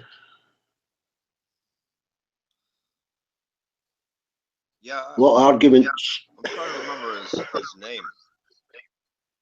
You know, the guy with the Yeah, beard. I can picture him, but they look like somebody out of ZZ Top, yeah.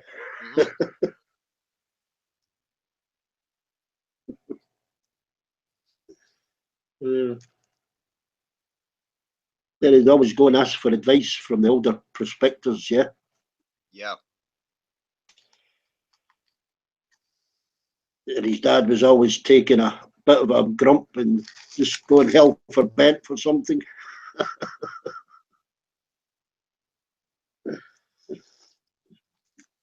Disobeying instructions. Fuck it, I'm going to do it anyway. Oops.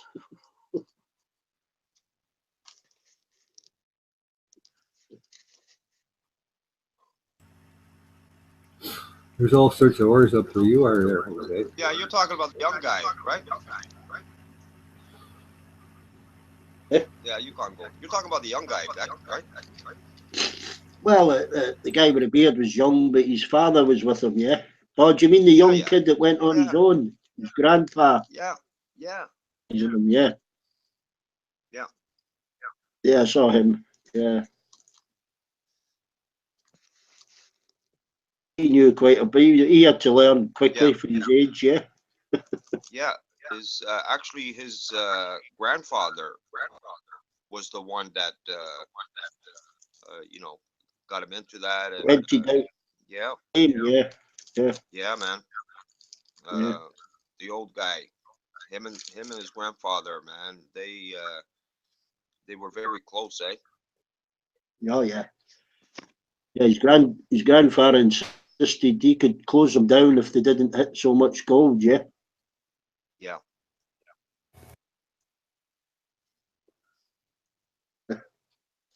I forget his name.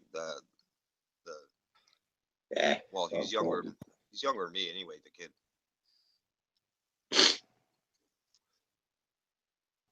But he's come a long way, man.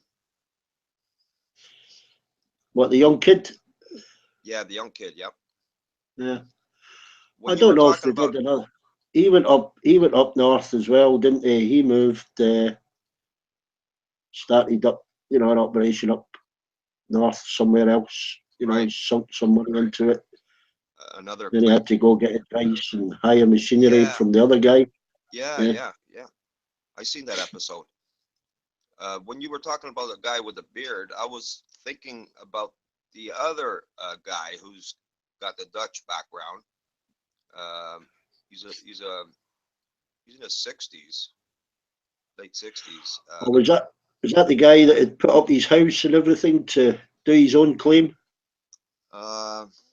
He's got the wife. He's got, I think, a Yeah, couple of daughters. He fell out. He fell out with them all, didn't he? I think so, yeah. But he's a mover and a shaker, Yeah. man. I forget his last name now, but you know which one I'm talking about. He went off on his own as well. Yeah. Yeah, and he goes away for the winter. Him and the wife, they have a place, I think, in Arizona. And yeah, man, he's worked really hard. Him, man. Yeah, he took his son onto his claim. And his daughter. Yeah. Right. Yeah. Yeah. Yeah. I remember that one. Yeah. That's a good program, eh, Beck? Once you get hooked on it, once you watched a couple of programs, it kind of got you hooked into it. The characters. Yeah, because it's not what do you call reality TV? It's it's real shit, man. Yeah, I mean they recorded them all the time, but they had to compress it into what was it, an hour? Hmm. Yeah. About six episodes or so each series. Yeah.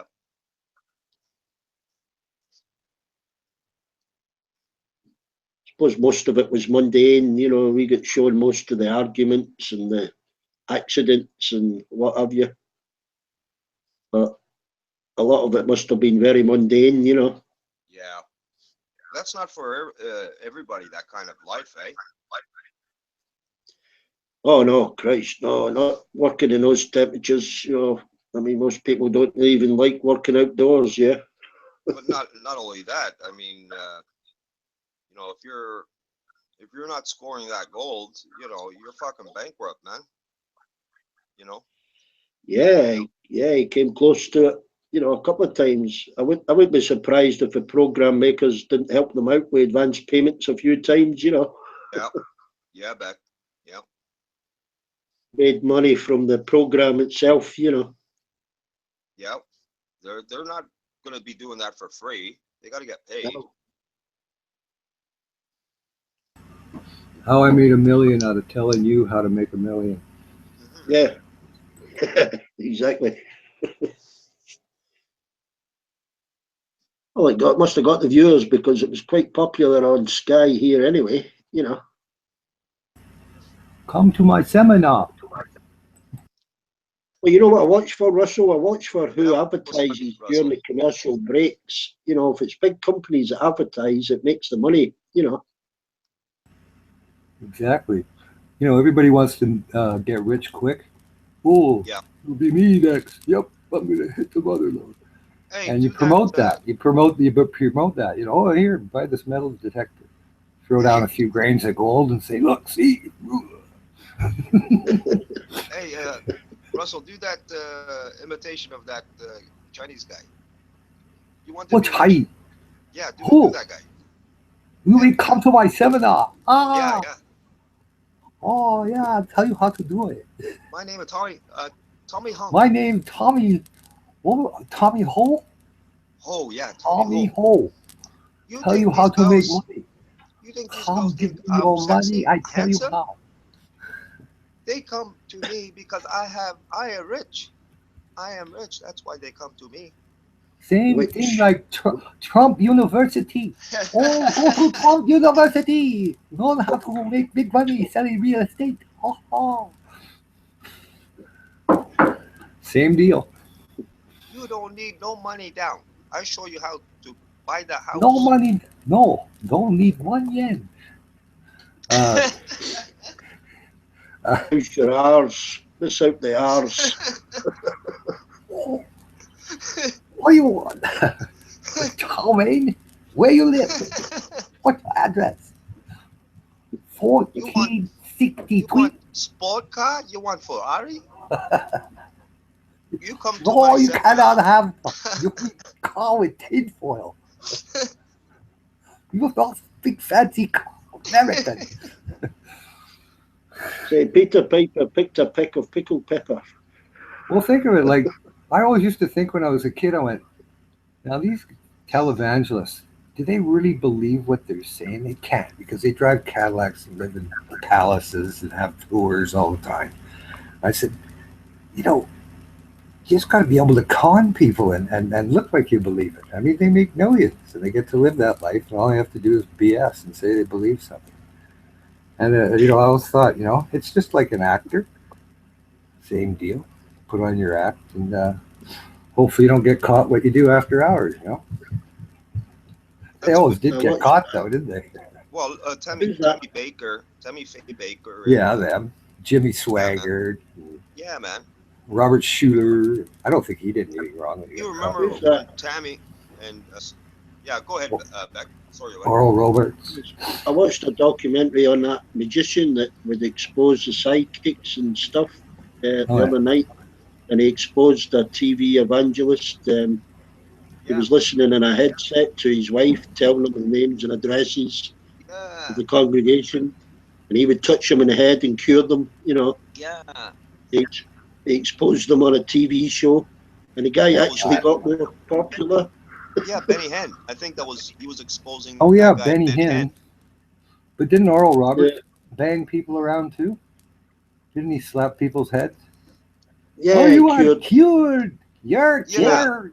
Get that Yeah, but devil out of that head of yours. I'll Yeah. slap that devil out of there. Come You on. remember? Yeah. Ran. The magician was somebody Rand, and he was on a Tonight Show or something when he first played the tape of him talking, his wife giving him instructions, you know. Mhm. But the What was thing that? is, That but the that thing is, preacher's people name, eat that Russell? up. They The actually, one that they used to actually, slap. You remember the one that used to do, yeah, like a deaf mute would cuff you come in the up, side of the head. touch their ear and go, say, baby. Can you say Yeah. baby? Get out of there. I can't. I thought it was. What was No, his it wasn't name? Oral. Wasn't Oral Roberts. Maybe he smacked people around too. Yeah, but that's the guy that started that shit. Was the guy I'm Yeah. referring to? I forget his name, and that was his shtick, man. He would do that. But Can you people eat say it up. baby? That's All what. of a That's what. sudden, he slapped their ear, and all of a sudden, this deaf mute was, mumbling these words, baby, and people fucking bought it, man. Well, that's it. The people that buy it and they get to. Now all you have to do is put your $10 or more in that envelope before you leave, and you'll have the same as the rest. And that's the whole deal. You pay for my show each time. Make sure Somebody you do it comes up there in month crutches, for month. Huh? all of a sudden somebody goes up there in crutches, and then he starts to say, okay, so what is your problem? Oh, you have a bad back, eh? Oh, this and that. He Oh, says, throw those yeah. crutches away. It's just like the. It's just like the magician going, I know what you're thinking. Your mom died last week and your husband's not getting along with you, right? Oh, how did you know? Same fucking. And the bank is going to Oh, be was that taking your house. magician that exposed Uri Geller? And Uri Geller actually became more rich because of him, the publicity he gave him. Well, there's big money in conning. I mean, look at the U.S. man. president. Conning is an art. Yeah. It's how you deliver your pitch. Mm-hmm. Pitch to the masses. The con Well, that's man not for is everybody, here. man. You have to have that kind of. You got to be soulless, man. You know what I mean? Yeah, whatever. Like I said, at 4 years old, I realized that people lie. When my dad said, "Don't ever lie, it's bad," and ever since then, I've looked at people going, "Listen to this fucking bunch of bullshit." Not all of them, mind you. Right. So it's, to me, it's just another. Oh, there they are again. There they are again. Every time I hear one, whether it's a Trump or whatever, it's just like, here we go again with these fucking conduct. Shut the fuck up, you stupid pig. But other people don't see it that way. They eat it up. They love it. It gives them I don't know, some sense of hope or something. Yeah. It's disgusting in a way. How can you not see through these fucking cons? They're just telling you what you want to feel. If you say to that person, can't you see this person is fucking full of shit? It's a con job. And Well, that's what disgusts me. It disgusts me, and I just have to kind of blow it off and say, hey, that's humans. They have to have a need of hope or some form of like, yes, he is my Messiah. He has given me the answer. They need that hope. He is the one that will lead us. He is the one. Lord, I have sinned. Do you remember him? When he got busted. Who's that? Jimmy Swaggart? Yeah. Jimmy Swaggart? That's Jerry Lee's cousin. Jerry Lee Lewis's cousin. Sinned. He's got the tears coming down, eh? I don't know how you. But you know what? Him and actually Jerry Lee, they used to, do songs and got, like back before Jimmy went out on the road preaching and Jerry went and married his cousin. But they used to actually jam together, if you could call it that. They're cousins, both playing the piano and singing a song.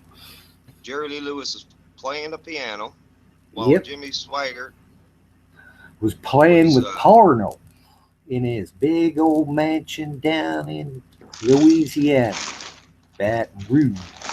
He was mastering his craft. Yep. He's bullshitting the people. And Lord, I have sinned.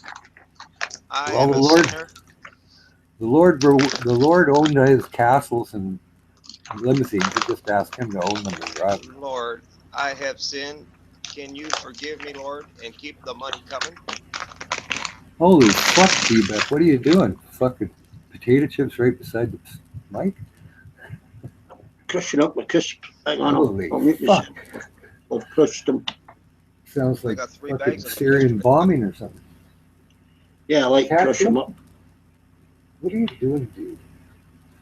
Bloody What's your cat. favorite chip, Beck?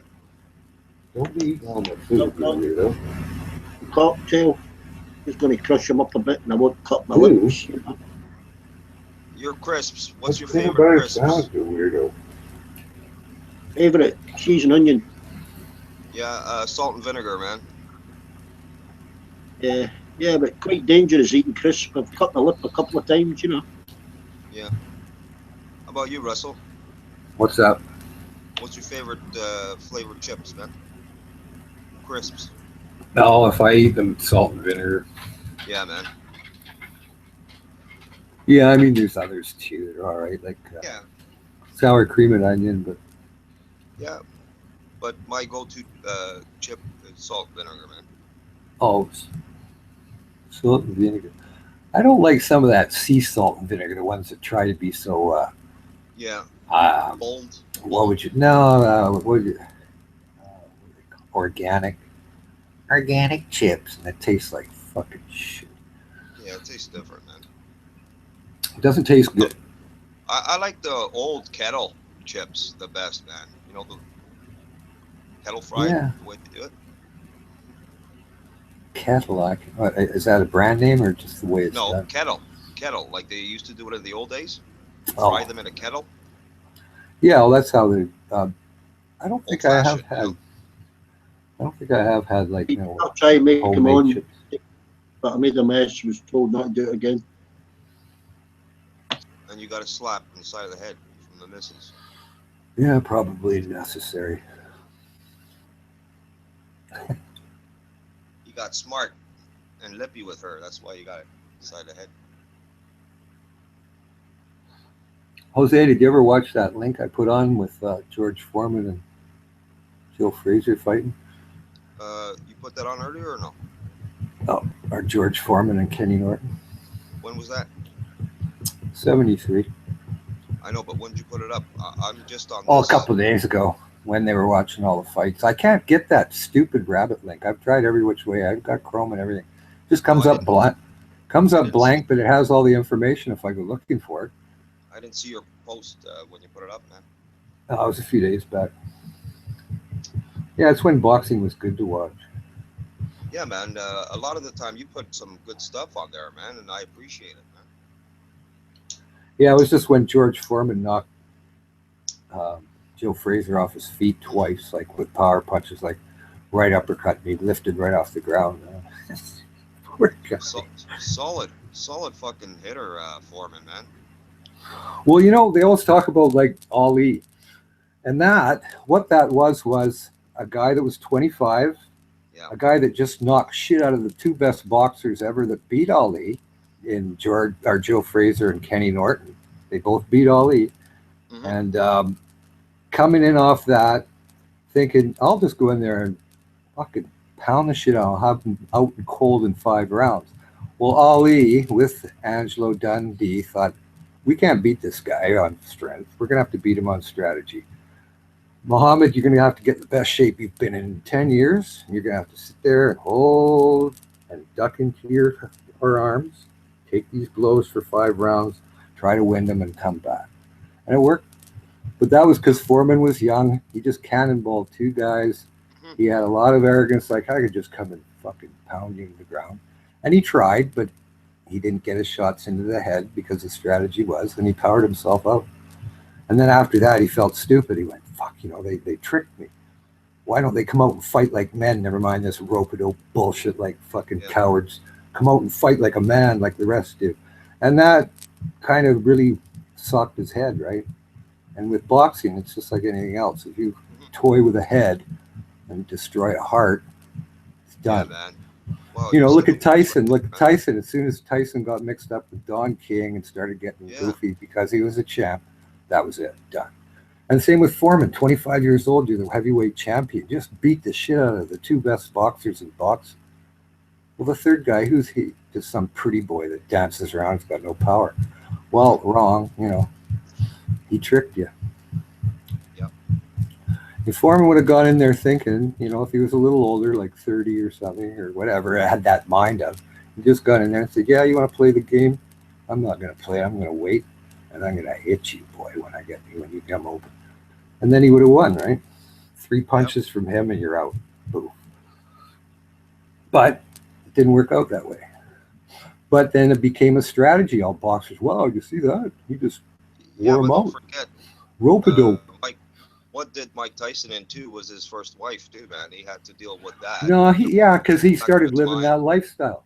He started living it when what's his name was gone, Customato or whatever his name was. That was it. His life went stupid, and Customato, and then when his life went stupid with Don King, that fucking boonhead, and then the drugs started and the lifestyle and tattoo your hair, whatever, and that was it. Oh, I'm a king, and no training, fuck that, and all this. And then he got beat up by Buster Douglas. See you later, clownfish. Yeah.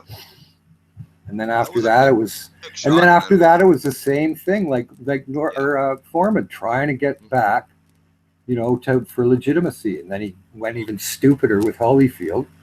Yeah. Like what a fathead. Holyfield was he was a big heart guy, a big heart. That's why he won. Oh man, he was a warrior, man. Yeah. He really liked Foreman. They asked him. They said, "Yeah, Vander, who was the hardest hit?" It was George Foreman by far. And he go, "Well, what about Tyson?" He goes, "Oh, Tyson just tries windmill, and I just went in like that." He said, "Tyson never hit me with a good shot. He never got those." He says, "I don't think Tyson had the power George did. He knew how to swing." And he said, "I didn't get hit with those swings," but he said George had a different way. He comes in with straight right sometimes. And he said, I had to go back to my corner and say, "Do I have my teeth left?" Russell, guys, Shan might come in. If she comes in, tell her I went for a poo, okay? A poo? Right. Okay. Very bad. All right, bud. Yeah, that was Tyson. I mean, if Tyson would have stayed with the Customato type life, he would have, been champ until he got old. But the thing is, you get a little older and you think, fuck, this is a boring life. This is a boring life. I want to go out and live. I'm a champion. Man. Fuck, you can't stay like a fucking dormouse all your life. Oh, just train, don't drink, don't do anything. Just go out there. That's understandable. Yeah. It is. And then you got youth in there too. Tyson was really young when he went and shotgunned. You're right about that whole thing with if Customato was around, that wouldn't have happened. Yeah. Well, he was young, and he was young, and D'Amato, got him to do as he was told. That was his father, man. More or less. Yeah, I'm telling you, man. And well, it was. He said that he was a young guy, and he had nothing, and that guy took him under his wing, and he looked at him like a like his dad, and then he was gone, and then you got Don King in there. What a fucking replacement! Wow, man. And everything else. I don't have much comment about Don King, I'll be honest.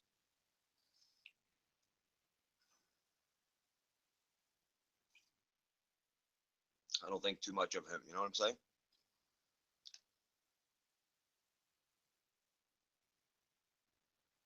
Lennox Lewis, what do you think about Lennox?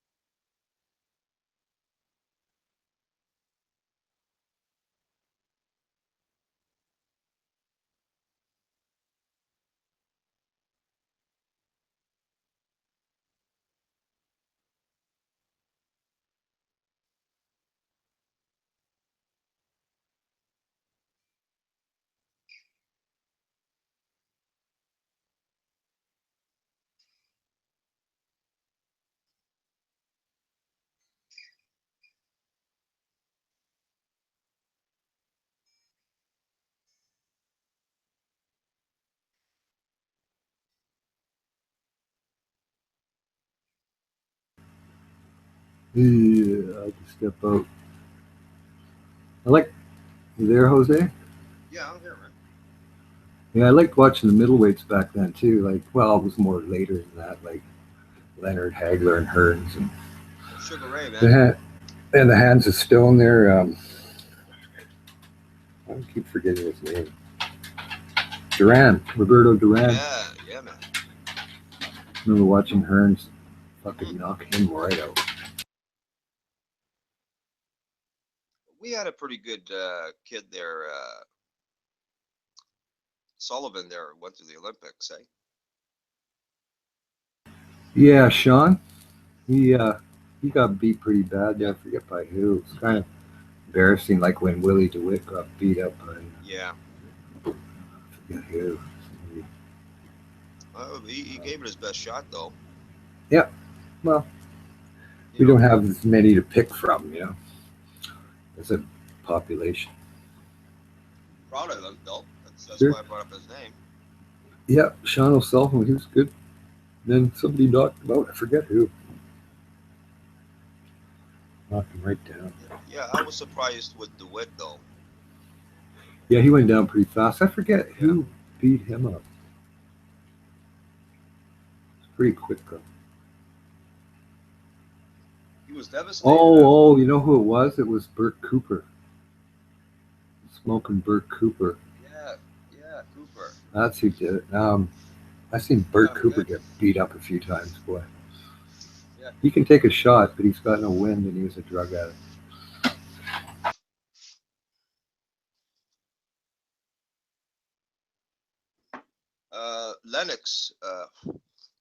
Lennox Lewis, man. Wow, breath of fresh air, man. This Yeah, technique good. stuff, You know what? But then Lennox Lewis used to get cocky too. He got cocky in front of Rahman. Yeah. And Rahman knocked him wide out because he was sitting there laughing and jazzing, right? And paid for it. And then he woke up and went, "Yeah, man, I gotta take things real. Yeah, you hit the fucking guy. I don't think you got him." Yeah. And he looked foolish for that. Same kind of like Foreman mistake. You don't, these people that play in that, they'll watch it sometimes. You remember those Arabs that used to always play? You come in, all these big entrances and that cocky attitudes and that. I forget.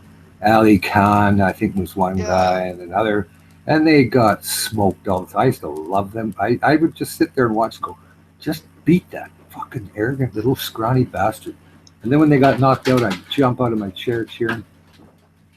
Just the attitude. I just can't stand that, right? Like little scrawny guys, well, I can beat anybody. And then they get knocked cold in one punch, and it looks hilarious. I just go, there is a God, I know, man. No need for that kind of fucking arrogance, eh? No, I mean, sometimes it's tolerable, but when they go way overboard, like they're way too much, like that Nolan type confidence type attitude, and then they just get knocked right out. And I go, yeah, good, because that's exactly what I wanted to happen, or should happen, or, this is fate. I mean, Leonard used to get a little cocky sometimes, but it was more fun and type bullshit, like he was getting chazzed at. There's a lot of words exchanged sometimes from certain people in the middle of the ring. So, just like on the line when you're playing football.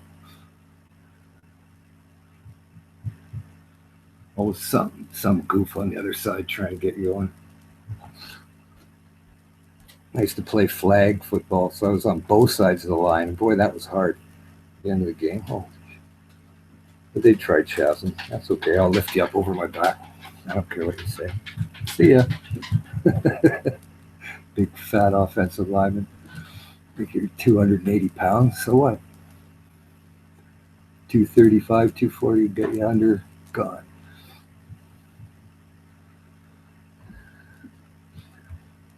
It's okay to be big weight. You got to move it fast.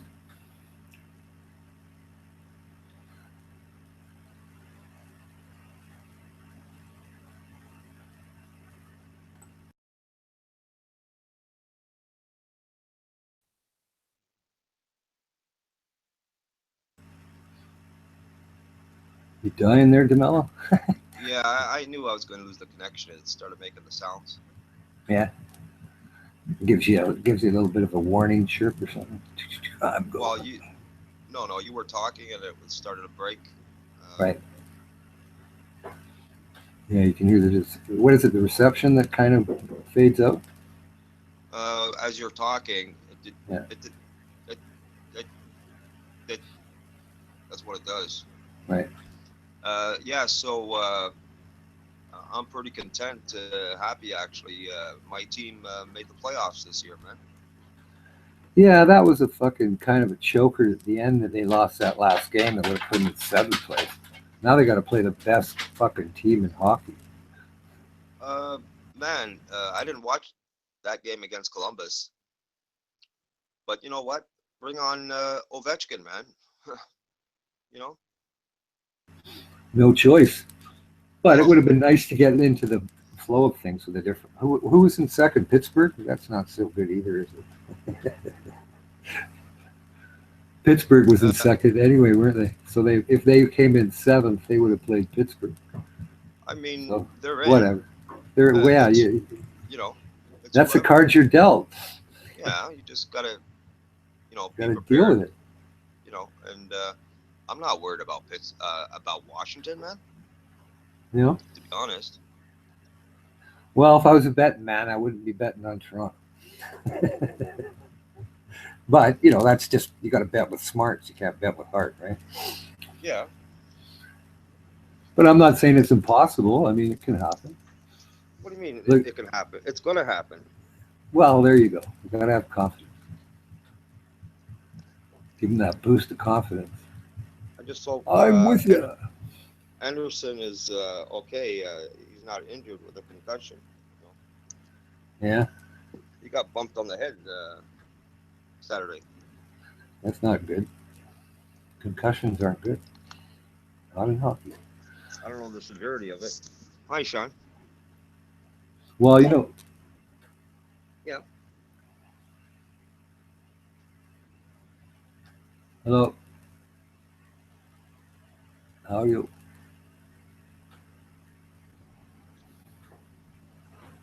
Okay.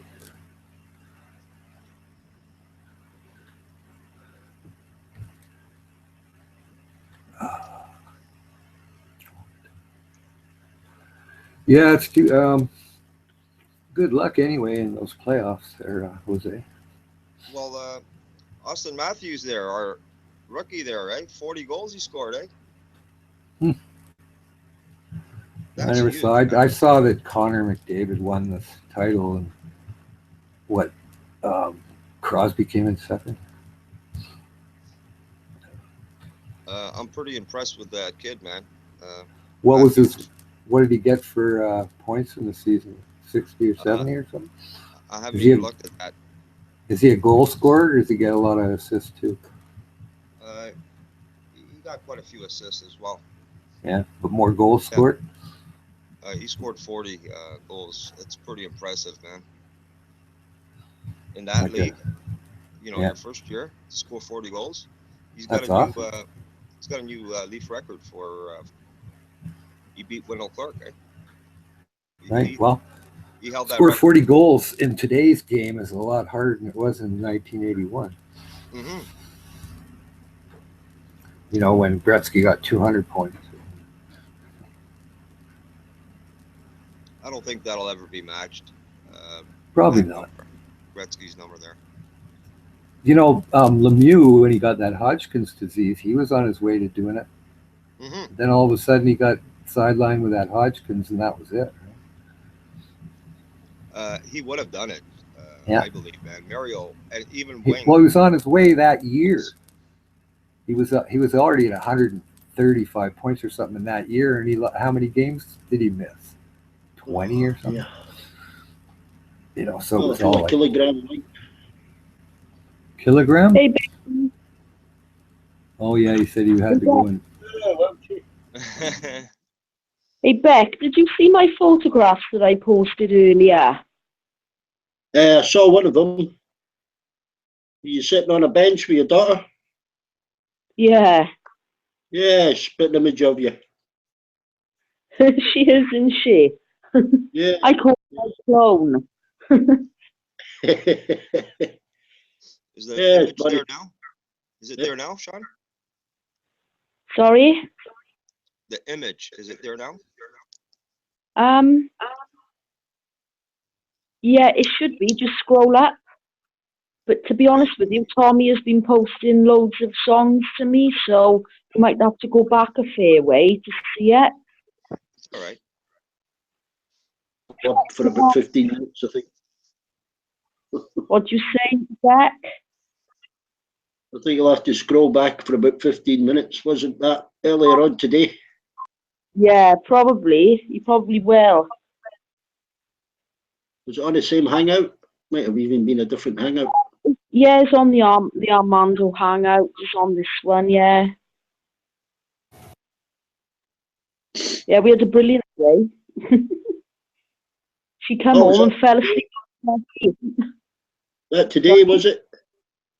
Yeah, it was today. We went down to Super Bowl, in Newport in the city. We went down to Super Bowl. Then we went to we had a look around the shops. Shopping.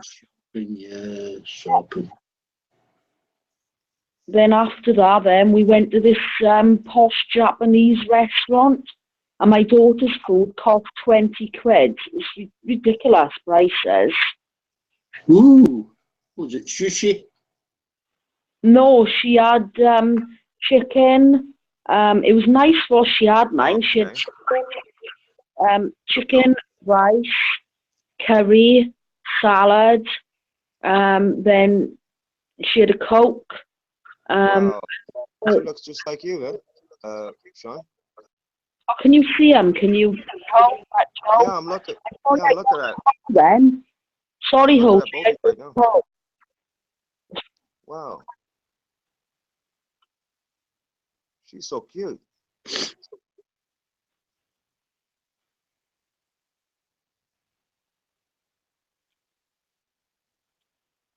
Both of you. Oh, you find it, Ozzy? Yeah, I'm looking at it right now. I can't remember the name of this Japanese restaurant we went to, but it was really overpriced. Because luckily I had loads of money with me. Well, it don't matter. You usually can't pronounce those names. I bet there was no R's in it. So they're really, you probably heard of it anyway. I'll have to Google it and I'll post it to you. Hiroshima? No. Nagasaki? No. It's a really stupid name.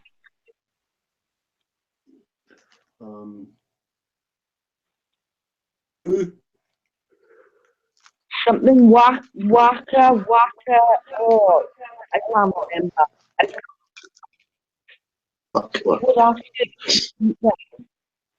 I would ask her the name of the restaurant we went to. Was she sleeping?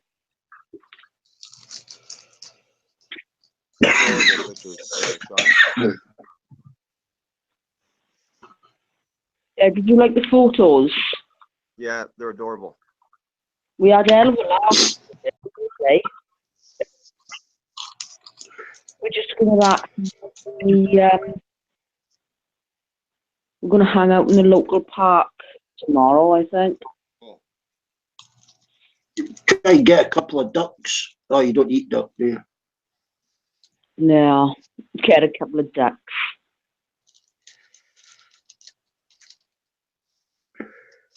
Yeah, so what did everybody? What was everybody doing today? I had an awesome day. Yeah, not a lot.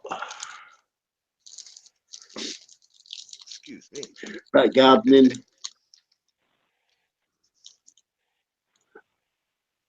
Yeah, what did you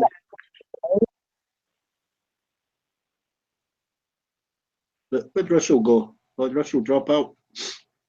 I think so. Maybe he lost his signal. I hope it wasn't anything to do with me. No. Why would you say that? No, I'm only joking. Mm.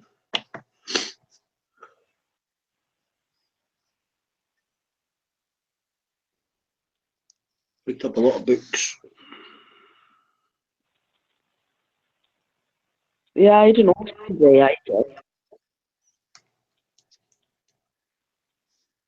Still in the car.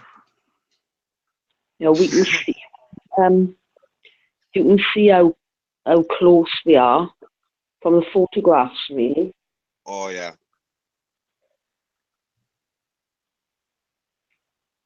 She decided, right, that she wanted this top. And she said, "Oh, Mum, you buy it as well. We'll both wear one." And I thought, "Oh, right, okay then." But when we went out this morning, we were practically wearing the same clothes as each other anyway. But we decided to get this top, one for me and one for her, and go around wearing that. I don't know. Don't ask. You guys look adorable. Twin tops. Twin tops. My daughter Pat. I thought Jose was referring to you and Tommy. Oh, me and Tommy, yeah, we're adorable, yeah. Me and Tommy are adorable. Hey, what's up? Love is in the air everywhere I look around. Love is in the air. You know me, Beck. I'm such Hey, D-Bag, love is in the air and Armando is in the rear.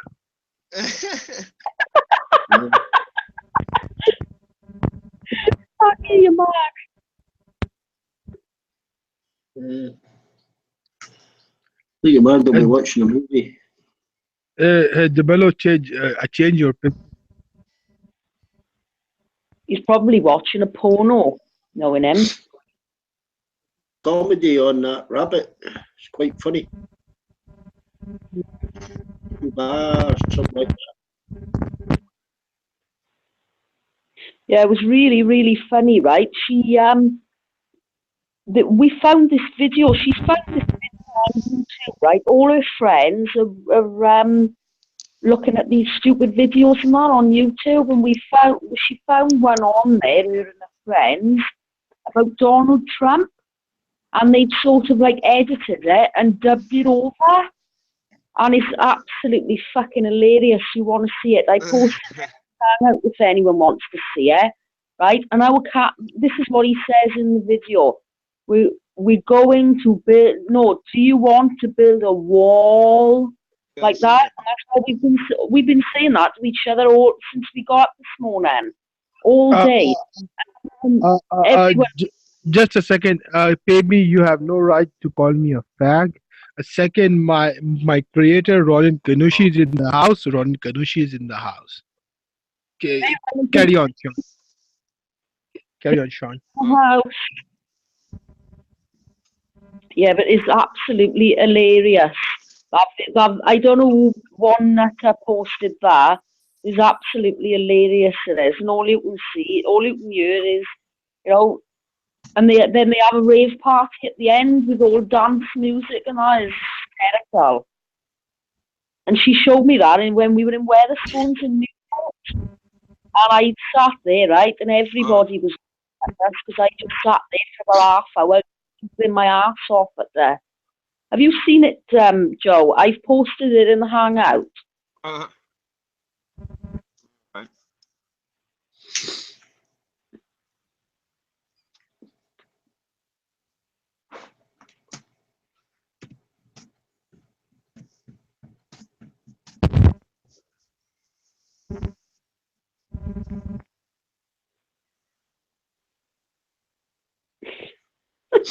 I don't know. Have you seen the one with her with them stupid glasses on? Payme, you are a bully. According to my creator, you are a bully.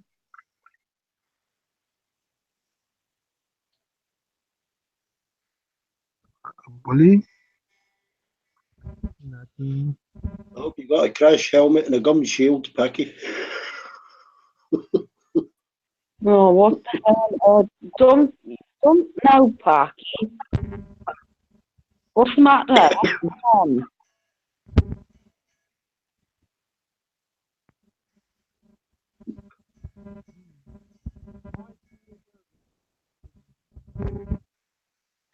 Okay, what is your always leaking makes that already not sexy girl? What? Okay. Mrs. Vargas, stop sending There we go. that you me. Yeah, but those pictures were hilarious. We were just going into all these shops, right, and trying on dark clothes. With my Oh, like lord, overalls, clown outfits, that kind of thing. yeah. Well, yeah, just silly bet. Just to annoy the staff. I knew that was such Zero New Year. Yeah. Look, baby. They were hilarious, though. They were just laughing their heads off at us. Gotta go, Bucky. Okay, bye. And when we walked into this restaurant wearing the same vests, you know, t-shirts like, everybody was like, "Oh, what the hell have they come dressed as?" Find someone else to play with. I'm gonna stay and hang in And outside with shopping bags. Love is in the air, and Armando is in the rear. Love is in the air, thank you. Yes, it was Parky. Me and Tommy shall be getting married. We shall be having lots of little Tommies. And we should be living happily ever after. Music on the man, loud and crowd, the battle man. Okay, guys, I have to go. I have to go because Mrs. Vargas is going full throttle on me, so I have to go. As long as he keeps his guns away from our children, I don't give a shit what he does. Mrs. Vargas. Mrs. Vargas is going full throttle. Don't run away from a woman, Packy. On me. Jump on you from behind. Yeah, don't argue with a woman. Take care, everyone. Take care. Oh, bye, Packy. Take care, everyone. Take care, Sean. Bye. Yeah, everyone. Take care, bag. Take care, DeMello. All right. See you later, HP. Later, guys. Yeah, use a tap. Use a tap, Packy. Waganana? What is that? What the restaurant is called? Waganana? Something like that. I don't know. Waganana? Something, some shit like that. It's a really expensive. Oh, what do you call it? Restaurant. What did I just jive? Restaurant. You sure it wasn't Indian? Were they wearing a turban? No, they're not wearing a turban. They're all English people and Welsh people working there. Oh. But they tell you what, they had the kitchen was right in front of us. You could see them making our dinner. My daughter had fried chicken, rice, curry, and salad. And you want to see the dessert they brought her for afterwards? This cake was huge, and chocolate cake with about 4 different layers, loads of ice cream, and I had. You take a picture of the cake. I should have taken a picture, shouldn't I? Well, I actually had. I actually had a kids' meal. I did because I wasn't really, I haven't really been eating properly. So I just had a kids' meal. The meal I had, bowl, it was a bowl of broth, chicken pieces, sweet noodles, like cress salad and stuff like that. She was really fresh and healthy. Really nice it was. Yeah, if you stick to that stuff, that can get rid of a big bum, you know. Do you want to slap? Are you being rude? I'm just saying that's, you know, it's a healthy diet. You know, you want. I have a big bum. I have big tits and big hips, but I don't have a big bum. Oh yeah. Oh no, a big bum. Yeah, no, I didn't mean a big bum. I meant, you know, I meant a well-rounded bum. You know. Stop interrupting, Beck. You're annoying. You're getting like Dave. I'll send you some photographs of me and you can have a look. Not in a kinky way now to anyone who's listening to the panel. You can actually have a look then. I got big hips and big tits. But my bum ain't big at all. My legs are not big, my arms ain't big. Big hips and big tits. I know you get big tits. Hey? I know you get big tits. Yeah, I certainly have. That's true, that is. That's the truest thing you've ever said in your life. I got most bra sizes here. Tommy has seen the photographs. I sent Tommy some photos earlier, right? He looked at the photos and he said, oh, excuse me. Bloody hay fever. It's all on my chest. He turned around and he said, oh, did you and your friend have a nice day? I said, that's not my friend, it's my daughter. And when he seen the photograph of her without the glasses on, he looked at it like that and he went, oh my God, it's a fucking clone. It's a fucking clone of you. Oh my God. Oh, I found my glasses. I found my reading glasses. They were in a pot in the shed. Are you and Tommy making an effort now, Beth, and getting on? You know I love you both. Yeah, yeah, he stopped insulting me, so you know he's quite safe for the moment.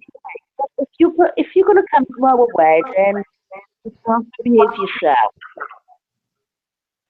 Well, he'll have to remember not to insult me.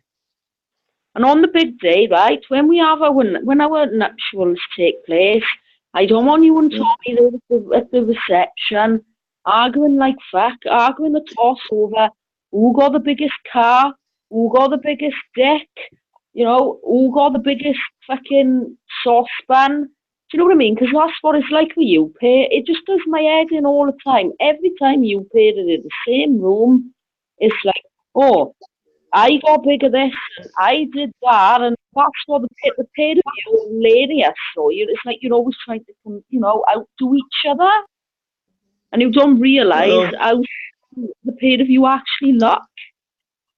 Well, I don't cast the first stone, you know. Never have.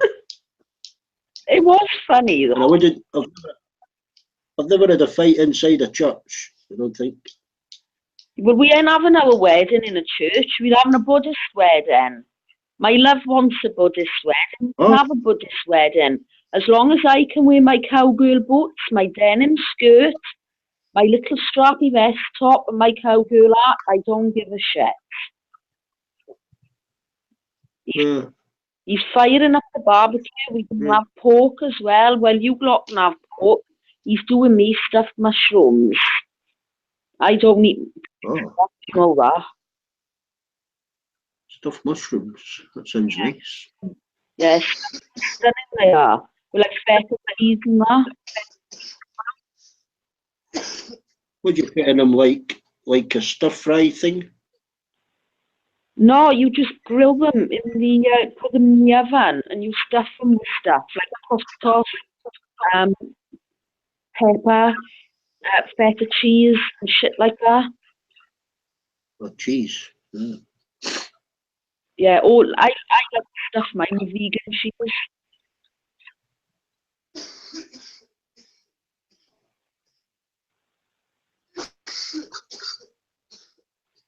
So I'm looking at the photograph of us now. Don't we? We look like bloody twins. We look like twins with different colour hair. We do. Yeah.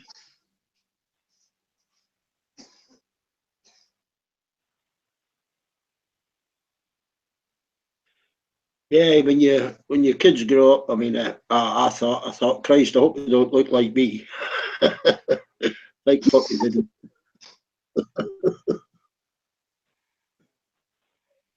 Who do they look Oh, look a bit like the mother, but the dirty blonde hair, Yeah. real. Well, my daughter's hair, my hair is actually, my hair is dyed, but it's only slightly lighter than the colour I dye it. My daughter's hair is, like, she dyed it red, she put a tint on it, but she's normally, her hair is normally like a light brown colour, like a mousy brown.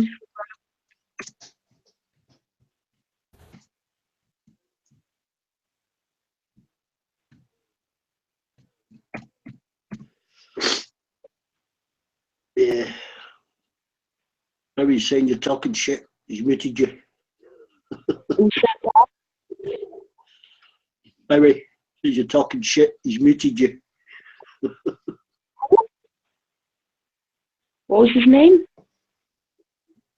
David Oh, Bowie. well, I think he's named himself after that singer. Him that died. all right. Talking shit. No, he's only joking. Don't matter. He can't hear us. Can't hear us now anyway. So we can say what we like about him. Well.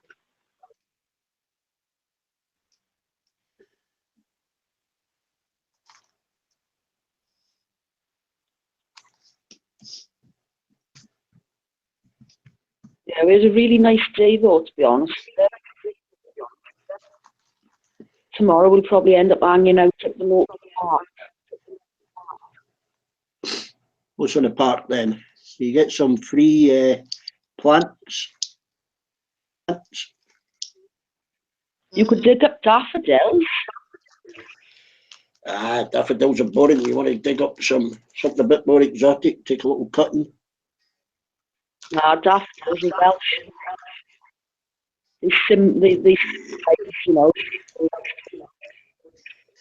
I love daffodils. Yeah, but they take over. I've got some mini daffodils, little mini ones, orange and yellow. Yeah. Spread like wildfire. Is it, you and I don't know what it is about you and Sally. It's like you'd always want to compete with each other and you silly thing. Funny though. No, I'm no competition. Tommy's just got to learn if he insults, he's going to get insulted back tenfold. He's sensitive, he is. Well, this isn't a place for sensitive people.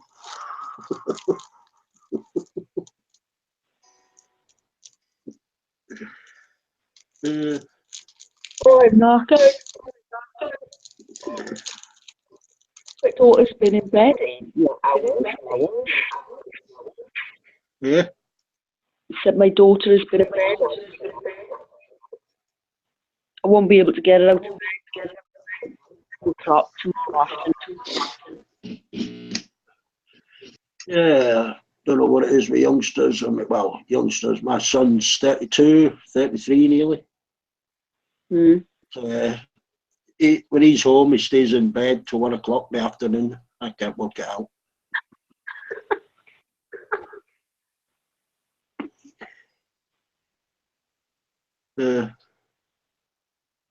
He'll text me at 1 o'clock in the morning, when you're tired, but try and get a hold of him at 9 o'clock in the morning, 10 o'clock, 11 o'clock, he's still in bed. Do that again? In the afternoon. Yeah. What did you say?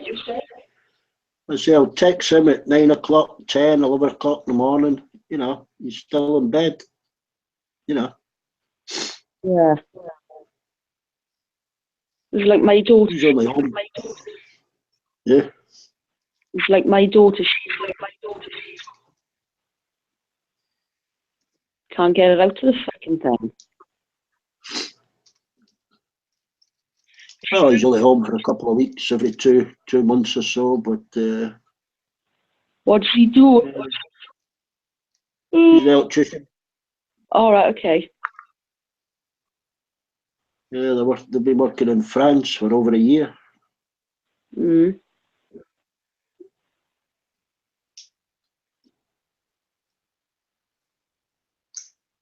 Anybody to work with them? Yeah. Quite amazing. Touch of tonsillitis. Have you? What Yeah. kind of work, Mac? Electrician, Jose. Oh, okay. Looking electrical works and shopping centres, etc.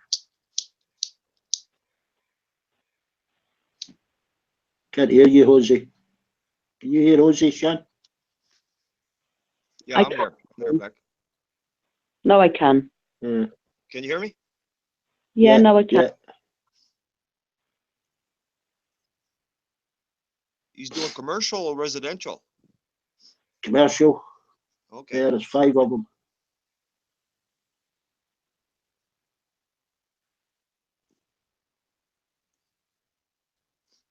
There's plenty of work over there. There's no work here, you know. Yeah. Well, you got to go where the work is, you know.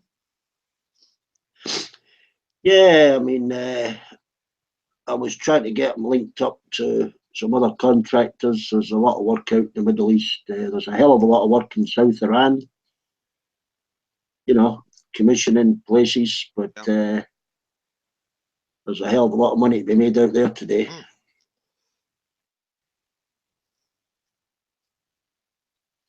It's happy what he's doing. They're finding it hard to get labourers, you know. Yeah. They're starting labourers, they're working a couple of weeks, then they're disappearing, you know.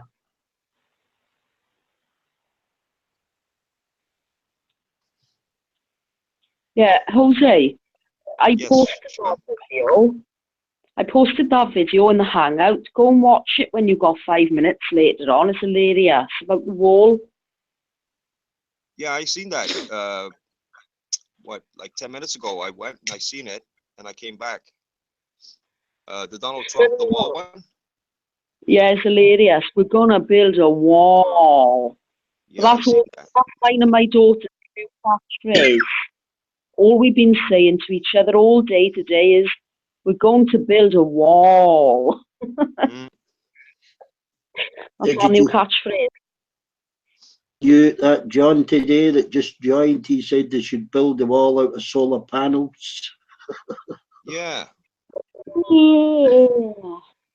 You Why didn't didn't catch they on. have sense?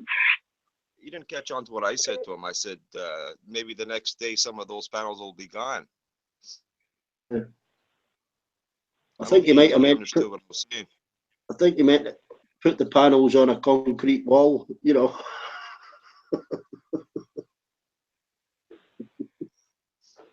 I mean, someone from the other side, you know, the Mexico side, with one of those trucks, you know, that they use for, you know, electrical work, you know, with those the arms, high-ups. A boom truck, you know. You call them high reach. Yeah, high reach. Make it happen and start taking a solar panel, you know, one by one.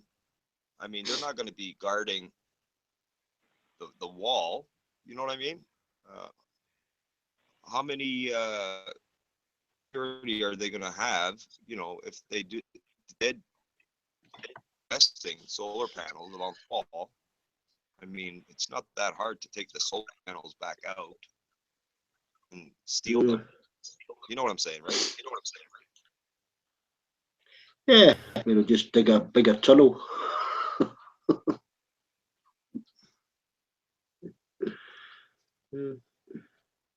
Catapult themselves over.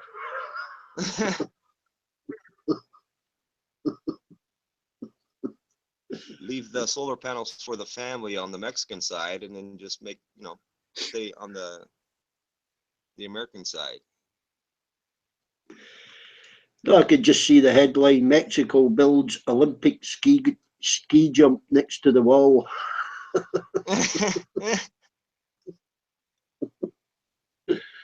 free electricity donated by solar panel wall. Yeah, they'll be connected up to it.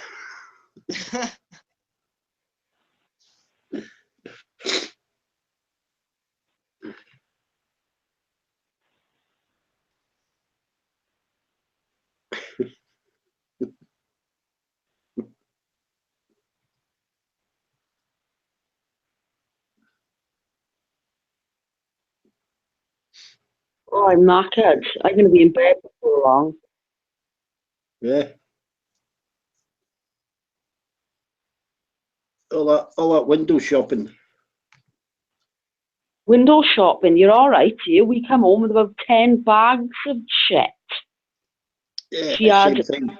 Same thing. I call it shopping, window shopping. So it's window shopping to me because I just stand outside. she dragged me around every single shop going. She had 2 pairs of shoes. Oh, she had a pair of shoes, a pair of boots, a vest top, she had a coat for the winter.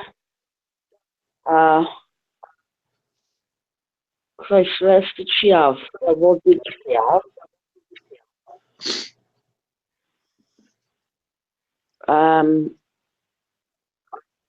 I don't know what else did she have. Loads of stuff. And I come home with a new dress and 2 new tops. I bought a waistcoat, a dress. Yeah, waistcoat, a dress, and a vest top. And obviously because she nagged me because she wanted to go around dressed in the same bloody clothes as me. Kids. Yeah, I just get bored. She bought a little pair of Logitech speakers on Saturday. Yeah. Oh, who bought that? You And I grand? fucking moaned and moaned.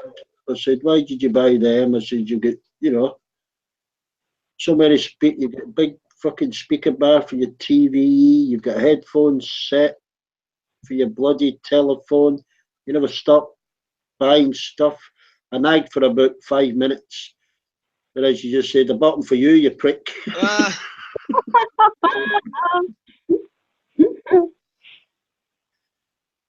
I could hear my phone, music on the phone.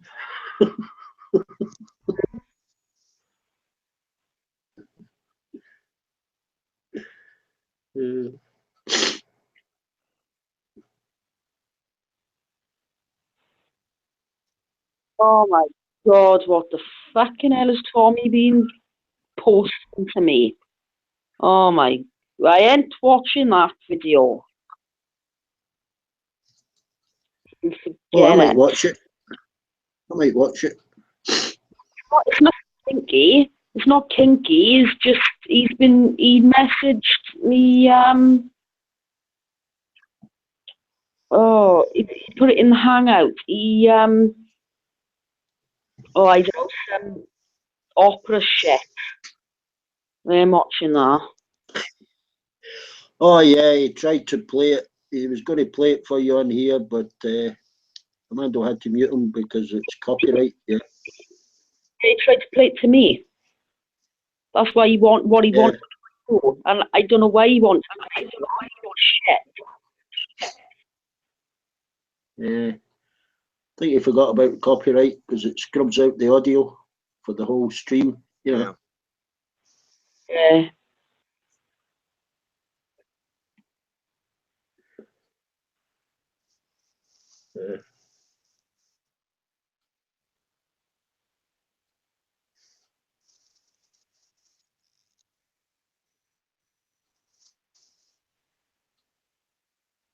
Knackered I am.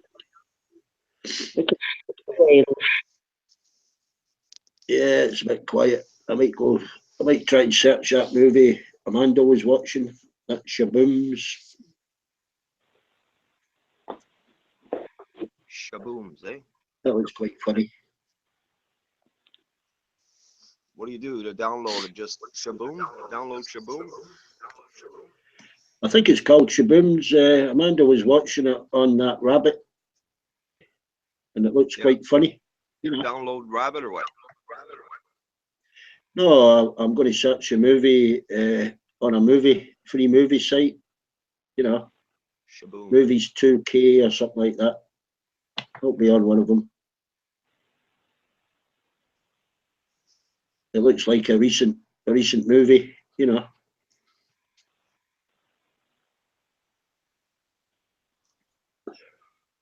Bit of comedy instead of the depressing stuff, you know. Yeah, man.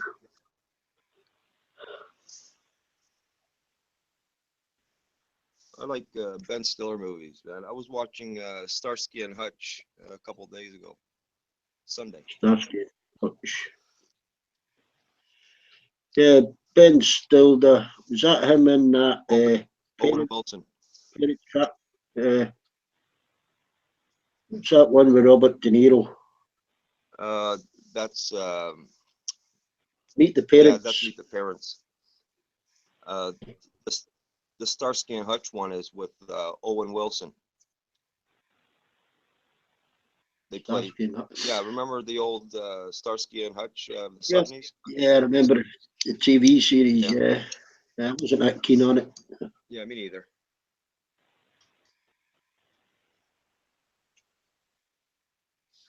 Hey, Sam. Hey, Sam. Not so bad.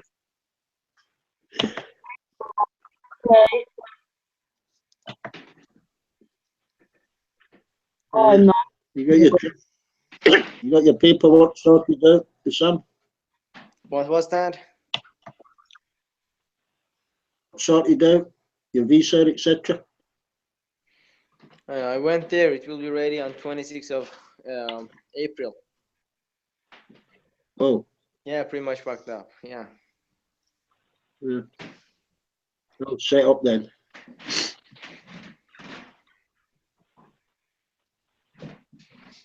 Oh, why am I? That sounds leaving on a jet plane.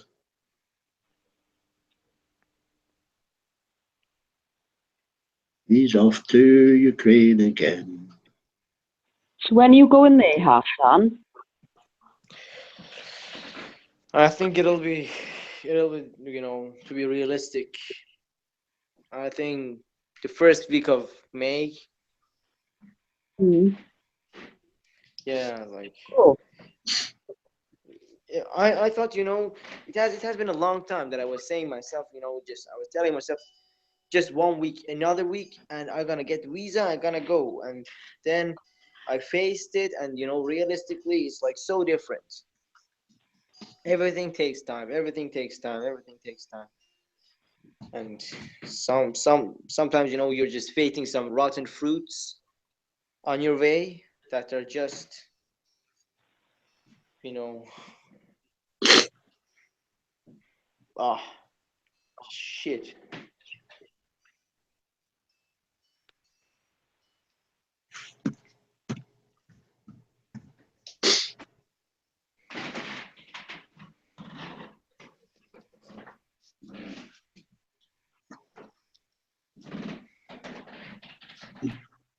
Rolling on the hangout, is he? No, from the farm hangout. Yeah. Tommy and David Bowie are on the hangout. There's nobody else on you. I mean, is he added? No. Who added? Ronan. Oh, Ronan. Well, I used. Oh, he's added. He's on it. Yeah, I added. I knew I added it, yeah. People don't add in, so Is this I know, it comes up. Is this hangout live? Live. Yeah, it's live for Sam. No, not right now. It's not. Yeah, it's live. It's live, Jose. Is it? There's no yellow thing saying live right now. Yeah. Yeah, I've got it up in the corner.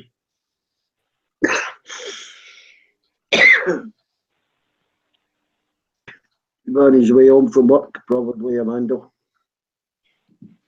must have told me he is then.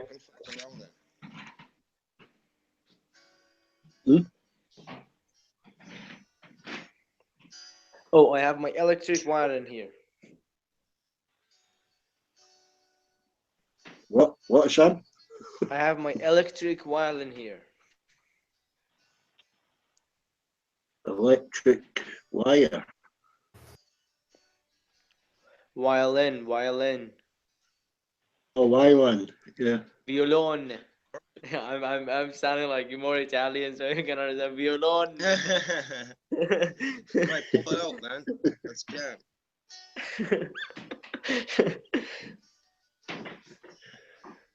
I fixed it today. Yeah. Yeah.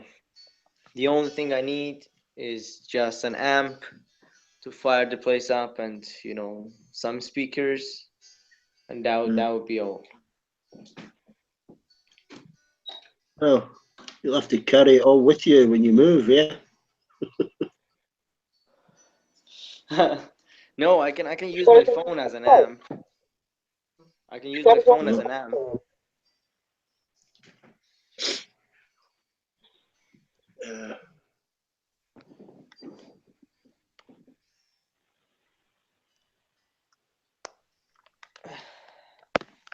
Oh, I'm going to take a picture out for a poo. Oh, shut up. Is it on the roadside rather than all the way down to the bloody beach? Sometimes you can't be asked. You plays games.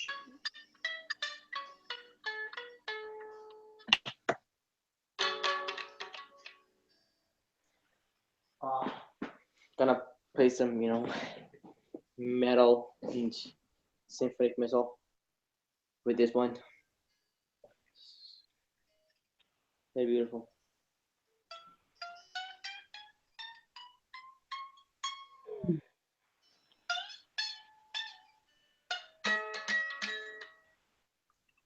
You hear it? Yeah. Oh, that's bad.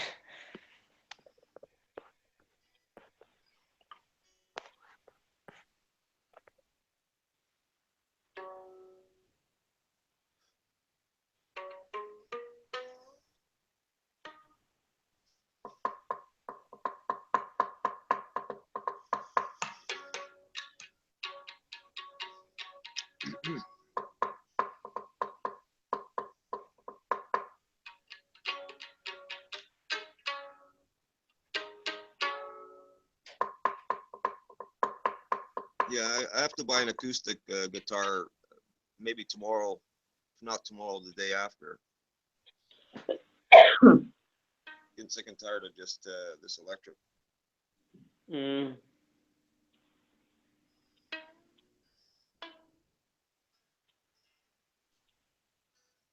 I don't have speakers. If I had speakers, I could use it. But I'm like just listening on headphones. Yeah. Yeah, just that's the only way. Dormitory's door is closed, so I cannot even get on a speaker.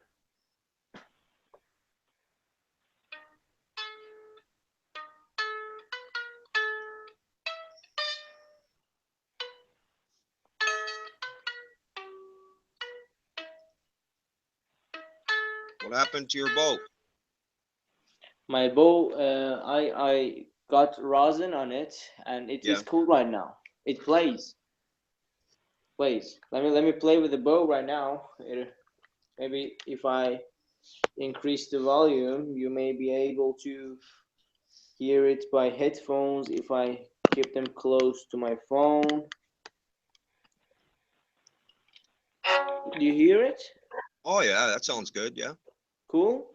Like yeah, the that sounds lifted really good. sound, or it seems a little bit acoustic. Sounds okay, man. Okay, let's go. Yeah. Do you hear this one? You hear it? A little bit. So it's not by headphones, maybe that much. Let me see if I can increase the volume somehow.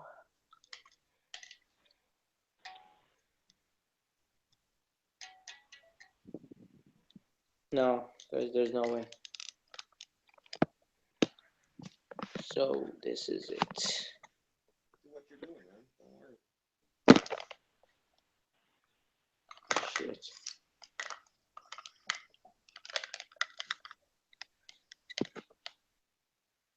We're not live, are we? Yes, Are we live? we are. We are indeed. I don't see a yellow sign up Either there. do I. Either do Yeah, I don't see that. We live.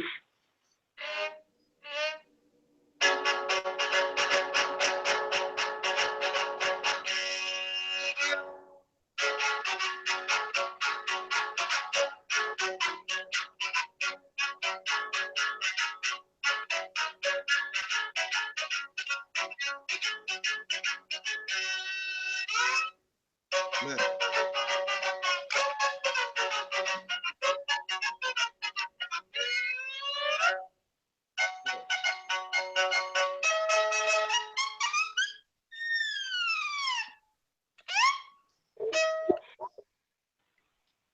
Hmm.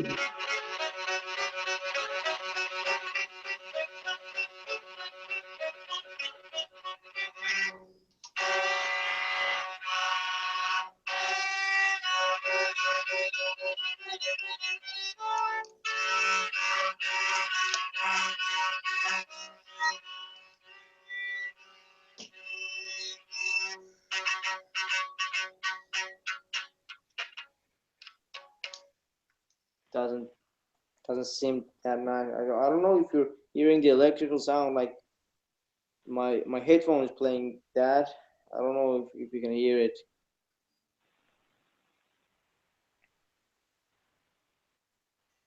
We're live.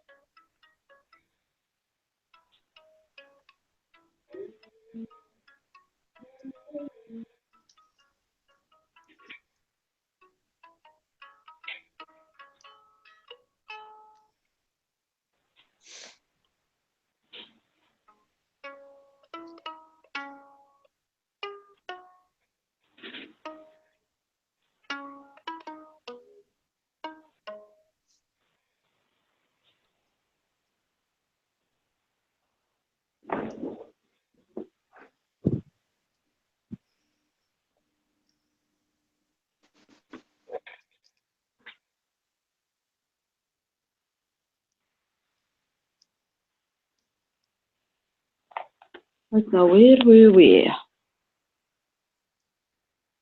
Who just left?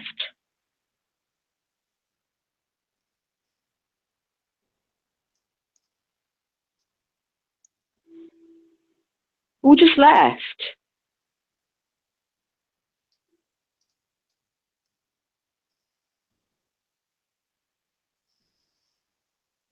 I'll talk to my fucking self then, shall I? Oh, what happened, Sean? I had my headphones off. Oh, hello. I just wondered what happened.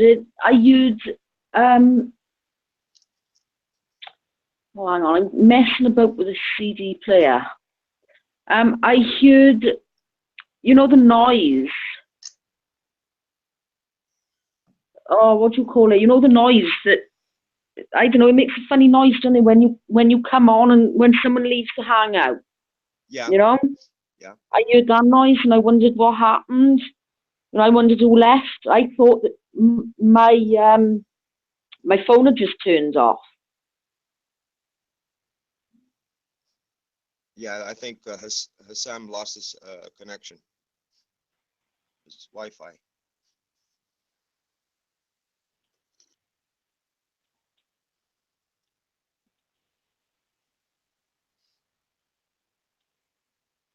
Sleep with one eye open, gripping your pillow tight. Excellent. And tonight. Sorry, I'm singing to Metallica. Enter Sandman. Neverland. You know what, right? My friend's band, he is absolutely awesome. He does like Metallica covers, and he's shit up, fair play. Awesome boy. Yeah, I remember when that album came out. That was huge album. Yeah, the Black Album. I got it. That's what I'm listening to now. Yeah. What's the other big tune on that album? Nothing Else Matters. Yeah, that's the one I like, is that one. And nothing else matters. I used to sing that in Weatherspoons with Ryan, and they used to threaten to throw us out the pub. Funny as fuck. Funny as fuck. We used to just sit there, right? And I'd play it on my phone, and we'd just belt it out, start singing it. And we had dirty looks a few times off, off the managers and the staff that worked there, and they'd come over one day and they said, "Oh, you'll have to keep the noise down or go."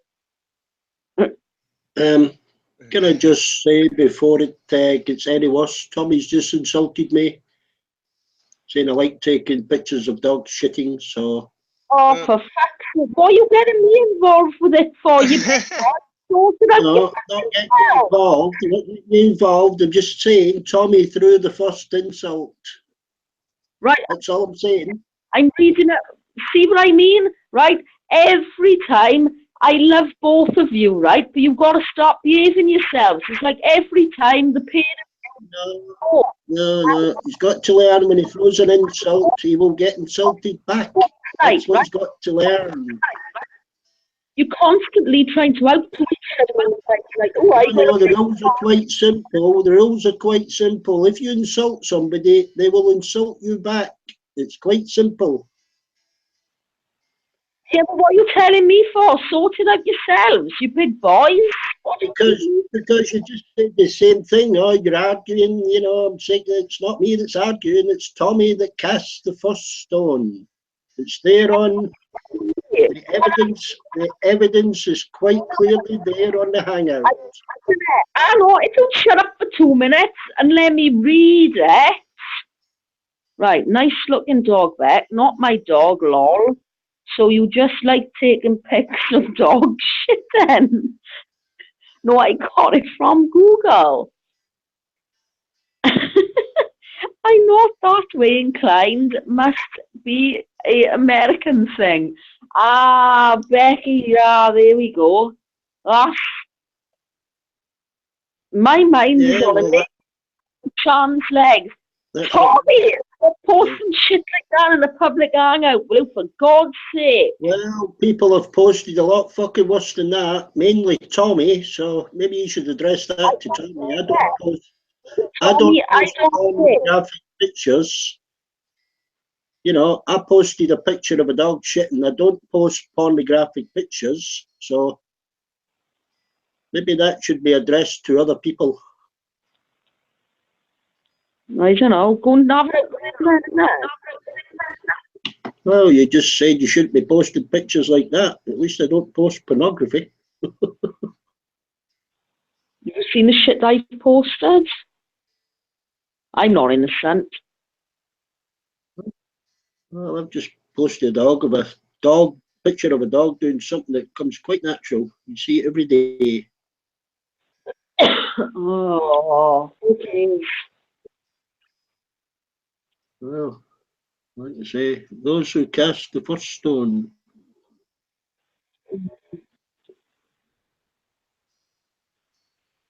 You posted it. Yeah, it's a picture of a dog having a shit, Tommy. You've never seen a dog having a shit. Fucking hell, fire. I will not post a picture of a guy jerking himself off, Tommy. That's your preference, then carry on. I'll stick with the dogs having a shit. Jesus fuck.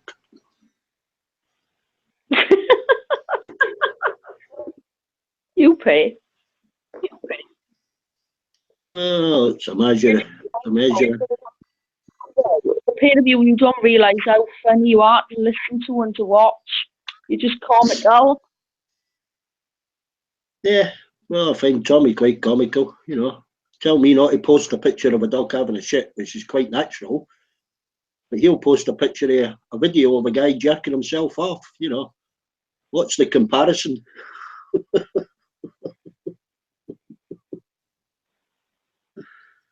Oh, don't look at the hangout, Beck. What's